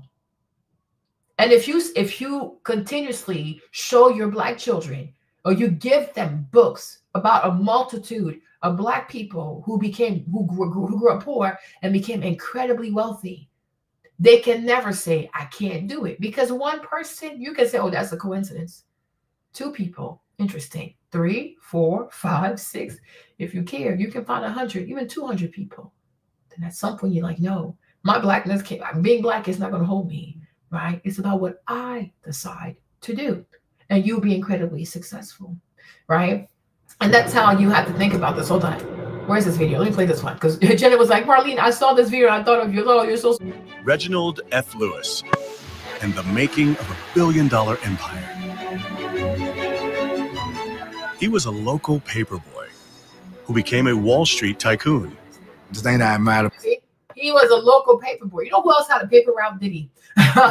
But you see, my thing is, imagine if his mom was wealthy. He wouldn't have had this hustle. I'm telling you, if you want to have, and you listen, there's a reason why these billionaires out here all majored in electrical engineering. Because when you solve a lot of problems, you start building a mind that sees, you see problems, and you know, oh my gosh, I feel so defeated. You're like, oh yes, let me see how I can solve this. But you have, it's a thing you have, it's like just like exercise. You have to keep exposing your brains to problems. And if you don't have the answer right now, you don't get sad about it. Oh, okay, sure. Because one day you might be minding your business and like, oh, so this is how you solve this thing. Okay, cool. Right? You like, it's a beautiful thing for the brain. You want a mind, you want a brain that knows how to solve problems. I don't get sad. I don't feel like, oh my God, there's nothing to be sad about. Like, come on, like this is small stuff. This is light work, right? You want a brain that solves problems. But imagine if he had been a middle-class Black kid, crazy Christmas, bunch of gifts, this story wouldn't have happened. Because when you give too many things to kids, you take their drive away. And you might even stifle their destiny. Right? Yeah. You understand? The sad thing is, like, he had cancer. It was like, I think Jen didn't know. I'm like, she was like, Jen, he had cancer. Because I know all my peoples. I love successful, rich, Black people. Those are my people, right? I told Kevin, I used to get Black Enterprise magazine. I used to rip things out. I used to save all their names. I told him one day I'll go to my parents' house and see my bin is still there. But I used to dream of these people. Like, how the fuck did you do it? How'd you make all this money? Right? Y'all wanted to be so fucking rich, Black and rich. So I used to dream of people like that. I used to save all their names. Like oh my gosh, Omar. Is it Omar? The guy who built like Black Space. He's like, social media started with Black people. Omar with the dreadlocks. Like what? Black Space was real. Okay. But he didn't have the funding. And also he's not Jewish. But it's okay. I mean, it's not okay, but whatever. It already happened. What? By Reginald Lewis, he was a take charge kind of a guy. Breaking racial barriers in the corporate world. Reg Lewis, in many ways, was the Jackie Robinson of business. He bought a global conglomerate, 64 companies across 31 countries. And you see, y'all, I kind of have to go, but you see, that's the sad part. People like this, it's so hard to take a company public. But people will sit here and write books and books and books and books about Jay-Z. There's nothing impressive about Jay-Z. Like, it's really not impressive. This right here that's fucking impressive. And I wish one day, one of my prayers is that the way people focus so much on putting Black boys into sports, I pray one day people see Wall Street, Black people see Wall Street the same way people see the NBA, the NFL, the MLB, right? Like the all-stars of Black finance. People who like their whole life, they're just dedicated to being the best people on Wall Street. You see, there's a reason why Jewish people are rich. It's not sports. You see them, they're very small, they're really tiny people. But the thing about Jewish people, they're all on Wall Street. Wall Street, you can wake up one day, you have no money. You wake up the next day, your company's worth $5 billion. I don't know how, I mean, it's voodoo. Like, you just out of nowhere, right? That's it. But when you don't have enough people on Wall Street, it's hard to build wealth. The vast majority of Ashkenazi Jews are all up and down Wall Street. And that's why they're incredibly wealthy. Right? Playing sports is nice, but how many people can do it? Like the NBA is limited. They only have so many spots. And then you have to start. Like, okay? Football, they only have so many slots. And then it's a lot. It's also a lot on. Yeah. But even casinos, like me, Marlene, I'm against this stuff. Like, hey, Marcos, like for me, I don't like that stuff. I don't like it. Casinos, gambling, stripper club, it does not create honorable people. Right? And then casinos get addictive, right? And then considering it's New York, it's going to turn into people getting kidnapped, getting beat up, because it gets so addictive, people don't know how to walk away. Like Charles Barkley lost so much of his money gambling. Michael Jordan also had a gambling problem. What's his name? What's his name again? Papoose also had a gambling problem. No, it's going to turn bad because there's always an underbelly to a casino, right? Italians going to get involved. Irish people gonna get involved. People gonna start missing. Limbs gonna start disappearing. Like people not gonna come home and feed their kids. The money for the house is now used for gambling. It's a redneck shit. Like this is white redneck shit. And the thing about Jay-Z that triggers me is that he never wants to give Black people the basics first. Like start with the basics of financial literacy, right? Liability, asset. Balancing your checkbook, not having overdraft fees, knowing how to work with your creditors. No, he doesn't want to do the basic. He was trying to do crypto. I'm like, how can you tell people who live on government housing to do crypto? It's so volatile. Even they're rich people. They got burned by crypto. But because they're rich, we don't feel it. And because they're famous, his wife can turn around and sell hair care products and make up whatever he lost. Most regular people, if they lose their money on crypto, they're in the streets. They're not famous enough. They even have 5,000 people on the freaking Instagram. They ain't gonna make it. How about it's incredibly speculative. Like it's not for regular people. That's all I want to bring casinos. No, thank you. Why can't you have a scholarship program where you send Black American kids to study finance? Why not do things the right way? It's just, he's something else. But I'm like, no, I don't like casinos. They had them in New Orleans. And when you see what goes on in there, you feel sorry for people. One time I drove from New Orleans all the way to California, and I had to stop at like New Mexico or something. Oh my God. We stopped on a reservation-ish to stay like a hotel casino. When I tell you these Native American people, their whole government check just goes towards gambling. They sit in front of these slot machines all day. The brain becomes addicted. They can't walk away. And they really think they're going to win. It's like the machines work against you. Yes, sometimes you might get $5. After spending how much though? It's probability. The odds are not in your favor, but it looks like you can win. It's very flashy. It's very loud. It's very this. But it's like nobody should want this for Black people. This does not help the community. It does not make, it doesn't make men honorable. People are going to take their what's it called? Their rent payment. Oh, I think I can double it. I think. No, you cannot double that shit. What we need to do with Black people when it comes to financial literacy is teach Black people patience, right? You have bills. I get it. You have debt. I get it. You're not going to pay about tomorrow. It is what it is. You know, if you have to file for bankruptcy, go file for bankruptcy. But you have to hold on to your money. A wise business person, a wise money person is someone who is patient with money. Anyone that has a gambling mindset, they usually end up completely broke because they always think, oh, the next day. No, it doesn't work out like that. And then people who are slow and steady with their investments, don't touch their investments, they always come out on top. They always come out on top. Slow money is the best money. But Jay-Z and his cohort of hip-hop artists, all they do is push the hustler mindset, drug dealer mindset. These kinds of mindset, Marcos, they are short-term mindsets.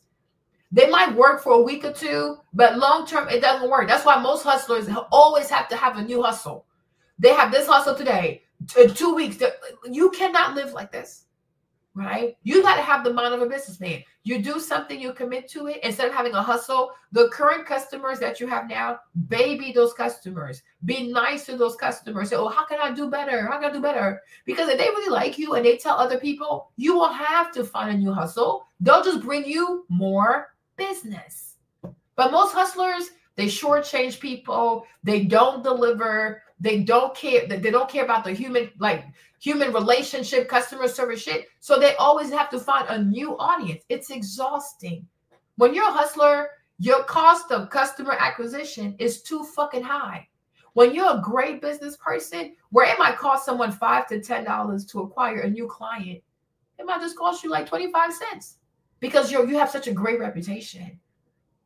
And that's the problem with hip hop, is that hip hop has normalized hustle culture, drug dealer culture, quick buck culture, short-term culture. And that's why today everybody is looking for a quick buck.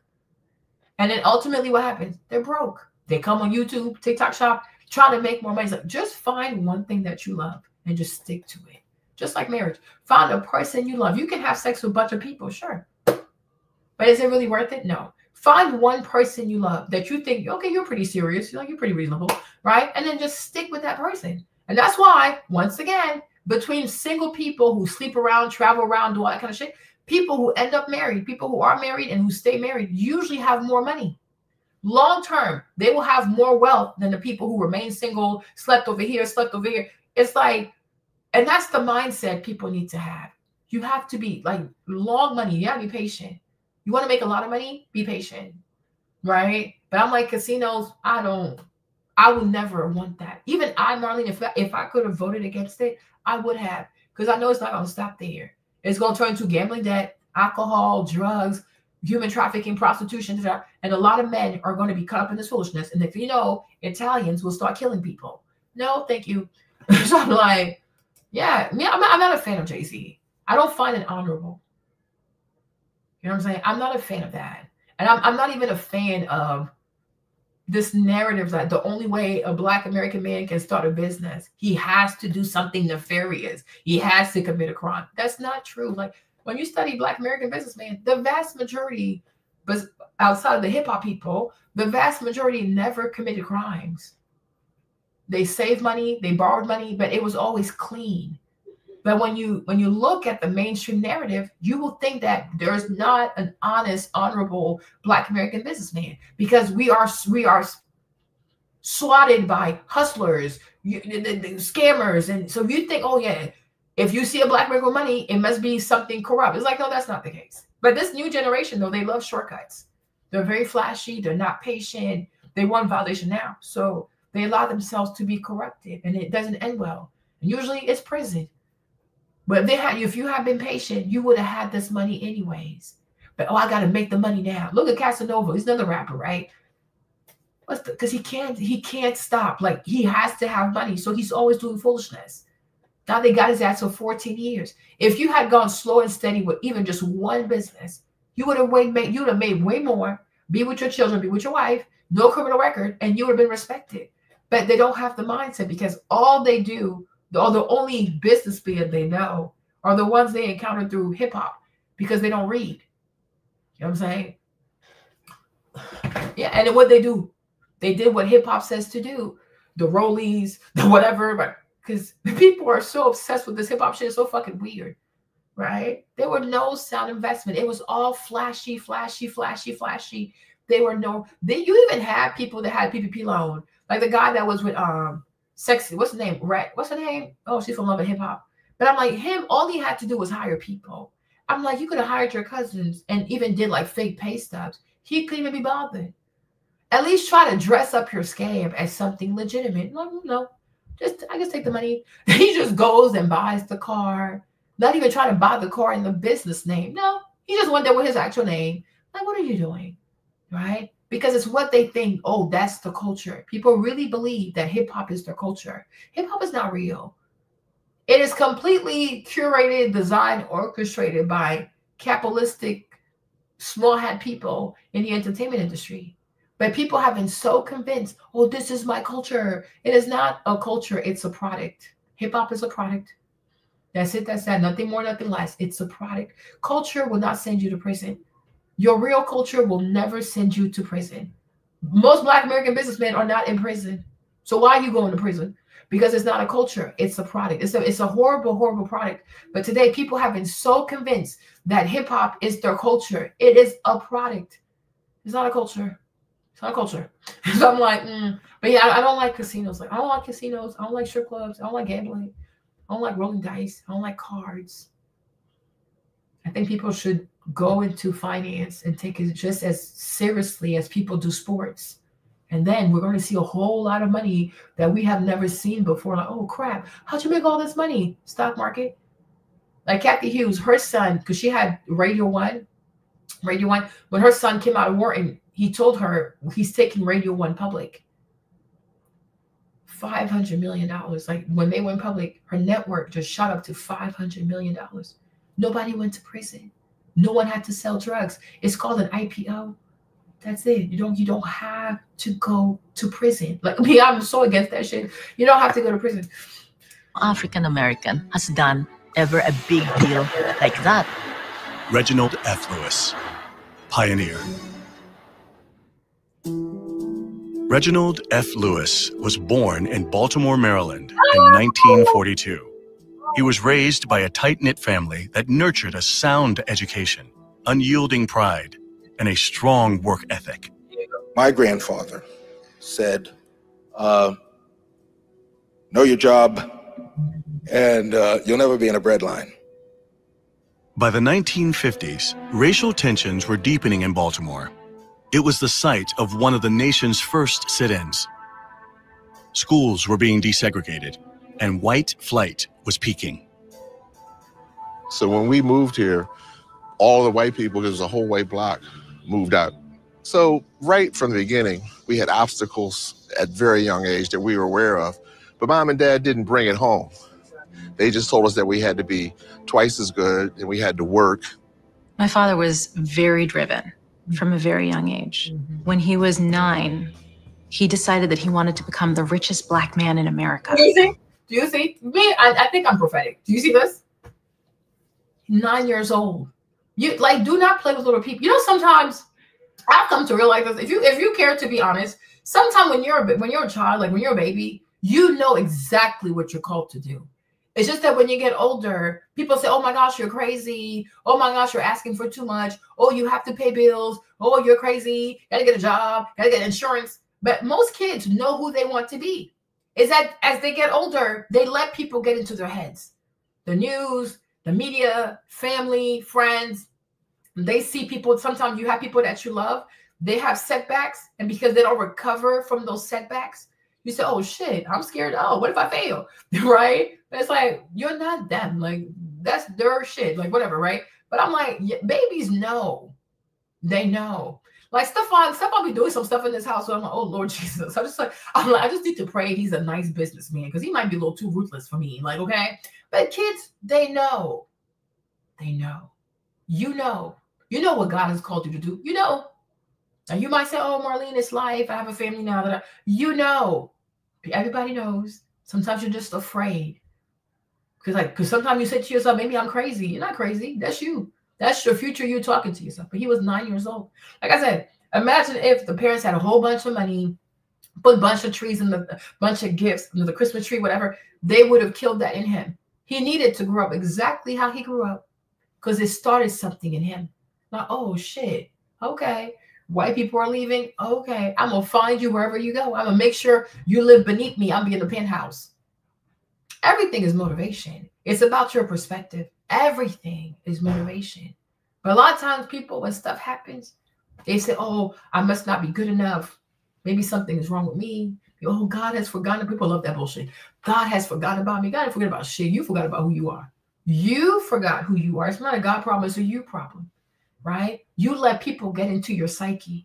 So now you see yourself as a second-class citizen. It's a personal problem. The day you decide to kick into full gear, like, oh, hell no, I'm not dying poor. You'll see. Like I said, if you want to have a powerful brain, you have to expose your brain to problems. A person can even be like 50 or 60. If a person says, oh, shit, I need to be a millionaire before I die, just putting that out there in the universe, you'll find the thing that's for you. Like, look at like Colonel Sanders with KFC. He was like 60-something, right? It's up to you. What's his name? Kathy Truitt, the guy who started Chick-fil-A. I think he was like what, middle-aged too when he started Chick-fil-A. Okay. It is up to you. It's what you believe, is what you say about yourself. But I repeat, if you are a parent and you cannot afford, even if you can't afford your kids' Christmas gifts, I really do recommend that you buy, like, biographies of Black businessmen, and you give that to your kids. They need to read those books. We need more Black business people, not solopreneurs. I mean, like real business people who can hire 5,000 people, hire 10,000 people. Because the more Black people you have that have powerful businesses, they hire people. So they're most likely going to hire Black people, right? But if you're Black and you have to seek a job with a white man, you have to understand he's white. He has to keep his white people. Everybody has to build their own. Like, it's a real thing. It's okay. Everybody has to build their own. But I'm like, it'll be a lot easier if you have more Black people with big businesses, because then they're more likely to hire other Black people. But if everybody wants to be a worker, who's going to create jobs for Black people? That's why I said me and Dr. King, we don't get along. So that's that, right? He had a newspaper route in this neighborhood where he delivered Afro-Americans. That mom took over for him one summer when she sent him to camp. He went to summer camp, and for 2 weeks, I served and collected the money. Oh, and the first thing he said when he walked through the door, oh, my money. Where's my money? I said, I did the work. I earned the money. Oh. And he said, Mom, I'm going to get a lawyer and sue you. So Butch said, give him his money. And he said, thank you. He didn't. That's some stuff Stephon will say to you. I will sue you. What the fuck?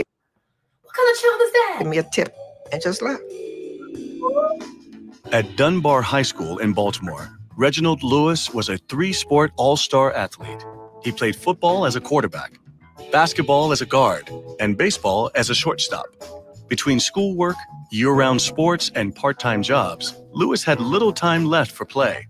As a teenager, he was already tough-minded and determined to succeed. So he went to Virginia State on a partial football scholarship, and then he injured his right shoulder. Oh. And what a tragic injury for a right-handed quarterback, a shortstop, and a basketball player who shot with his right hand. At Virginia State, he made that switch. And by the time he was a senior, was really focused on. He said, woman, where is my money? She said, I worked. I kept him. He said, mother, I'm going to get a lawyer and sue you. Like, what kind of child says that to a parent? Oh, no, you scare me. I'm like, this is some stuff Stefan will say to me.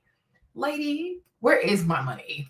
On business and school and advancing his studies. This kid is crazy. Which is why when he saw the ad for the Harvard Law School summer program, that first year that they launched it, he was already able to identify and say, oh, yes, I want that. A funny thing happened during that summer. By the end of the program, I really didn't care if I got in or not. I'd done my best and I knew I could compete. My father, after the 8 weeks, went back to Baltimore, but then just like a week or two later, got a call and was in. That's it. And was told that he is the only person to get into. Do you see the level of confidence though? He's like, I get it, sure. If I don't, that's the person who doesn't feel like I need white people to win. And I'm like, they probably sense that in him, like he's very confident, so they called him. You see, when you don't stress about stuff, it will find you. What's meant for you is truly meant for you. Like, oh, I get it. If I don't, oh well, I'm still gonna be successful. Like this. Oh my God, this is beautiful. The Harvard Law School without formally applying. Wow. Graduating from Harvard Law School, Dad went to the best kind of job that you could have, a blue chip Wall Street law firm. Yeah. The one he went to was called Paul Weiss, Wharton, Rifkin, and Garrison. Wow. The Paul Weiss experience was a very good one for me. My skills developed and matured enormously. But at the risk of offending many friends there, it was not an especially happy time for me. And I never really felt at home or able to relax. So in 1970, my father left Paul Weiss and started a law firm, the first African-American law firm on Wall Street with some other lawyers. But he only did that for a couple of years. And then he moved on to have his own practice. Wow. During those early years, while Lewis sharpened his legendary negotiation skills, he met the woman who would become his wife. I met Reginald Lewis on a blind date. I was the one who proposed. Good, non-conventional. But you see, not to trigger the black woman, but I can see why he would marry an Asian woman. They're very cheap. Because he wants to be rich. So you can't have a woman that wants lots of fancy stuff. They're very cheap, very frugal. Asian people love business too. They love business. They're very cheap. There's a cheap people. They don't spend all their money. We got married 6 months after we met. Yes, wedding in the Philippines. Early in the morning, it was a holy mass at around 7 o'clock. So waking up at 4, my wedding gown was hand embroidered. We were in a small chapel. I was almost walking on clouds. It's like a dream because I never intended to get married. The vision was that he'll be taking care of the big expenses, mortgage, children's education. I will take care of household. So those first years were tough. But, I had faith. I had faith in him. In those lean years, as Lewis's law practice and reputation... At the end of the day, even if you're scared on the inside, I guess you got to make your man feel like, I trust you. I trust you. Okay. Because I guess it helps. But it really, it's true though. It really does help when people tell you, I believe in you. You got this. Like, even if deep down you're like, I believe in you. Began to grow, he purposefully set aside time to use his legal expertise in support of civil rights. I first met Reginald in the early 1970s. Reginald F. Lewis was the corporate attorney for the United Church of Christ Commission for Racial Justice. In the early 1970s, there was a backlash to school desegregation, a violent backlash, where white paramilitary, white supremacist groups physically attacked us at the United Church of Christ Church in Wilmington. And as a result of that... they're so barbaric. Always attacking people. Bunch of rednecks. A riot happened. 10 of us were arrested in 1972, and we became known as the Wilmington 10 as a result of our unjust arrests. And so they issued a warrant for my arrest, and I was in New York at the time. And the thing I admired about Reginald Lewis, he was a take charge kind of a guy. On the plane, we discussed when the plane landed, who was going to go off the plane first and who was going to go off the plane last. And Reggie says, look, I'm your lawyer, follow me. The sheriff reached for me even while I was stepping down the steps. Reggie grabs the sheriff's arm and said, wait a minute, who are you? And the sheriff said, well, I'm the high sheriff, who are you? And Reggie, I'm Reginald F. Lewis, I represent Reverend Sixx. I need to see your identification. That's the kind of lawyer that Reginald Lewis was. That's the kind of, I would say even activist he was. Yes, he was a Wall Street, highly trained corporate lawyer, but he was a strong freedom fighter for civil rights. But Lewis had another dream. He was an intense, driven risk taker who wanted the power and the money from the world of high finance. And he wanted to be the first African-American to get it. I remember that Reg decided that he was going to put more time into venture capital. And he wanted to form a company that he decided to call TLC Group, which he never would admit, but we think it was for the Lewis companies. That's what TLC stand for. He would always talk, at night when the children are asleep about the business, about what's happening. I think it's his way of decompressing. I always consider it like there's a ball of string in his head. And just by talking about it slowly, it's coming out and it clarifies his mind. If you have a core set of values, like family, like hard work, like trust, and these are things that will stay with you even when you may be having a difficult time in a specific problem. But if you maintain the core values, you can generally ride through any particular problem, and then in the end, we'll be able to be pleased with the result. He wanted to be seen not just as an African-American businessman. He wanted the message to be that he was an American businessman, that he was a success in his own right. That he was not some sort of a token or some sort of ethnic person who they picked and put in there. He wanted to demonstrate that it was his hard work, his intelligence, and his drive that made him a success. By the time the early 80s arrived, Lewis had experienced several failed business acquisitions. Yet, he was undeterred. Instead of stopping, he went after an acquisition that was bigger and bolder than anything he had attempted so far. Any deals that we saw were always warmed over. I have to keep stopping, Daisy. So everything you do not gonna work. But you can't just stop because one thing or a few things didn't work. Yeah, keep trying. But I think also if you live below your means, if something doesn't work out and it's a big financial disaster because you're not over leveraged, which all your debt is not, it's more bearable. But if you have a business, you take on debt and then you live like you're crazy, if you make any business move and it doesn't pan out for you, that can really wipe you out. Okay. So you can't be over leveraged. Or nobody else wanted to do it. So the McCall Pattern Company became available. And the reason it was available is because the number of units sold in that industry had declined for 10 straight years, yet McCall was still profitable. Lewis wanted to close big leverage buyout deals.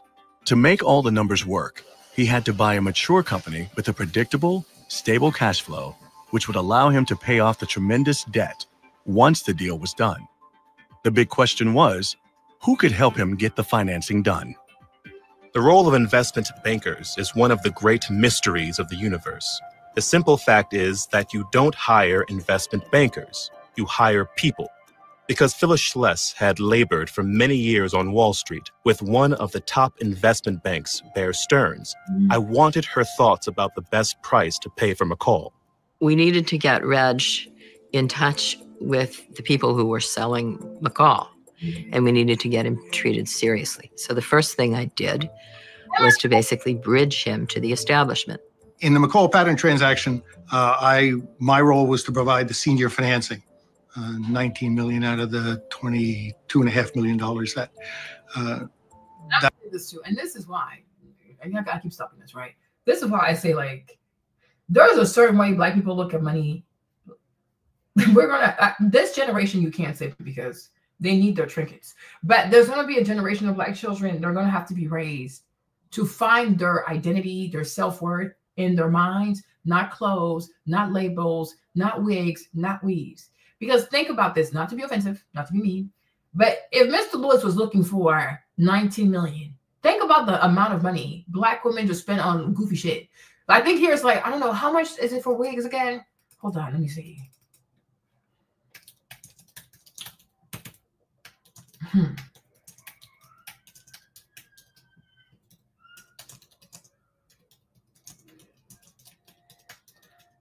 Let me see. Sorry, you guys. I typed this stuff. Let me see the number.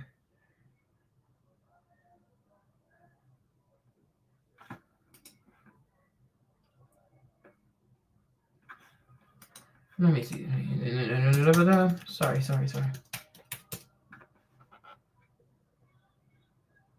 Okay, there you go, right? So here's the number. So it's almost like $1 billion. So it's about, okay, while there's no single definitive collective annual figure, the Black hair care market, which includes wigs and extension, is projected to reach approximately $4.9 billion by 2033. And Black women contribute significantly to it, spending estimated $473 million annually on hair care products, right? Okay, cool. So when you think about the fact that he was looking for 19 million, maybe, I don't know, 100,000, maybe 200,000 Black women, if they stopped buying wigs, he could have had the money. You see? And this is why sometimes, I'm going to tell you this. So that's why sometimes it's embarrassing when you're Black to go ask for money from Jewish people. Because Black people have the money, right? Like, to me, it never really made sense to be Black, to go ask a Jewish man, oh, can you give me an investment? Can you invest in my money? People are like, oh, Black women only receive 2% of venture capital fund. Yeah, because the venture capital money is Jewish money. Why would Jewish people give Black women money? Right? Black women can give themselves the money. They have the money, right? But when people struggle with low self-esteem, insecurities, they hate their hair, they hate this, they waste so much money on goofy shit because they just want to feel good. Instead of saying, okay, maybe if I love myself, I could make other investments, right? If I could get to a point where I could love my natural hair, how much money not only can you save, but how much money can you invest? Money is a powerful, powerful tool. Unfortunately, in the hands of Black people, it's only used to buy status, to buy short-term feelings, dopamine hits, all kinds of bullshit. But he was only looking for 19 million. So he could have had the money from his own people. They had to go with the Jewish. You don't need to. You go to Jewish people, right? So sometimes when you see, oh, we're looking for cash, we're looking for investors. If people have a different attitude towards money, a lot of Black business people can just ask Black people for money. Don't have to go to Jewish people. Even the Black church, I think the Black church annually gets like 19 billion or some crazy shit. So annually too, Black people give the church almost like $20 billion, right? So if there's 20 billion in the coffers of the Black American church, when Black people start businesses, they should go to the churches. Black people should invest in Black businesses. Jewish people invest in Jewish businesses. Perfectly fine. But it's like, until people learn that this money, today it might only seem like, oh, it's only 300, it's only 200, it's only 500. Yeah, but 10 years from now, with the right rate of return, how much can it be? Right? Even your 300 for your wig. If you give 300, she gives 300, they give 300. You give all that money to the right person who knows what to do with money. We can all become multimillionaires, right? People think these purchases, oh, it's just I'm just buying a wig.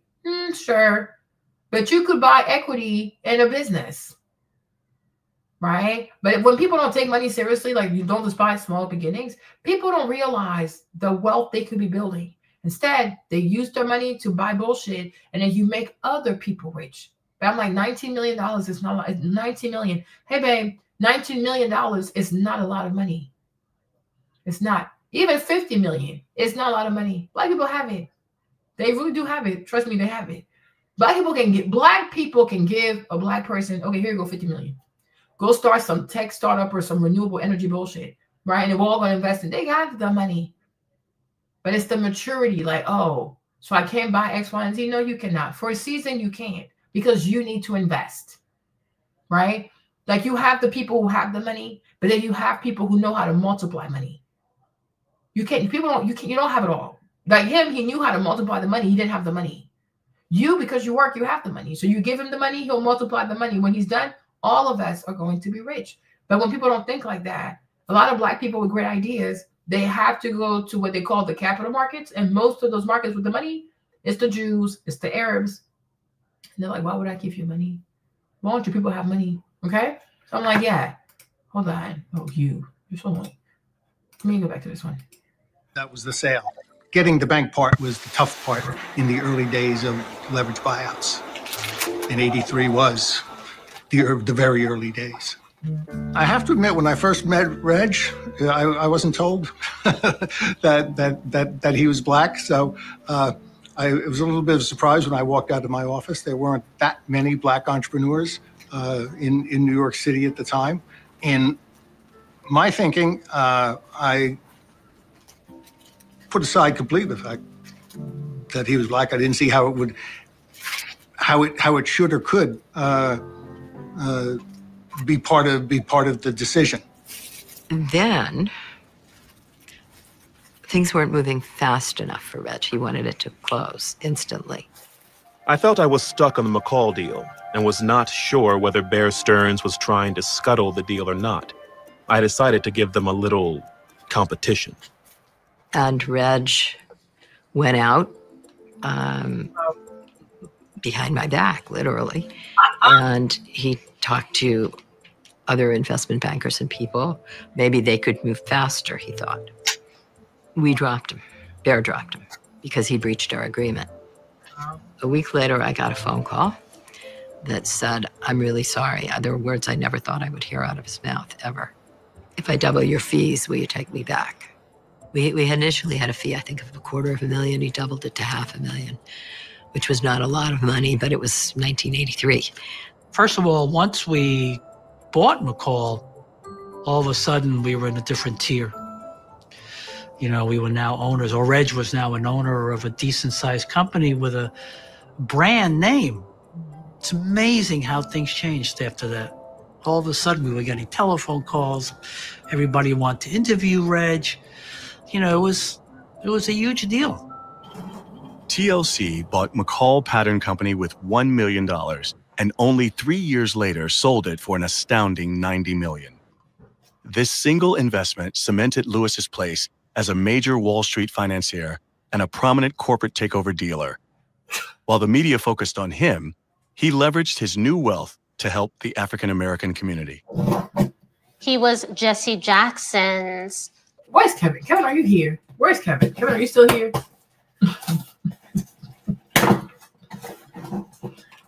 You see this? And do you see how people who love to preach socialism, every time a Black person makes a crap load of money, they show up. Jesse Jackson is there.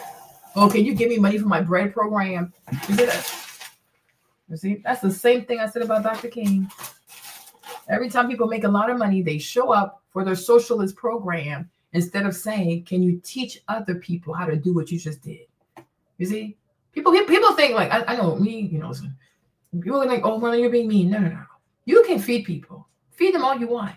But I'm saying you help people more by showing them how you did what you did. Because if you bought a company for $1 million, then you sold it for 90. So you made $89 million profit in 3 years. What the freak?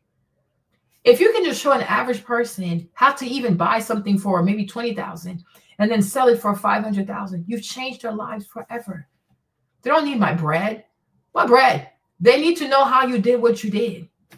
Right? Oh, no, you just have to feed them. Give them bread. Give them bread. No, give them knowledge. Teach them how finances work. How you found a company that has great cash flow. You hold on to it for a little bit, and then you just sell it and make all kinds of money in 3 years. I'm like, $89 million in 3 years?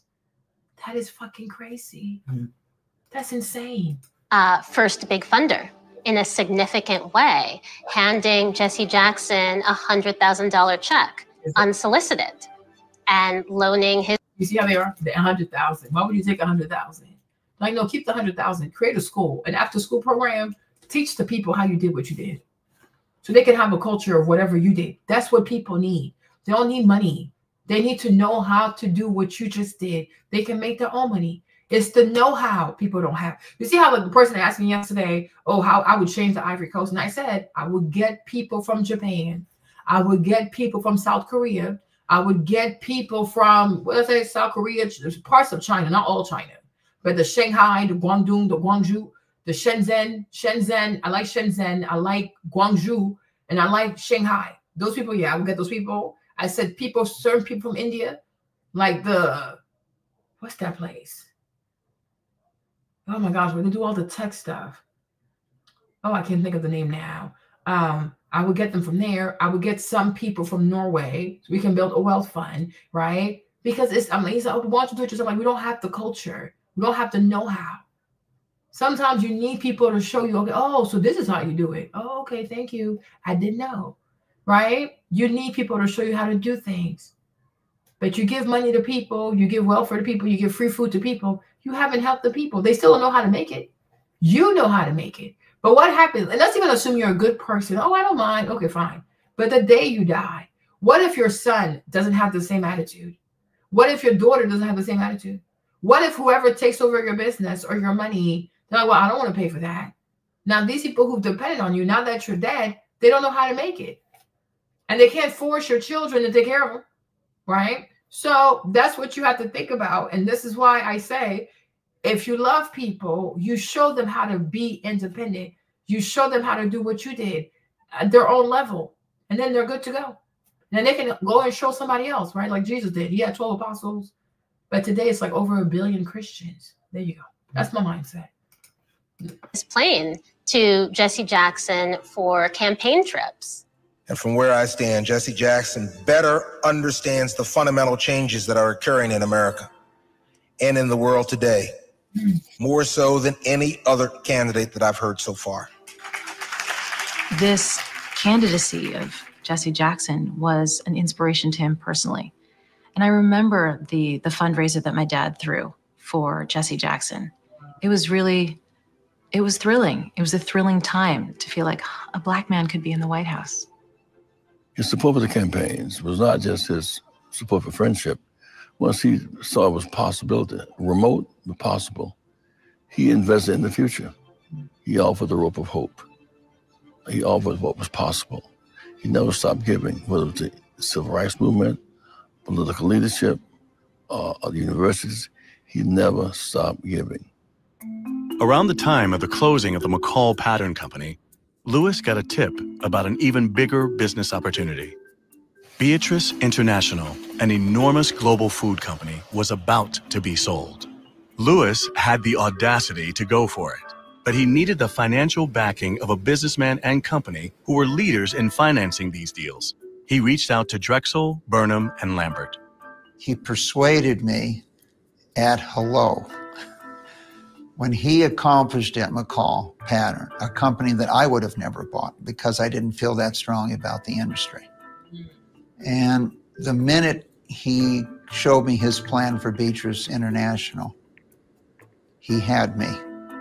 In those days, the high-yield piece of the business, though, was really dominated by Drexel. There wasn't anybody else of any significance that was in the high-yield piece. And you needed that high-yield piece for him to get his whole financing done. One of the major challenges for Black entrepreneurs was and is access to capital. Mm-hmm.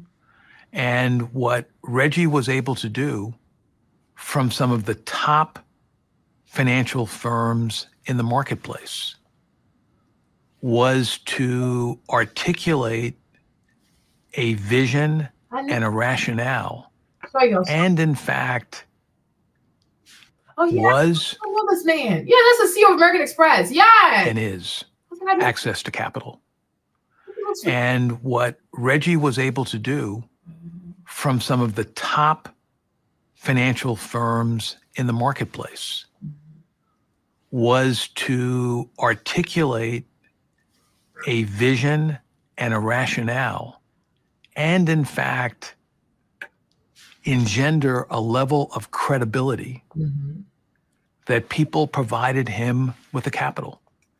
You know, this guy right there, you guys, he's the CEO of American Express. I think he's still longest CEO of American Express. Many times the board tried to kick him out, but every time Warren Buffett would have his back. I think one day I wrote him a letter, if I remember correctly, like it's coming to mind, because he was like they had him in Black Enterprise. I think one day I wrote him a letter like, oh my gosh, I am so proud of you. I don't know if you ever got my letter. I was like, oh my gosh, you're so successful. How'd you do it? Oh my Lord. And that was extraordinary. We had many other people around the world approaching us, whether we would finance them to buy Beatrice. It was clear that Beatrice International situation, that Reg knew it better than anyone. I think he knew it better than KKR, who owned the company at the time. And he had a plan. Reginald Lewis knew that if he was going to pull this deal off, the sale would be of historic proportions. The key to this huge acquisition was figuring out how to make the tax components of this deal work, and how to double the cash flow in order to pay off the massive debt. If Lewis failed, he would lose everything. His bold gamble? Sell off parts of Beatrice International's worldwide operation at the same time that he was buying it. The deal closing process itself was full of drama. We got a call from Drexel saying, you guys are going to have to come out here to Beverly Hills and you're going to have to explain to us what the tax deduction is going to be or no deal. Well, there's a lot of negotiations going on between the senior people at Drexel and Reg and his team, and therefore there is always tension. The closing of the Beatrice International deal took place on November 29, November 30 of 1987. Sorry guys, I had to stop a little bit. Just notice carefully how these wealthy Black people, they're not flashy. When you saw the CEO of American Express, you guys, the man has so much money. Like, do you see these people? They have so much fucking money. Look at this man. He's probably like worth like what, 200 million? And they're so laid back. And that's when you get older, you realize rich people have nothing to prove. Oh, they have the money. They have the money, they have the leverage, they have the connection, they have the reputation, they have the credit score, they live in the right neighborhoods, their kids go to the right school. They know who the fuck they are. They don't need labels. These are some, like these Black people you see, these are some rich ass people. I'm like, I know this man. That's the CEO of American Express. These are wealthy ass people. They don't need to do all that like da-da-da. Social media will have you messed up thinking, oh, when you're rich, you buy this, you buy this, you buy that. No, this is what poor people do to convince other people they've made it. People that have actually made it, they don't have to prove anything. If you know, you know. If you know who I am, you do. If you don't, you don't. Who cares? Whatever. I don't care. Right? And I'm like, I pray that a lot of people, they set themselves free from this need of, oh, I have to wear money. I have to wear things that are expensive for people to believe that I have it. If people think you don't have it, it's actually better for you. Then less people will ask you for money. The more you come outside looking like you have money, the more people are going to ask you for money. So if you don't want people to ask you for money, look like you don't have it. Then nobody's going to ask you for money. But I'm like, just pay attention, right? These are some seriously wealthy people. But they don't dress or act like, oh, look at me. Do you know who I am? Because they have it. I'm like, yeah, it's real. When people tell you that rich people have nothing to prove, it's absolutely factual. They have nothing to prove. If you know, you know. If you don't, you don't. Who cares? Doesn't matter. What you think of me doesn't matter. Ooh, I love it. I really love it. That was, at least to that point, a very unique point in history. That's crazy. Because Wall Street had had a total meltdown the prior month in 1987. No transactions were being closed. The fact that we were able to close a gargantuan deal, novel for its time, given its international character, was just, it was absolutely off the charts. I think KKR knew we were going to have the highest bid and was going to go with us all along. But they created doubt in our minds so that we effectively topped our own bid and increased it to $985 million. But that ultimately took it. I remember the day the announcement of the Beatrice acquisition. And I remember calling him to congratulate him and telling him how proud he was.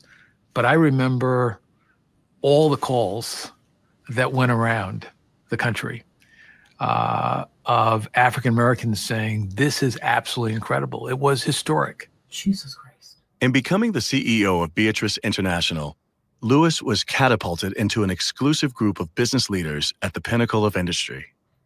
He bought 64 companies in 31 countries for almost $1 billion. So in that sense, he is a pioneer. No African American has done ever a big deal like that on a leveraged buyout. And so when it hit the press, it was like front pages all over. The extraordinary level of debt and taxes the Beatrice International deal generated could have resulted in a financial disaster. But Lewis had the business acumen to prevent that from happening. He closed the deal and then immediately stepped up to the monumental job of running his global business empire. So when I was 9, my dad took me on one of his tours of his factories. We started off in Ireland at the potato chip factory, and then we went to Spain to the ice cream factory, and then we went to Belgium to the bottling company. And my dad talks to me and says, you know, this is the real business, Christina. This costs like 3 cents and they sell it for $3. He was like, this is the business. With his legacy firmly established, Lewis was in pursuit of the next big deal. He was starting to enjoy the fruits of his success when tragedy struck. It was around New Year that the biopsy came and he was diagnosed with brain cancer. I remember going home for Christmas and seeing my father not himself. He had lost a lot of weight. And he said, "It's serious, baby." And maybe a month later, he was dead.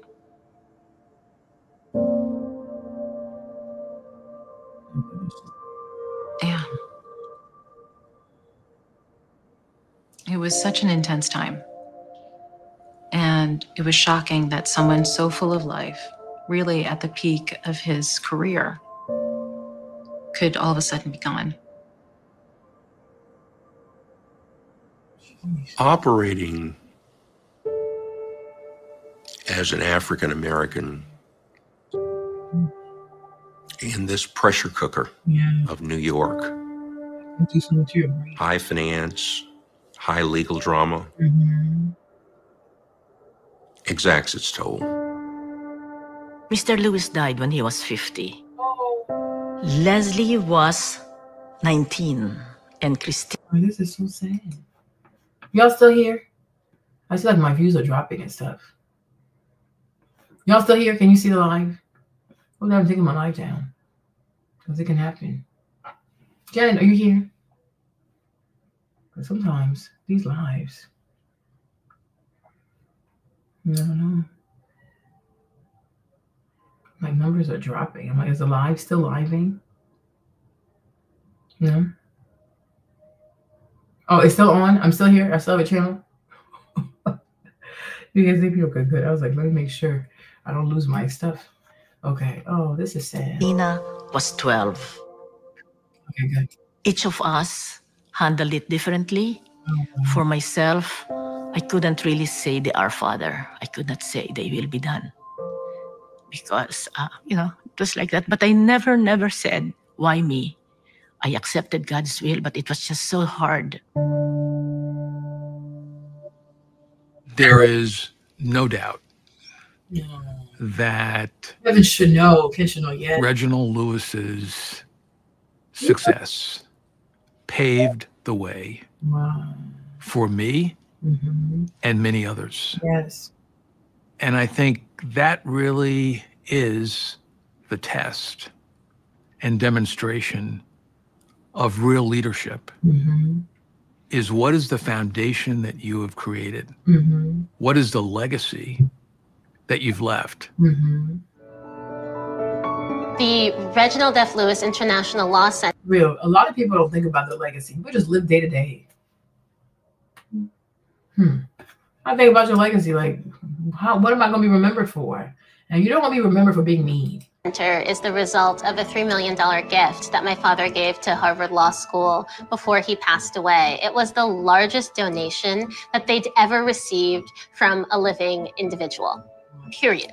Not just Black person, period, for Harvard Law School. Lewis cared deeply about how to inspire talented people to do their best work. And his daughter, Christina, continues his mission by creating a foundation that teaches computer programming to young African American and Latino men. All-Star Code is creating a new generation of Reginald Lewises. Did you make this? Yeah. Very cool. We're also creating the next generation of coders, video game designers, and computer repairmen. That pioneering spark of entrepreneurship which ignited Reginald F. Lewis as a teenager never went out. Even in the face of adversity and extraordinary obstacles, he accomplished what few have been able to do. At a convocation speech at the University of New Mexico School of Law, he delivered a message of hope and determination. When we're confronted with a challenge or working against superior resources or superior odds, I frequently wonder whether what we're doing is worth the effort. And somehow I remember all of the people who went before who had even greater odds. Mm-hmm. So if there's one message that I would like to leave to the class of 1990, it is that you keep going to build a better society in America, to be a compassionate America, that you keep going no matter what. Thank you very much, ladies and gentlemen.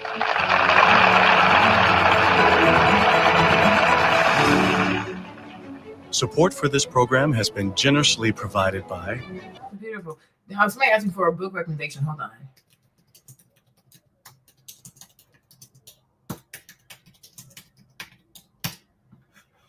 Oh, child. There's this one book. Let me see. If you're looking for, yeah. But at least he made his life count, though. People that are still 50, still scared. I don't know. Like, how do you know you have much to live? So I'm like, at least he made his life count. 50 years, every year counted. He did something great. That's for this. Listen, people gonna live even 80 years, not even gonna do a quarter of that. Okay. But there's this book, Afro Sheen, by John Johnson. Yes, I think you should buy that book. I think you should. I mean, I don't know if there's a book about Don Cornelius, though. No, hold on.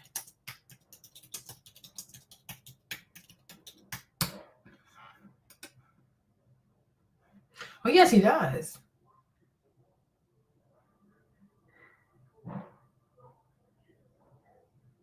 Okay. So it seems like they are. Okay. So they also have books with Don Cornelius, but yeah, maybe 2 books then, right? But there's Afro Sheen. Oh, Mr. John, he's my favorite Gemini. He's so cute. I have a crush on a 97-year-old man. I'm such a freaking creep. I'm a sugar baby. No, Mr. Johnson, he's so fucking fly. I said, I know you must be a Gemini. He is so cute. He dresses so well. I'm like, you're such a cutie. But anyways, yes, I love him. I really do. I have to go get your Jimmy. Look at his clothes. Look at his sweaters. He has the nicest sweaters. Like, he has so much taste. What a cute old man. Go ahead, sugar daddy. No, I'm just being mean. I'm just being stupid. Sorry, I'm just being stupid. But yeah. So, yeah, he is so freaking cute. But what a cute old man. I told Jimmy, I was like, well, I hope you age like that. You're going to be a cute little old man. It's so cute. But he has the nicest sweaters. Okay, now. Okay, so there's this book. Don Cornelius also has his own books also. But there's also yes, Dennis Kimber. I like his books as well because he helped me. This book helped me so much. Oh my gosh. His book helped me so much. Hold on, what book was it? Hold on. The Black Wealth or something. What's the name of the book? Yeah, The Wealth Choice. There you go. Right? You have this book as well. The Wealth Choice. That book helped me a lot. I would try. He better, because Papa Johnson, not only he got the looks, the style, he got the coins. Okay, I'm like, come over here, Papa. Let me massage your back. Okay, but yeah, there's this book also, The Wealth Choice by Dennis Kimbrough. I love this book. This book was amazing. It really was amazing. I love this book. It was a nice book. Yes, it made me get out of bed like, I can do this. I think I can. I think I can. Okay, and I did it. Okay. Yes, I was like, yo, okay, I need to make 100,000 because they did. Because everybody in the book is rich. She's like, well, I guess I can do it too. I sure did do it. Yeah, there are many books, you guys. There are many books. It's like, wow, like it's really, it's possible. Don't let people tell you it's not possible. It's very much possible. And he has so many wealthy people in there. They make so much money. Like, what the heck? I want some. Gotta work for it, huh? Right? But I think I saw them get this one for Stefan though. Because Stefan told me he wanted to read books about wealthy Black people. I said, okay, I'm gonna get you some books, son. He had a book fair today. He went into his little piggy bank. He grabbed $60. I'm like, Stefan, you only need $60 for a book fair. How many books you buy? He's like, oh, maybe 4. I'm like, yeah, 4. It's not gonna cost you $60, son. I'm like, what the heck? I'm like, who's so happy about a book fair? But it's like, yeah, he asked me for books about like wealthy Black people. So I said, look, I was gonna get him this book. Mr. Fuller also has a book.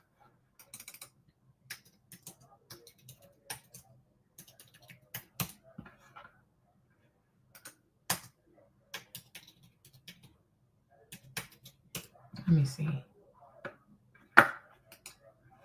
Yeah, he has a book. Oh, I saw his book earlier. Hold on. He has a book. I believe he does. I'm pretty sure he does.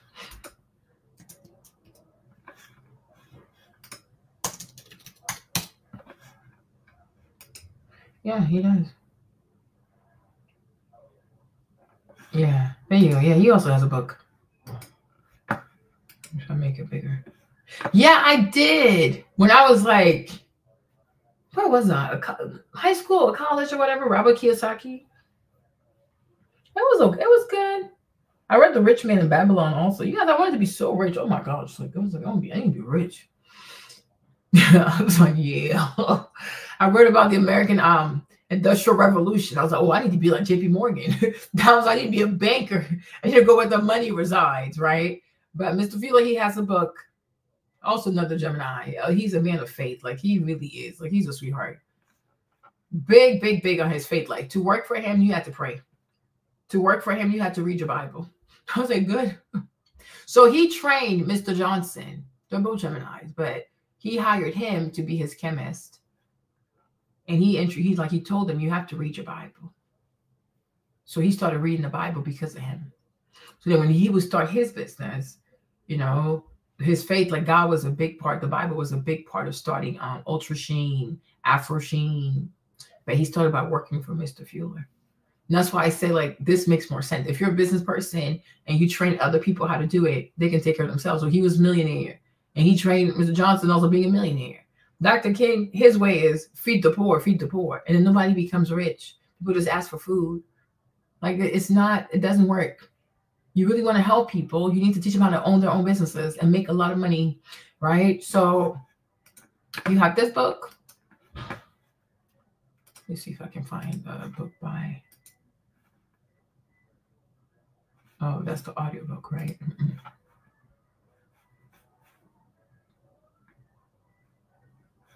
It's only a Target. What? Only a Target?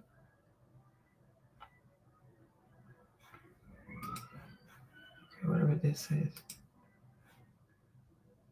Okay. Okay, then you have the Well Choice right here. Right. Amazon has... Okay. Amazon has this one. So Afro Sheen, how I revolutionized an industry with the golden rule. So it's the treat people how you want to be treated. From Soul Train to Wall Street. Okay. So yeah. There are a lot of books. A lot of great books. Cause I'm like, sometimes like, you know, these like all these like relationship talks, social like reality TV, it's so freaking stupid. But I will talk about Candy and her divorce to Todd though. Cause I'm like, Candy, just give the man the money. You know, I saw the comments, the ladies. I'm like, ladies are just, people are just so short-sighted. If you have the money, pay the money, get your peace. Me, if I'm rich, I'm not fighting people. Here you go. Leave me alone. I'm tired. My head hurts. I'm not pay the money. Who cares? If Todd wants to be a full-time parent and do all the crap, let him do it. And like, hey, if you want, I get you a nanny too, huh? What the heck? Let him do it. You might get tired. Like, girl, here, come get the kids. Like, you gotta stop. People have to stop fighting people all the time. Like, life is too short. Life is too short. If money can buy you your peace, that's the whole point of having money. Here you go. Enjoy. It was nice knowing you. I could even buy you. I will even buy you a new car. You were such a good husband to me. Here you go. Hope you like the car. That's it. People have to stop fighting over money like that. It's not worth it. $10,000 a month. Okay. How much is that? $120,000 a year? If I'm a multimillionaire, I am not fighting people over $120,000. Like, it's not worth my mental health. Here you go. You can have it. Oh, Marlene, I want 15. Sure. Yeah, exactly. I'm like, who cares? Oh my God, who cares? Same thing I said about Tyrese. You don't want to pay 10 grand a month, $100,000 a year. So you go and spend $1 million to avoid paying $100,000. Like, even $1 million, you could have given that girl the money for 10 years. I'm not fighting over money. My head hurts. I think poor people fight over money because they don't have it to give. But when you're like rich as fuck, my peace of mind, my good name. Okay. If it makes you happy. You want a nanny? I'll pay for that too. I'll even give you a car and some pocket money. You'll be like, oh, Marlene, you're so nice. I'm like, yeah, I know. I'm out. Like I said, I don't understand how rich people have enemies. I don't get it. I will pay for everybody's loyalty. Why do you hate me? What happened? Oh, Marlene, you did X, Y, and Z. Oh, sis, I'm sorry. Can I pay your rent this month? And also next month. And the month after that. Well, you know what, Marlene? Now that you mention it, I actually do like you. Like, well, I know. Most people do like me. Yeah, she did. Yeah, she did. She told her mom that. I'm like, you crazy. She's not there. And it's okay. She's the breadwinner. It's not a big deal. It doesn't mean that you're a bad mom. It just means that you work more. Right? No, poor people are not giving it all. They're cheap. They're stingy. They have a scarcity mindset. They get scared. $10,000. It's like, who cares? In the bigger scheme of things, who cares? It's your peace. It's your peace. It's your reputation. It's your name. Oh, who cares? Yeah, I'm not me. I cannot fight for 100,000. Even $500,000, I'm not fighting. Here you go. It's not gonna last forever, is it? Okay, cool. And then with Candy, whatever she pays Todd, she can just go on tour and make it right back. It's not a big deal. She can do a show. She can do a special with Bravo. Here's the money. Here you go. I'm not fighting. I'm not doing it. I'm tired. Yeah, I'm not fighting. I'm not fighting for 100,000. Yeah, what? How old is baby Ace? Like, well, he's almost 8, right? So 10 years, it's $1 million. I'll pay you up front. I'll be in your account in 2 days. And what's the baby? Tucker? Is it Tucker? What was the baby's name? The baby girl? I forgot her name. Okay. How much more do I have to go? Oh, that'd be 1.2 million. Okay. I'll put the money in your account. You want a nanny as well? Okay. I'll get you one. I'll pay for it. Anything else? I'm like Santa Claus. I'm not fighting you. Then that's the thing. That's why I say sometimes, like, people are not ready to file for divorce, because if you still want to fight, you're not ready to go bye-bye. You still want to be married. If you don't want to be married, you go, oh, here you go. Please go. Like, here you go. Leave me alone. I'm tired. Right? Tyrese, he didn't want that girl to go. Like, you're doing too much. You're going to spend $1 million. No, he's spending, yeah, he spent like $1 million. He's probably still spending money. Tyrese is probably still spending money on legal fees to avoid paying 10 grand a month. Like, you have to be fucking kidding me. Just give her the money up front. But hey, if I pay you up front, can I get a discount? Like, here you go. All right, oh, whatever. It's not gonna last. Eddie Murphy gave the lady Nicole 15. Ah, there you go. She lost all the money. Oh, well, whatever. He's still Eddie Murphy. I'm not fighting you. I'm tired. Yeah, I'm not fighting you. You're crazy. Then, oh no, Todd should have. No, Todd should have. Here you go. Somebody has to be the primary custodian, right? Yeah, he's still fighting in court. It's so because he's still attracted to her. He still loves her. That's it. Me, when I see people who are fighting this hard, I'm like, yeah, you're not ready to let go because you still want to be married, right? But what's $1 million to Tyrese? It's nothing. It's not worth all of this crying over here, crying over there, going on the Joe Biden podcast, crying with Joe. Like, what are you doing? Pay the girl. Be like, oh, Samantha, no problem. I even pay for you to move. I'll buy you a new car. You don't have to be an enemy of your exes. Look at George Clooney. He gives you everything you want. Yeah, sure. Oh, yeah, no problem. Nobody talks bad about him. You've never heard an ex say, oh, he touched me, he assaulted me. Nope. George Clooney will not fight you. The car, you keep. Apartment, you keep. This, you keep. Allowance, you can keep everything. So when he got married to the lawyer lady, all his exes are, oh my gosh, I'm so happy for him. He's such a good man. He's so awesome. Your reputation above everything. Your reputation. You're going to sit here and fight for crumbs for what, 100,000? What the fuck is 100,000? Yeah, he's just lying. This like he's like just really silly. I'm not fighting anybody. I'm tired. I'm not fighting you. You're gonna be like, Marlene, I'm so tired. Can you take the kids back? I'm like, are you sure you want me to have the kids? Oh yeah, I'm exhausted. Okay. Should I give you the money back, Marlene? No, you can keep it. It's fine. I'm like your candy. You're like a money-making machine. Why are you gonna fight over like this is like crumbs? And I get it, like the average person, when they hear these amounts, but we're not talking about you. You don't have that kind of money. Candy does. Candy's a money-making machine. She's a brand. So what? Like what? I'm not fighting. Yeah.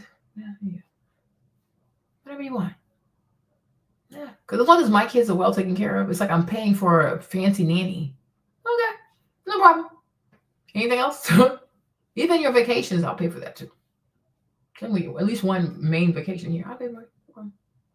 Like, Marlon, are you sure? Oh yeah, of course. There's no reason to have enemies. You know, one person I gave advice to a person one time. I'm like, instead of fighting people, just buy Chanel bags for people. You don't have to fight people. Give out Chanel bags. So one time she got into a quagmire, I guess. She was like, Marlene, I remember what you told me. You told me to finesse. So I started buying people Chanel bags. I'm like, you see? And then what happened? She said, oh, they became very, very nice. That's it. When you have money, you don't fight people. Like, money does not like noise. Money likes classy people. Okay? Wealth likes classy, quiet people. You don't fight people. You buy people's loyalty. And you go about your business. They'll be so loyal to you. That's it. You don't have to fight anyone. Why are you fighting people when you can buy people's loyalty? What is your problem? I don't get it. But I'm like, a lot of people, they're so short-minded, like they're short-sighted, short-term, and they have a scarcity mindset. Oh, but you're gonna make more. You're gonna make way more money. That's it. Think about it that way. It's a small price to pay, you know. But your reputation. Do you want to have a lengthy divorce? Enough for what? For $100,000 a year? Oh, please. Oh, please. Exactly. Just give it to Todd. Or you just create some merch. Put it on Instagram. Put it on TikTok Shop. You might sell out. Here you go. It's not a problem. Me, I'm like, I don't see myself fighting for money. I'm like, no, I'm not doing that. That's crazy. Especially if I have it. No. If I don't have it, I'll say, oh, well, you know, do you think you can I pay you an installment, right? But I'm like, fighting over money? Nah. That's ratchet. I'm like, especially when you're a rich person? Like, nah. Make friends with people. Make friends with people. You buy people's loyalty, you're good to go. It won't bother you. Sometimes they might come back and ask for more money. Okay, sure. No problem. So then everybody's quiet. Like, why are you fighting people? Buy Chanel bags for people. It worked. I took your advice, Marlene. I'm like, yeah, I usually give pretty good advice. Right? Somebody has to be strategic. And it's like when you deal with people, you have to understand human nature. People are greedy. You satisfy their greed, they'll calm the fuck down. You defy their greed, they're going to be uncontrollable. Ooh, I don't like unstable variables. It gives me anxiety. I'm like, ooh, shit. Right? Like, you're fighting over small stuff. You'll see people here, they're fighting for years, they're arguing for years. Oh my gosh. You know, that day, I took my meds and I said things I didn't mean. Like, really, Marlon? Like, yes, they were so strong. I think I was like hallucinating. Whatever I said, I didn't mean it. Okay? Really? Oh, yeah. Oh, guess what? I went to Neiman's yesterday and I saw this thing. I was like, oh my gosh, like, she's going to love it. Like, really, Marlon, what is it? Well, I don't know. You ready to see it? Like, yeah, okay. Boom. Oh! You mean so much to me. Oh, Marlene. Yes. I love you, you know. Just that sometimes my Aquarius brain gets the best of me, you know. Like, it's okay, Marlene. You know, everybody has their bad days. I'm like, oh, I'm so glad you understand. Oh, of course I do, Marlene. Oh, you're everything I thought you were. Ah!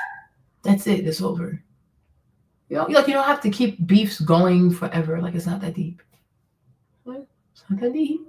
What the fuck? I mean, it's not that. I'm like, if you want to make it, you have to know how to take care of people. That's why I always say, like, customer service. Okay. People are like, oh, she's so awesome. My mom raised me well, you know. That's it. You're done. You have to fight with people. But a lot of beef out here. If somebody was to give somebody a gift, it'd be over. No, I'm serious. Like, you've never seen me in action. I'm really good. I'm really, really good. That's how I avoid a lot of BS. Well, I'm good. I'm really good. I'm not fighting people. But, ooh, like, whoop, like, oh, Marlene. I'm like, yes.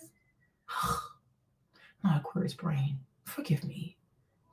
It's okay. Are you sure? Of course. Are you really sure? Yes. It's over. Moved on. Right? People let stuff just linger and linger. Like, you are still fighting? This is crazy. You can resolve this quickly. Right? But a lot of people don't know how to resolve conflict. They just let it drag and drag. Then it just gets worse and nastier and disgusting. It's like, oh my gosh, this is just like,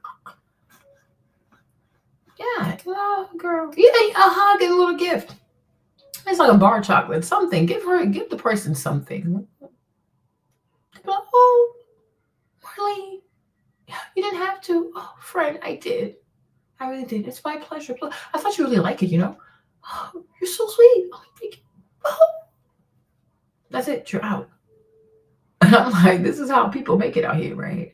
You have to learn to resolve conflict.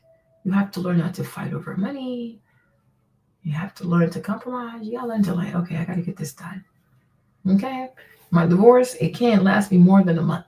And then this is my budget. So as long as it's within my budget, it's fine. No, I'm serious. That's why I would say, like, if you want to, because she wanted to file for divorce. So when she filed for divorce, she should have came up with a budget. What's your budget? Because you don't have to pay him. Especially if you're filing. You know, he's a man, so his ego is going to be hurt. So there's a little tax, a little penalty you're going to have to pay for bruising his ego. You should know that. Come on now, Candy. Every man needs a woman. So when he loses the woman, because the woman chose to go file for divorce, she needs to pay a penalty. Like, you have to see that shit coming. Right? She went and she filed for divorce. He's hurt. He's a man. He has ego about himself. Right? So that's it. Nobody likes rejection, especially on paper. And then he's short, so you have to know that. Right? So, I'm serious. There's always a price to pay. There's a penalty. How much you should have seen that coming. And that's how you know Candy, she makes money not because she's a good businesswoman, because she's creative. She's creative. She's not a businesswoman. That's why she struggles. She's not very strategic. She's not good at like people shit. All right? People don't stick next to her. She's not good at people shit. You see me? I'm very strategic. I can get a lot of things out of people. I've always done that. I know how to, you should see me in action. Oh, I'm so good. You're like, Marlene, what the fuck? Girl, it's a skill. That's why I tell people, be careful how you talk to people. You can get a lot out of people. You can get so much out of people by making them feel special. I just choose not to do it all the time because, let me tell you what happened. Let me tell you what happened one time. There's this one lady here, Jordana Van. And so one time I watched a video and she was talking about the Black Panther as a spirit animal, right? One day I'll play for y'all. It was so damn funny. So, yeah, hold on. Where's the animal, right? And so I'm sitting here listening to it. And I'm like, this creature sounds like me. I'm listening to it. I'm like, oh, wow, this is me. I was like, this is me. I'm like, that's when I realized like I have an issue with pacing myself. I'm like, oh my gosh, she is me. Oh, Jesus, right? And so she was, because it's the truth though. You can be so good at this stuff that it can turn into manipulation, deception. And I was like, oh, I don't want to be that kind of person. So I had to like pull it back in. But I can do some damage. You'll be like, oh my gosh, Marlene. I can be extremely sweet when I want to be. Ask Janet, I can be extremely convincing. You're going to end up doing things like, what the heck? What do I just do? Marlene got in your head, right? I'm really good at stuff. But when I watched the video, I was like, oh, wow. Like, I don't want to do it for like the wrong reason and for like self-interest. So I pulled it back in. But sometimes if I have to, I'll do it. It always works. You have to know how to talk. Okay, I'm being really serious. If you know how to talk to people, you can get so much out of people. You're like, what the heck? It's the way you made them feel. They'd be like, oh, wow. I want more of her. Where's Marlene? Where's Marlene? Don't start being clingy now. That's overwhelming, right? But my point is, if you have the money, you should not have enemies. Anybody who talks bad about you, oh my gosh, I saw what you had to say. Oh, well, I appreciate your courage because I know it probably wasn't easy for you to say that. So thank you for sharing that. It means a lot to me. I don't usually have people tell me how they really feel. I'm grateful for that. Yeah, I'm proud of that. That's really nice. Well, I apologize. Okay. I wish you had told me sooner. There you go. Okay. It's not a big deal. And it's a lot easier when you have self-awareness. I saw what you said. I saw what you wrote. Well, thank you for saying that. Because they expect you to be mad. Like, oh, she's going to come attack me. My time. I always say you cannot be predictable. Where they think you might attack, you're calm. Where they think you might be calm, you destroy. There you go. That's why people respect you out here. Yeah. Don't be predictable. Do not be predictable.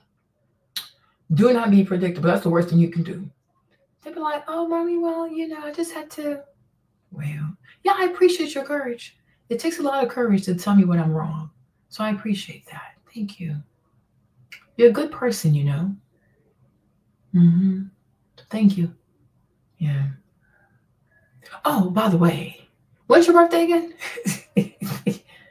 All right. Well, if you're ever back in town, I would love for us to, I don't know, maybe catch something to eat. Or if, by the way, do you want to eat something? I can get you something now. Okay. Well, if you ever need me, let me know. Okay. All right. Boom, boom, boom, boom, boom, boom. You're done. You don't have to fight people. You have to know how to deal with people. You see? That's why, baby, I don't understand why people out here with these expensive-ass divorces, expensive divorce attorneys. Like, what the fuck is going on? Like, what's all this? What's going on? What happened? Oh, wow, okay. Well, that's easy. Like I said, so I was like, oh, I want primary custody. Okay, they're your kids. If you think you can do it, So you gonna wake up every day, take them to school? Okay. You wanna do the laundry, raise them? Okay. If you think you can do it. If you want a nanny, you want a nanny? I can get you one. Filipino, Mexican, African, Black. What do you tell me? You're like, oh, Marlene, you'll really do that for me? Of course. I want you to win. I want our kids to be successful. And when I say that, you're going to see me hold your hand. I want our kids to win. And I'm so glad, right? Yeah. I am so glad that you take fatherhood so seriously. Seriously, I know I'm being serious. From one Black woman to a Black man, it makes me so proud that you're fighting to lead our children. I knew I made the right choice, right? So whatever I can do to help, right? This divorce is not about you, it's about me. You're freaking awesome. And our kids are so lucky to have you, okay? There you go. So tell me, you want a nanny that's Filipino, Mexican, Spanish? The kids can learn another language, never hurts. Yeah, you're a good man. You're a good man. I'm like, oh, thank you for seeing me. I've always seen you.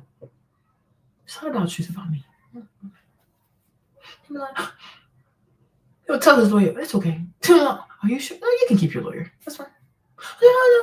Oh, why? Oh, no. Let the man stay here. You deserve representation. Yeah, of course. That's okay. Right? That's it. Anything else?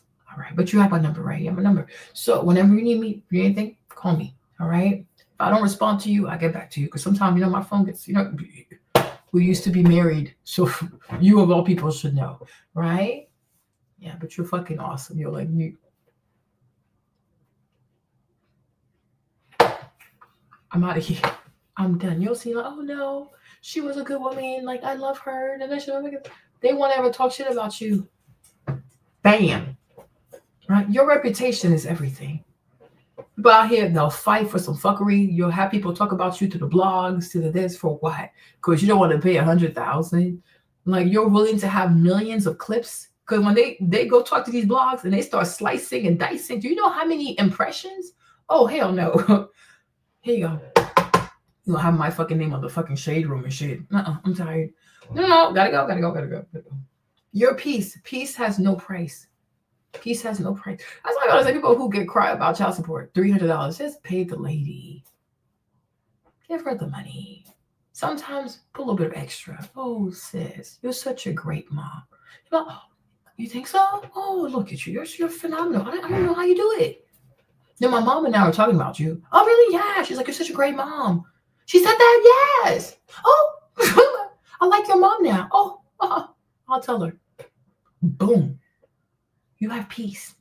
She ain't gonna slander you. She ain't gonna talk about you. She's not gonna wish you harm. You have to be a people's person. It's not that hard, right? Money is a resource. Use it for your own benefit. You think you're giving, I'm giving someone. You're not giving them anything. You're buying yourself some peace. You're protecting your reputation. You have a brand. Like, I don't need you to try my name like that. That's it. No, that's the truth, though. People need to tell that to people. People waste time, years, months, fighting over bullshit. I'm like, let me take care of this. I'll handle this. I'm really good. Like, I'm really, really good. And then boom. It's just, everybody's just calm. Like, okay. That's it. And it's over. We don't have to do all this fighting, yelling, screaming, wah, wah. You know what, mama? Oh, it's fucking ratchet. Slow class. There's too much money in this elevator. People need to start whispering. Whisper. And then we need to hear the cling, cling. Like the little Zell. Cling, cling, cling, cling. Money's being moved. Why is your soul troubled? There's money in your account. That's why I say, even with Remy Ma, when Remy met the young lady, right? When Remy met the young lady at the courthouse, they're right there, right? She met the young lady at the courthouse. She wanted to fight the young lady. I'm like, your son killed her daddy. So she's acting out. You said, oh, my baby, I'm so sorry. Yes, it must be really hard on you. I apologize. I'm so sorry. Right? Your dad was a good man. He didn't deserve that. Can I pay your rent? All right? I can pay for a year. I know it's not much, but it's something. Right? Matter of fact, just give me your Zelle. Give me your cash up right now. Boom, you dropped $5,000. Tomorrow, here's my number. You have another number, but whatever. Here's my number. Tomorrow, message me. Tell me all the details for your rent. I got you. The whole year is on me. Right? And I would love for you to come on my Instagram. Because there's something about Black violence. We have to do something about violence in the community. And I would love for you to work with me. Now, you have the right to be mad. I can't tell you not to be mad. But if there's anything I can do, okay. You're like, are you an influencer? Oh, that's amazing. I would love to help you out. A shout out, maybe? Give me your handle. That's it. She gonna go run and tell the prosecutor, oh, yeah, he killed my dad, but he also had a rough childhood. Because growing up, his mom wasn't there. His mom was in prison. And I think that played a part in who he became. So I don't want to ask for the toughest punishment. Can you please show him some leniency? She'll come, when he gets to sentencing, she will show up and she'll read a letter. Your Honor, growing up the way that we grew up was so tough. It was so rough. And although I miss my dad, but Miss Remy has been wonderful to me. Her family, these are some really awesome people. And she feels so bad because she wasn't there for him. And this is how he turned out. But he deserves a second chance. So, Your Honor, when you sentence him, please show compassion. Right? They will sentence your son. But at least you'll have access to parole. And then because she's the family, she's like the only surviving family. If she's okay with that, most likely you'll get parole. You have to think long term. No, she wants to fight people, take out her shoes. What are you doing? Because now she's going to go tell the prosecutor, I want him to be punished to the full extent of the law. You're not helping your son. You have to save him. You left him, and that's why he's so fucked up in the head. Save this young man. Be nice to this young lady. Take her like your daughter. Put her on. Give her money. Pay her rent. Take her out shopping. And then slowly but surely, you tell her about your son. And how you feel so bad. When I was in prison, I was worried about him because I knew he didn't have the right kind of life. And I messed up. I wish it was me right now in his place. But unfortunately, I can't do that. But I want him to, yes, pay for what he did. But hopefully he can come out and make something of himself. What do you think? She'll be like, yeah, Miss Remy, you're right. Will you help me? Of course. You've been so nice to me. Oh, don't mention it. That's the least I could do. You're like, okay. What do you want me to do? Right? It's not that hard. Long term, big picture. Always think about the big picture. That's what matters. How you feel right now. If she's yelling, she's screaming, listen, sometimes you have to know how to eat shit in order to get what you want. It's life. A lot of successful people, they had to eat a lot of poo-poo to get where they're at. Everybody has to eat shit at some point. But if you got to eat the shit to save your son, you do it. Right? That's it. I'm like, Remy, just pay her rent. Pay her rent. Give her a bunch of shout outs. Right? Tell her you feel bad. Talk to her. Encourage her. Give her some career. Have her meet Fat Joe and the whole terror squad. Take some pictures. Hold her hand. Go to the Breakfast Club and talk about we need to stop Black on Black violence. That's it. And she'll go tell the prosecutor, well, my dad was not a good person. Not that I think about it. He was not a good person. So ultimately, maybe it would have happened anyways. He's dead. Don't feel bad about snitching on your daddy. He's already, what are you going to do? He'll come back from the dead. He's already dead. It's not the dead you have to worry about. Right? But I'm like, you have to know how to talk to people. But unfortunately, like, why are you doing that for? Pay her rent. Give her some money. Like, let's move out the way. Even you give this girl $50,000, $100,000. She'll do whatever you want. Like, I'm not fighting people. I think people think that, oh, like, if you're smart and you're intelligent, you fight. Even when it comes to lawyers, people think good lawyers are combative lawyers. No. Oh, I'm gonna go in there and I'm gonna litigate this. No. Okay. No. Some of the best lawyers, they know how to do mediation. They make most of their money mediating stuff. They don't want to go to court. What the heck? I'm doing that. Right? No, you don't. Your job is to resolve this as quickly as possible. That's it. Time is money. The longer the stuff drags, it's bad for everyone. It's bad for everyone. It's not good business. Right? You have the money, you could do it, you could drag it out. But why drag it out? Right? You do this quickly, you go about your business. And then y'all can be friends. You don't have to be enemies. No one has to be an enemy with their ex. You can be a friend of your ex. You shouldn't want to be an enemy of your ex. But I'm like, that's my opinion, my candy. Pay Todd the money. And you know, Todd, he's never going to make as much money as you anyways.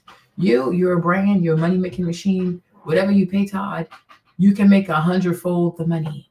It's not worth fighting over. It's not worth fighting over. Like, I'm not fighting with Todd, the small man. Like, let the man go, sis. Go, right? That's it. Like, okay, thank you, Candy. You know, that's it. I'm like, I ain't paying for this. I'm not fighting. I'm not fighting. I'm not yelling. I'll even give you a bonus. Here's a little bonus for being my husband for all these years. My mom put you through a lot. Very disrespectful, that lady, you know? But yeah, this is for everything my mom put you through. So here. I told the lawyer that at that. They'll be like, oh, yeah, your mom was very mean. Yeah, I know. She's still mean to me, you know. And then boom, we move on. You go about your life. He goes about his life. And because you do it so well, he'll even be excited to take care of the kids. Like, he feels like Captain Daddy. And that's also in your best interest. So when you travel, you do your shows, you have peace of mind because you know your kids are well taken care of. So it's good. It's like paying for Allstate. It gives you peace of mind, right? That's why I see him. I'm not fighting. I'm tired. Life is too short. Life is just way too short. Like, look at Mr. Lewis. Like, somebody can die at 50. And you're going to spend years in the courthouse fighting people? That sounds crazy. That sounds crazy. That sounds really crazy to me. I don't know. Anyways, my people, I didn't work out yesterday messing with y'all. I have to work out today, okay? I ain't messing with y'all today. I have to work out today, okay? But love y'all. Hope you enjoyed the video, and I will see you guys later by God's grace, okay? Bisous tout le monde. I hope you enjoyed the video. If you were offended, well, listen. Depends why you were offended, but hey, whatever. If you were offended, I don't know.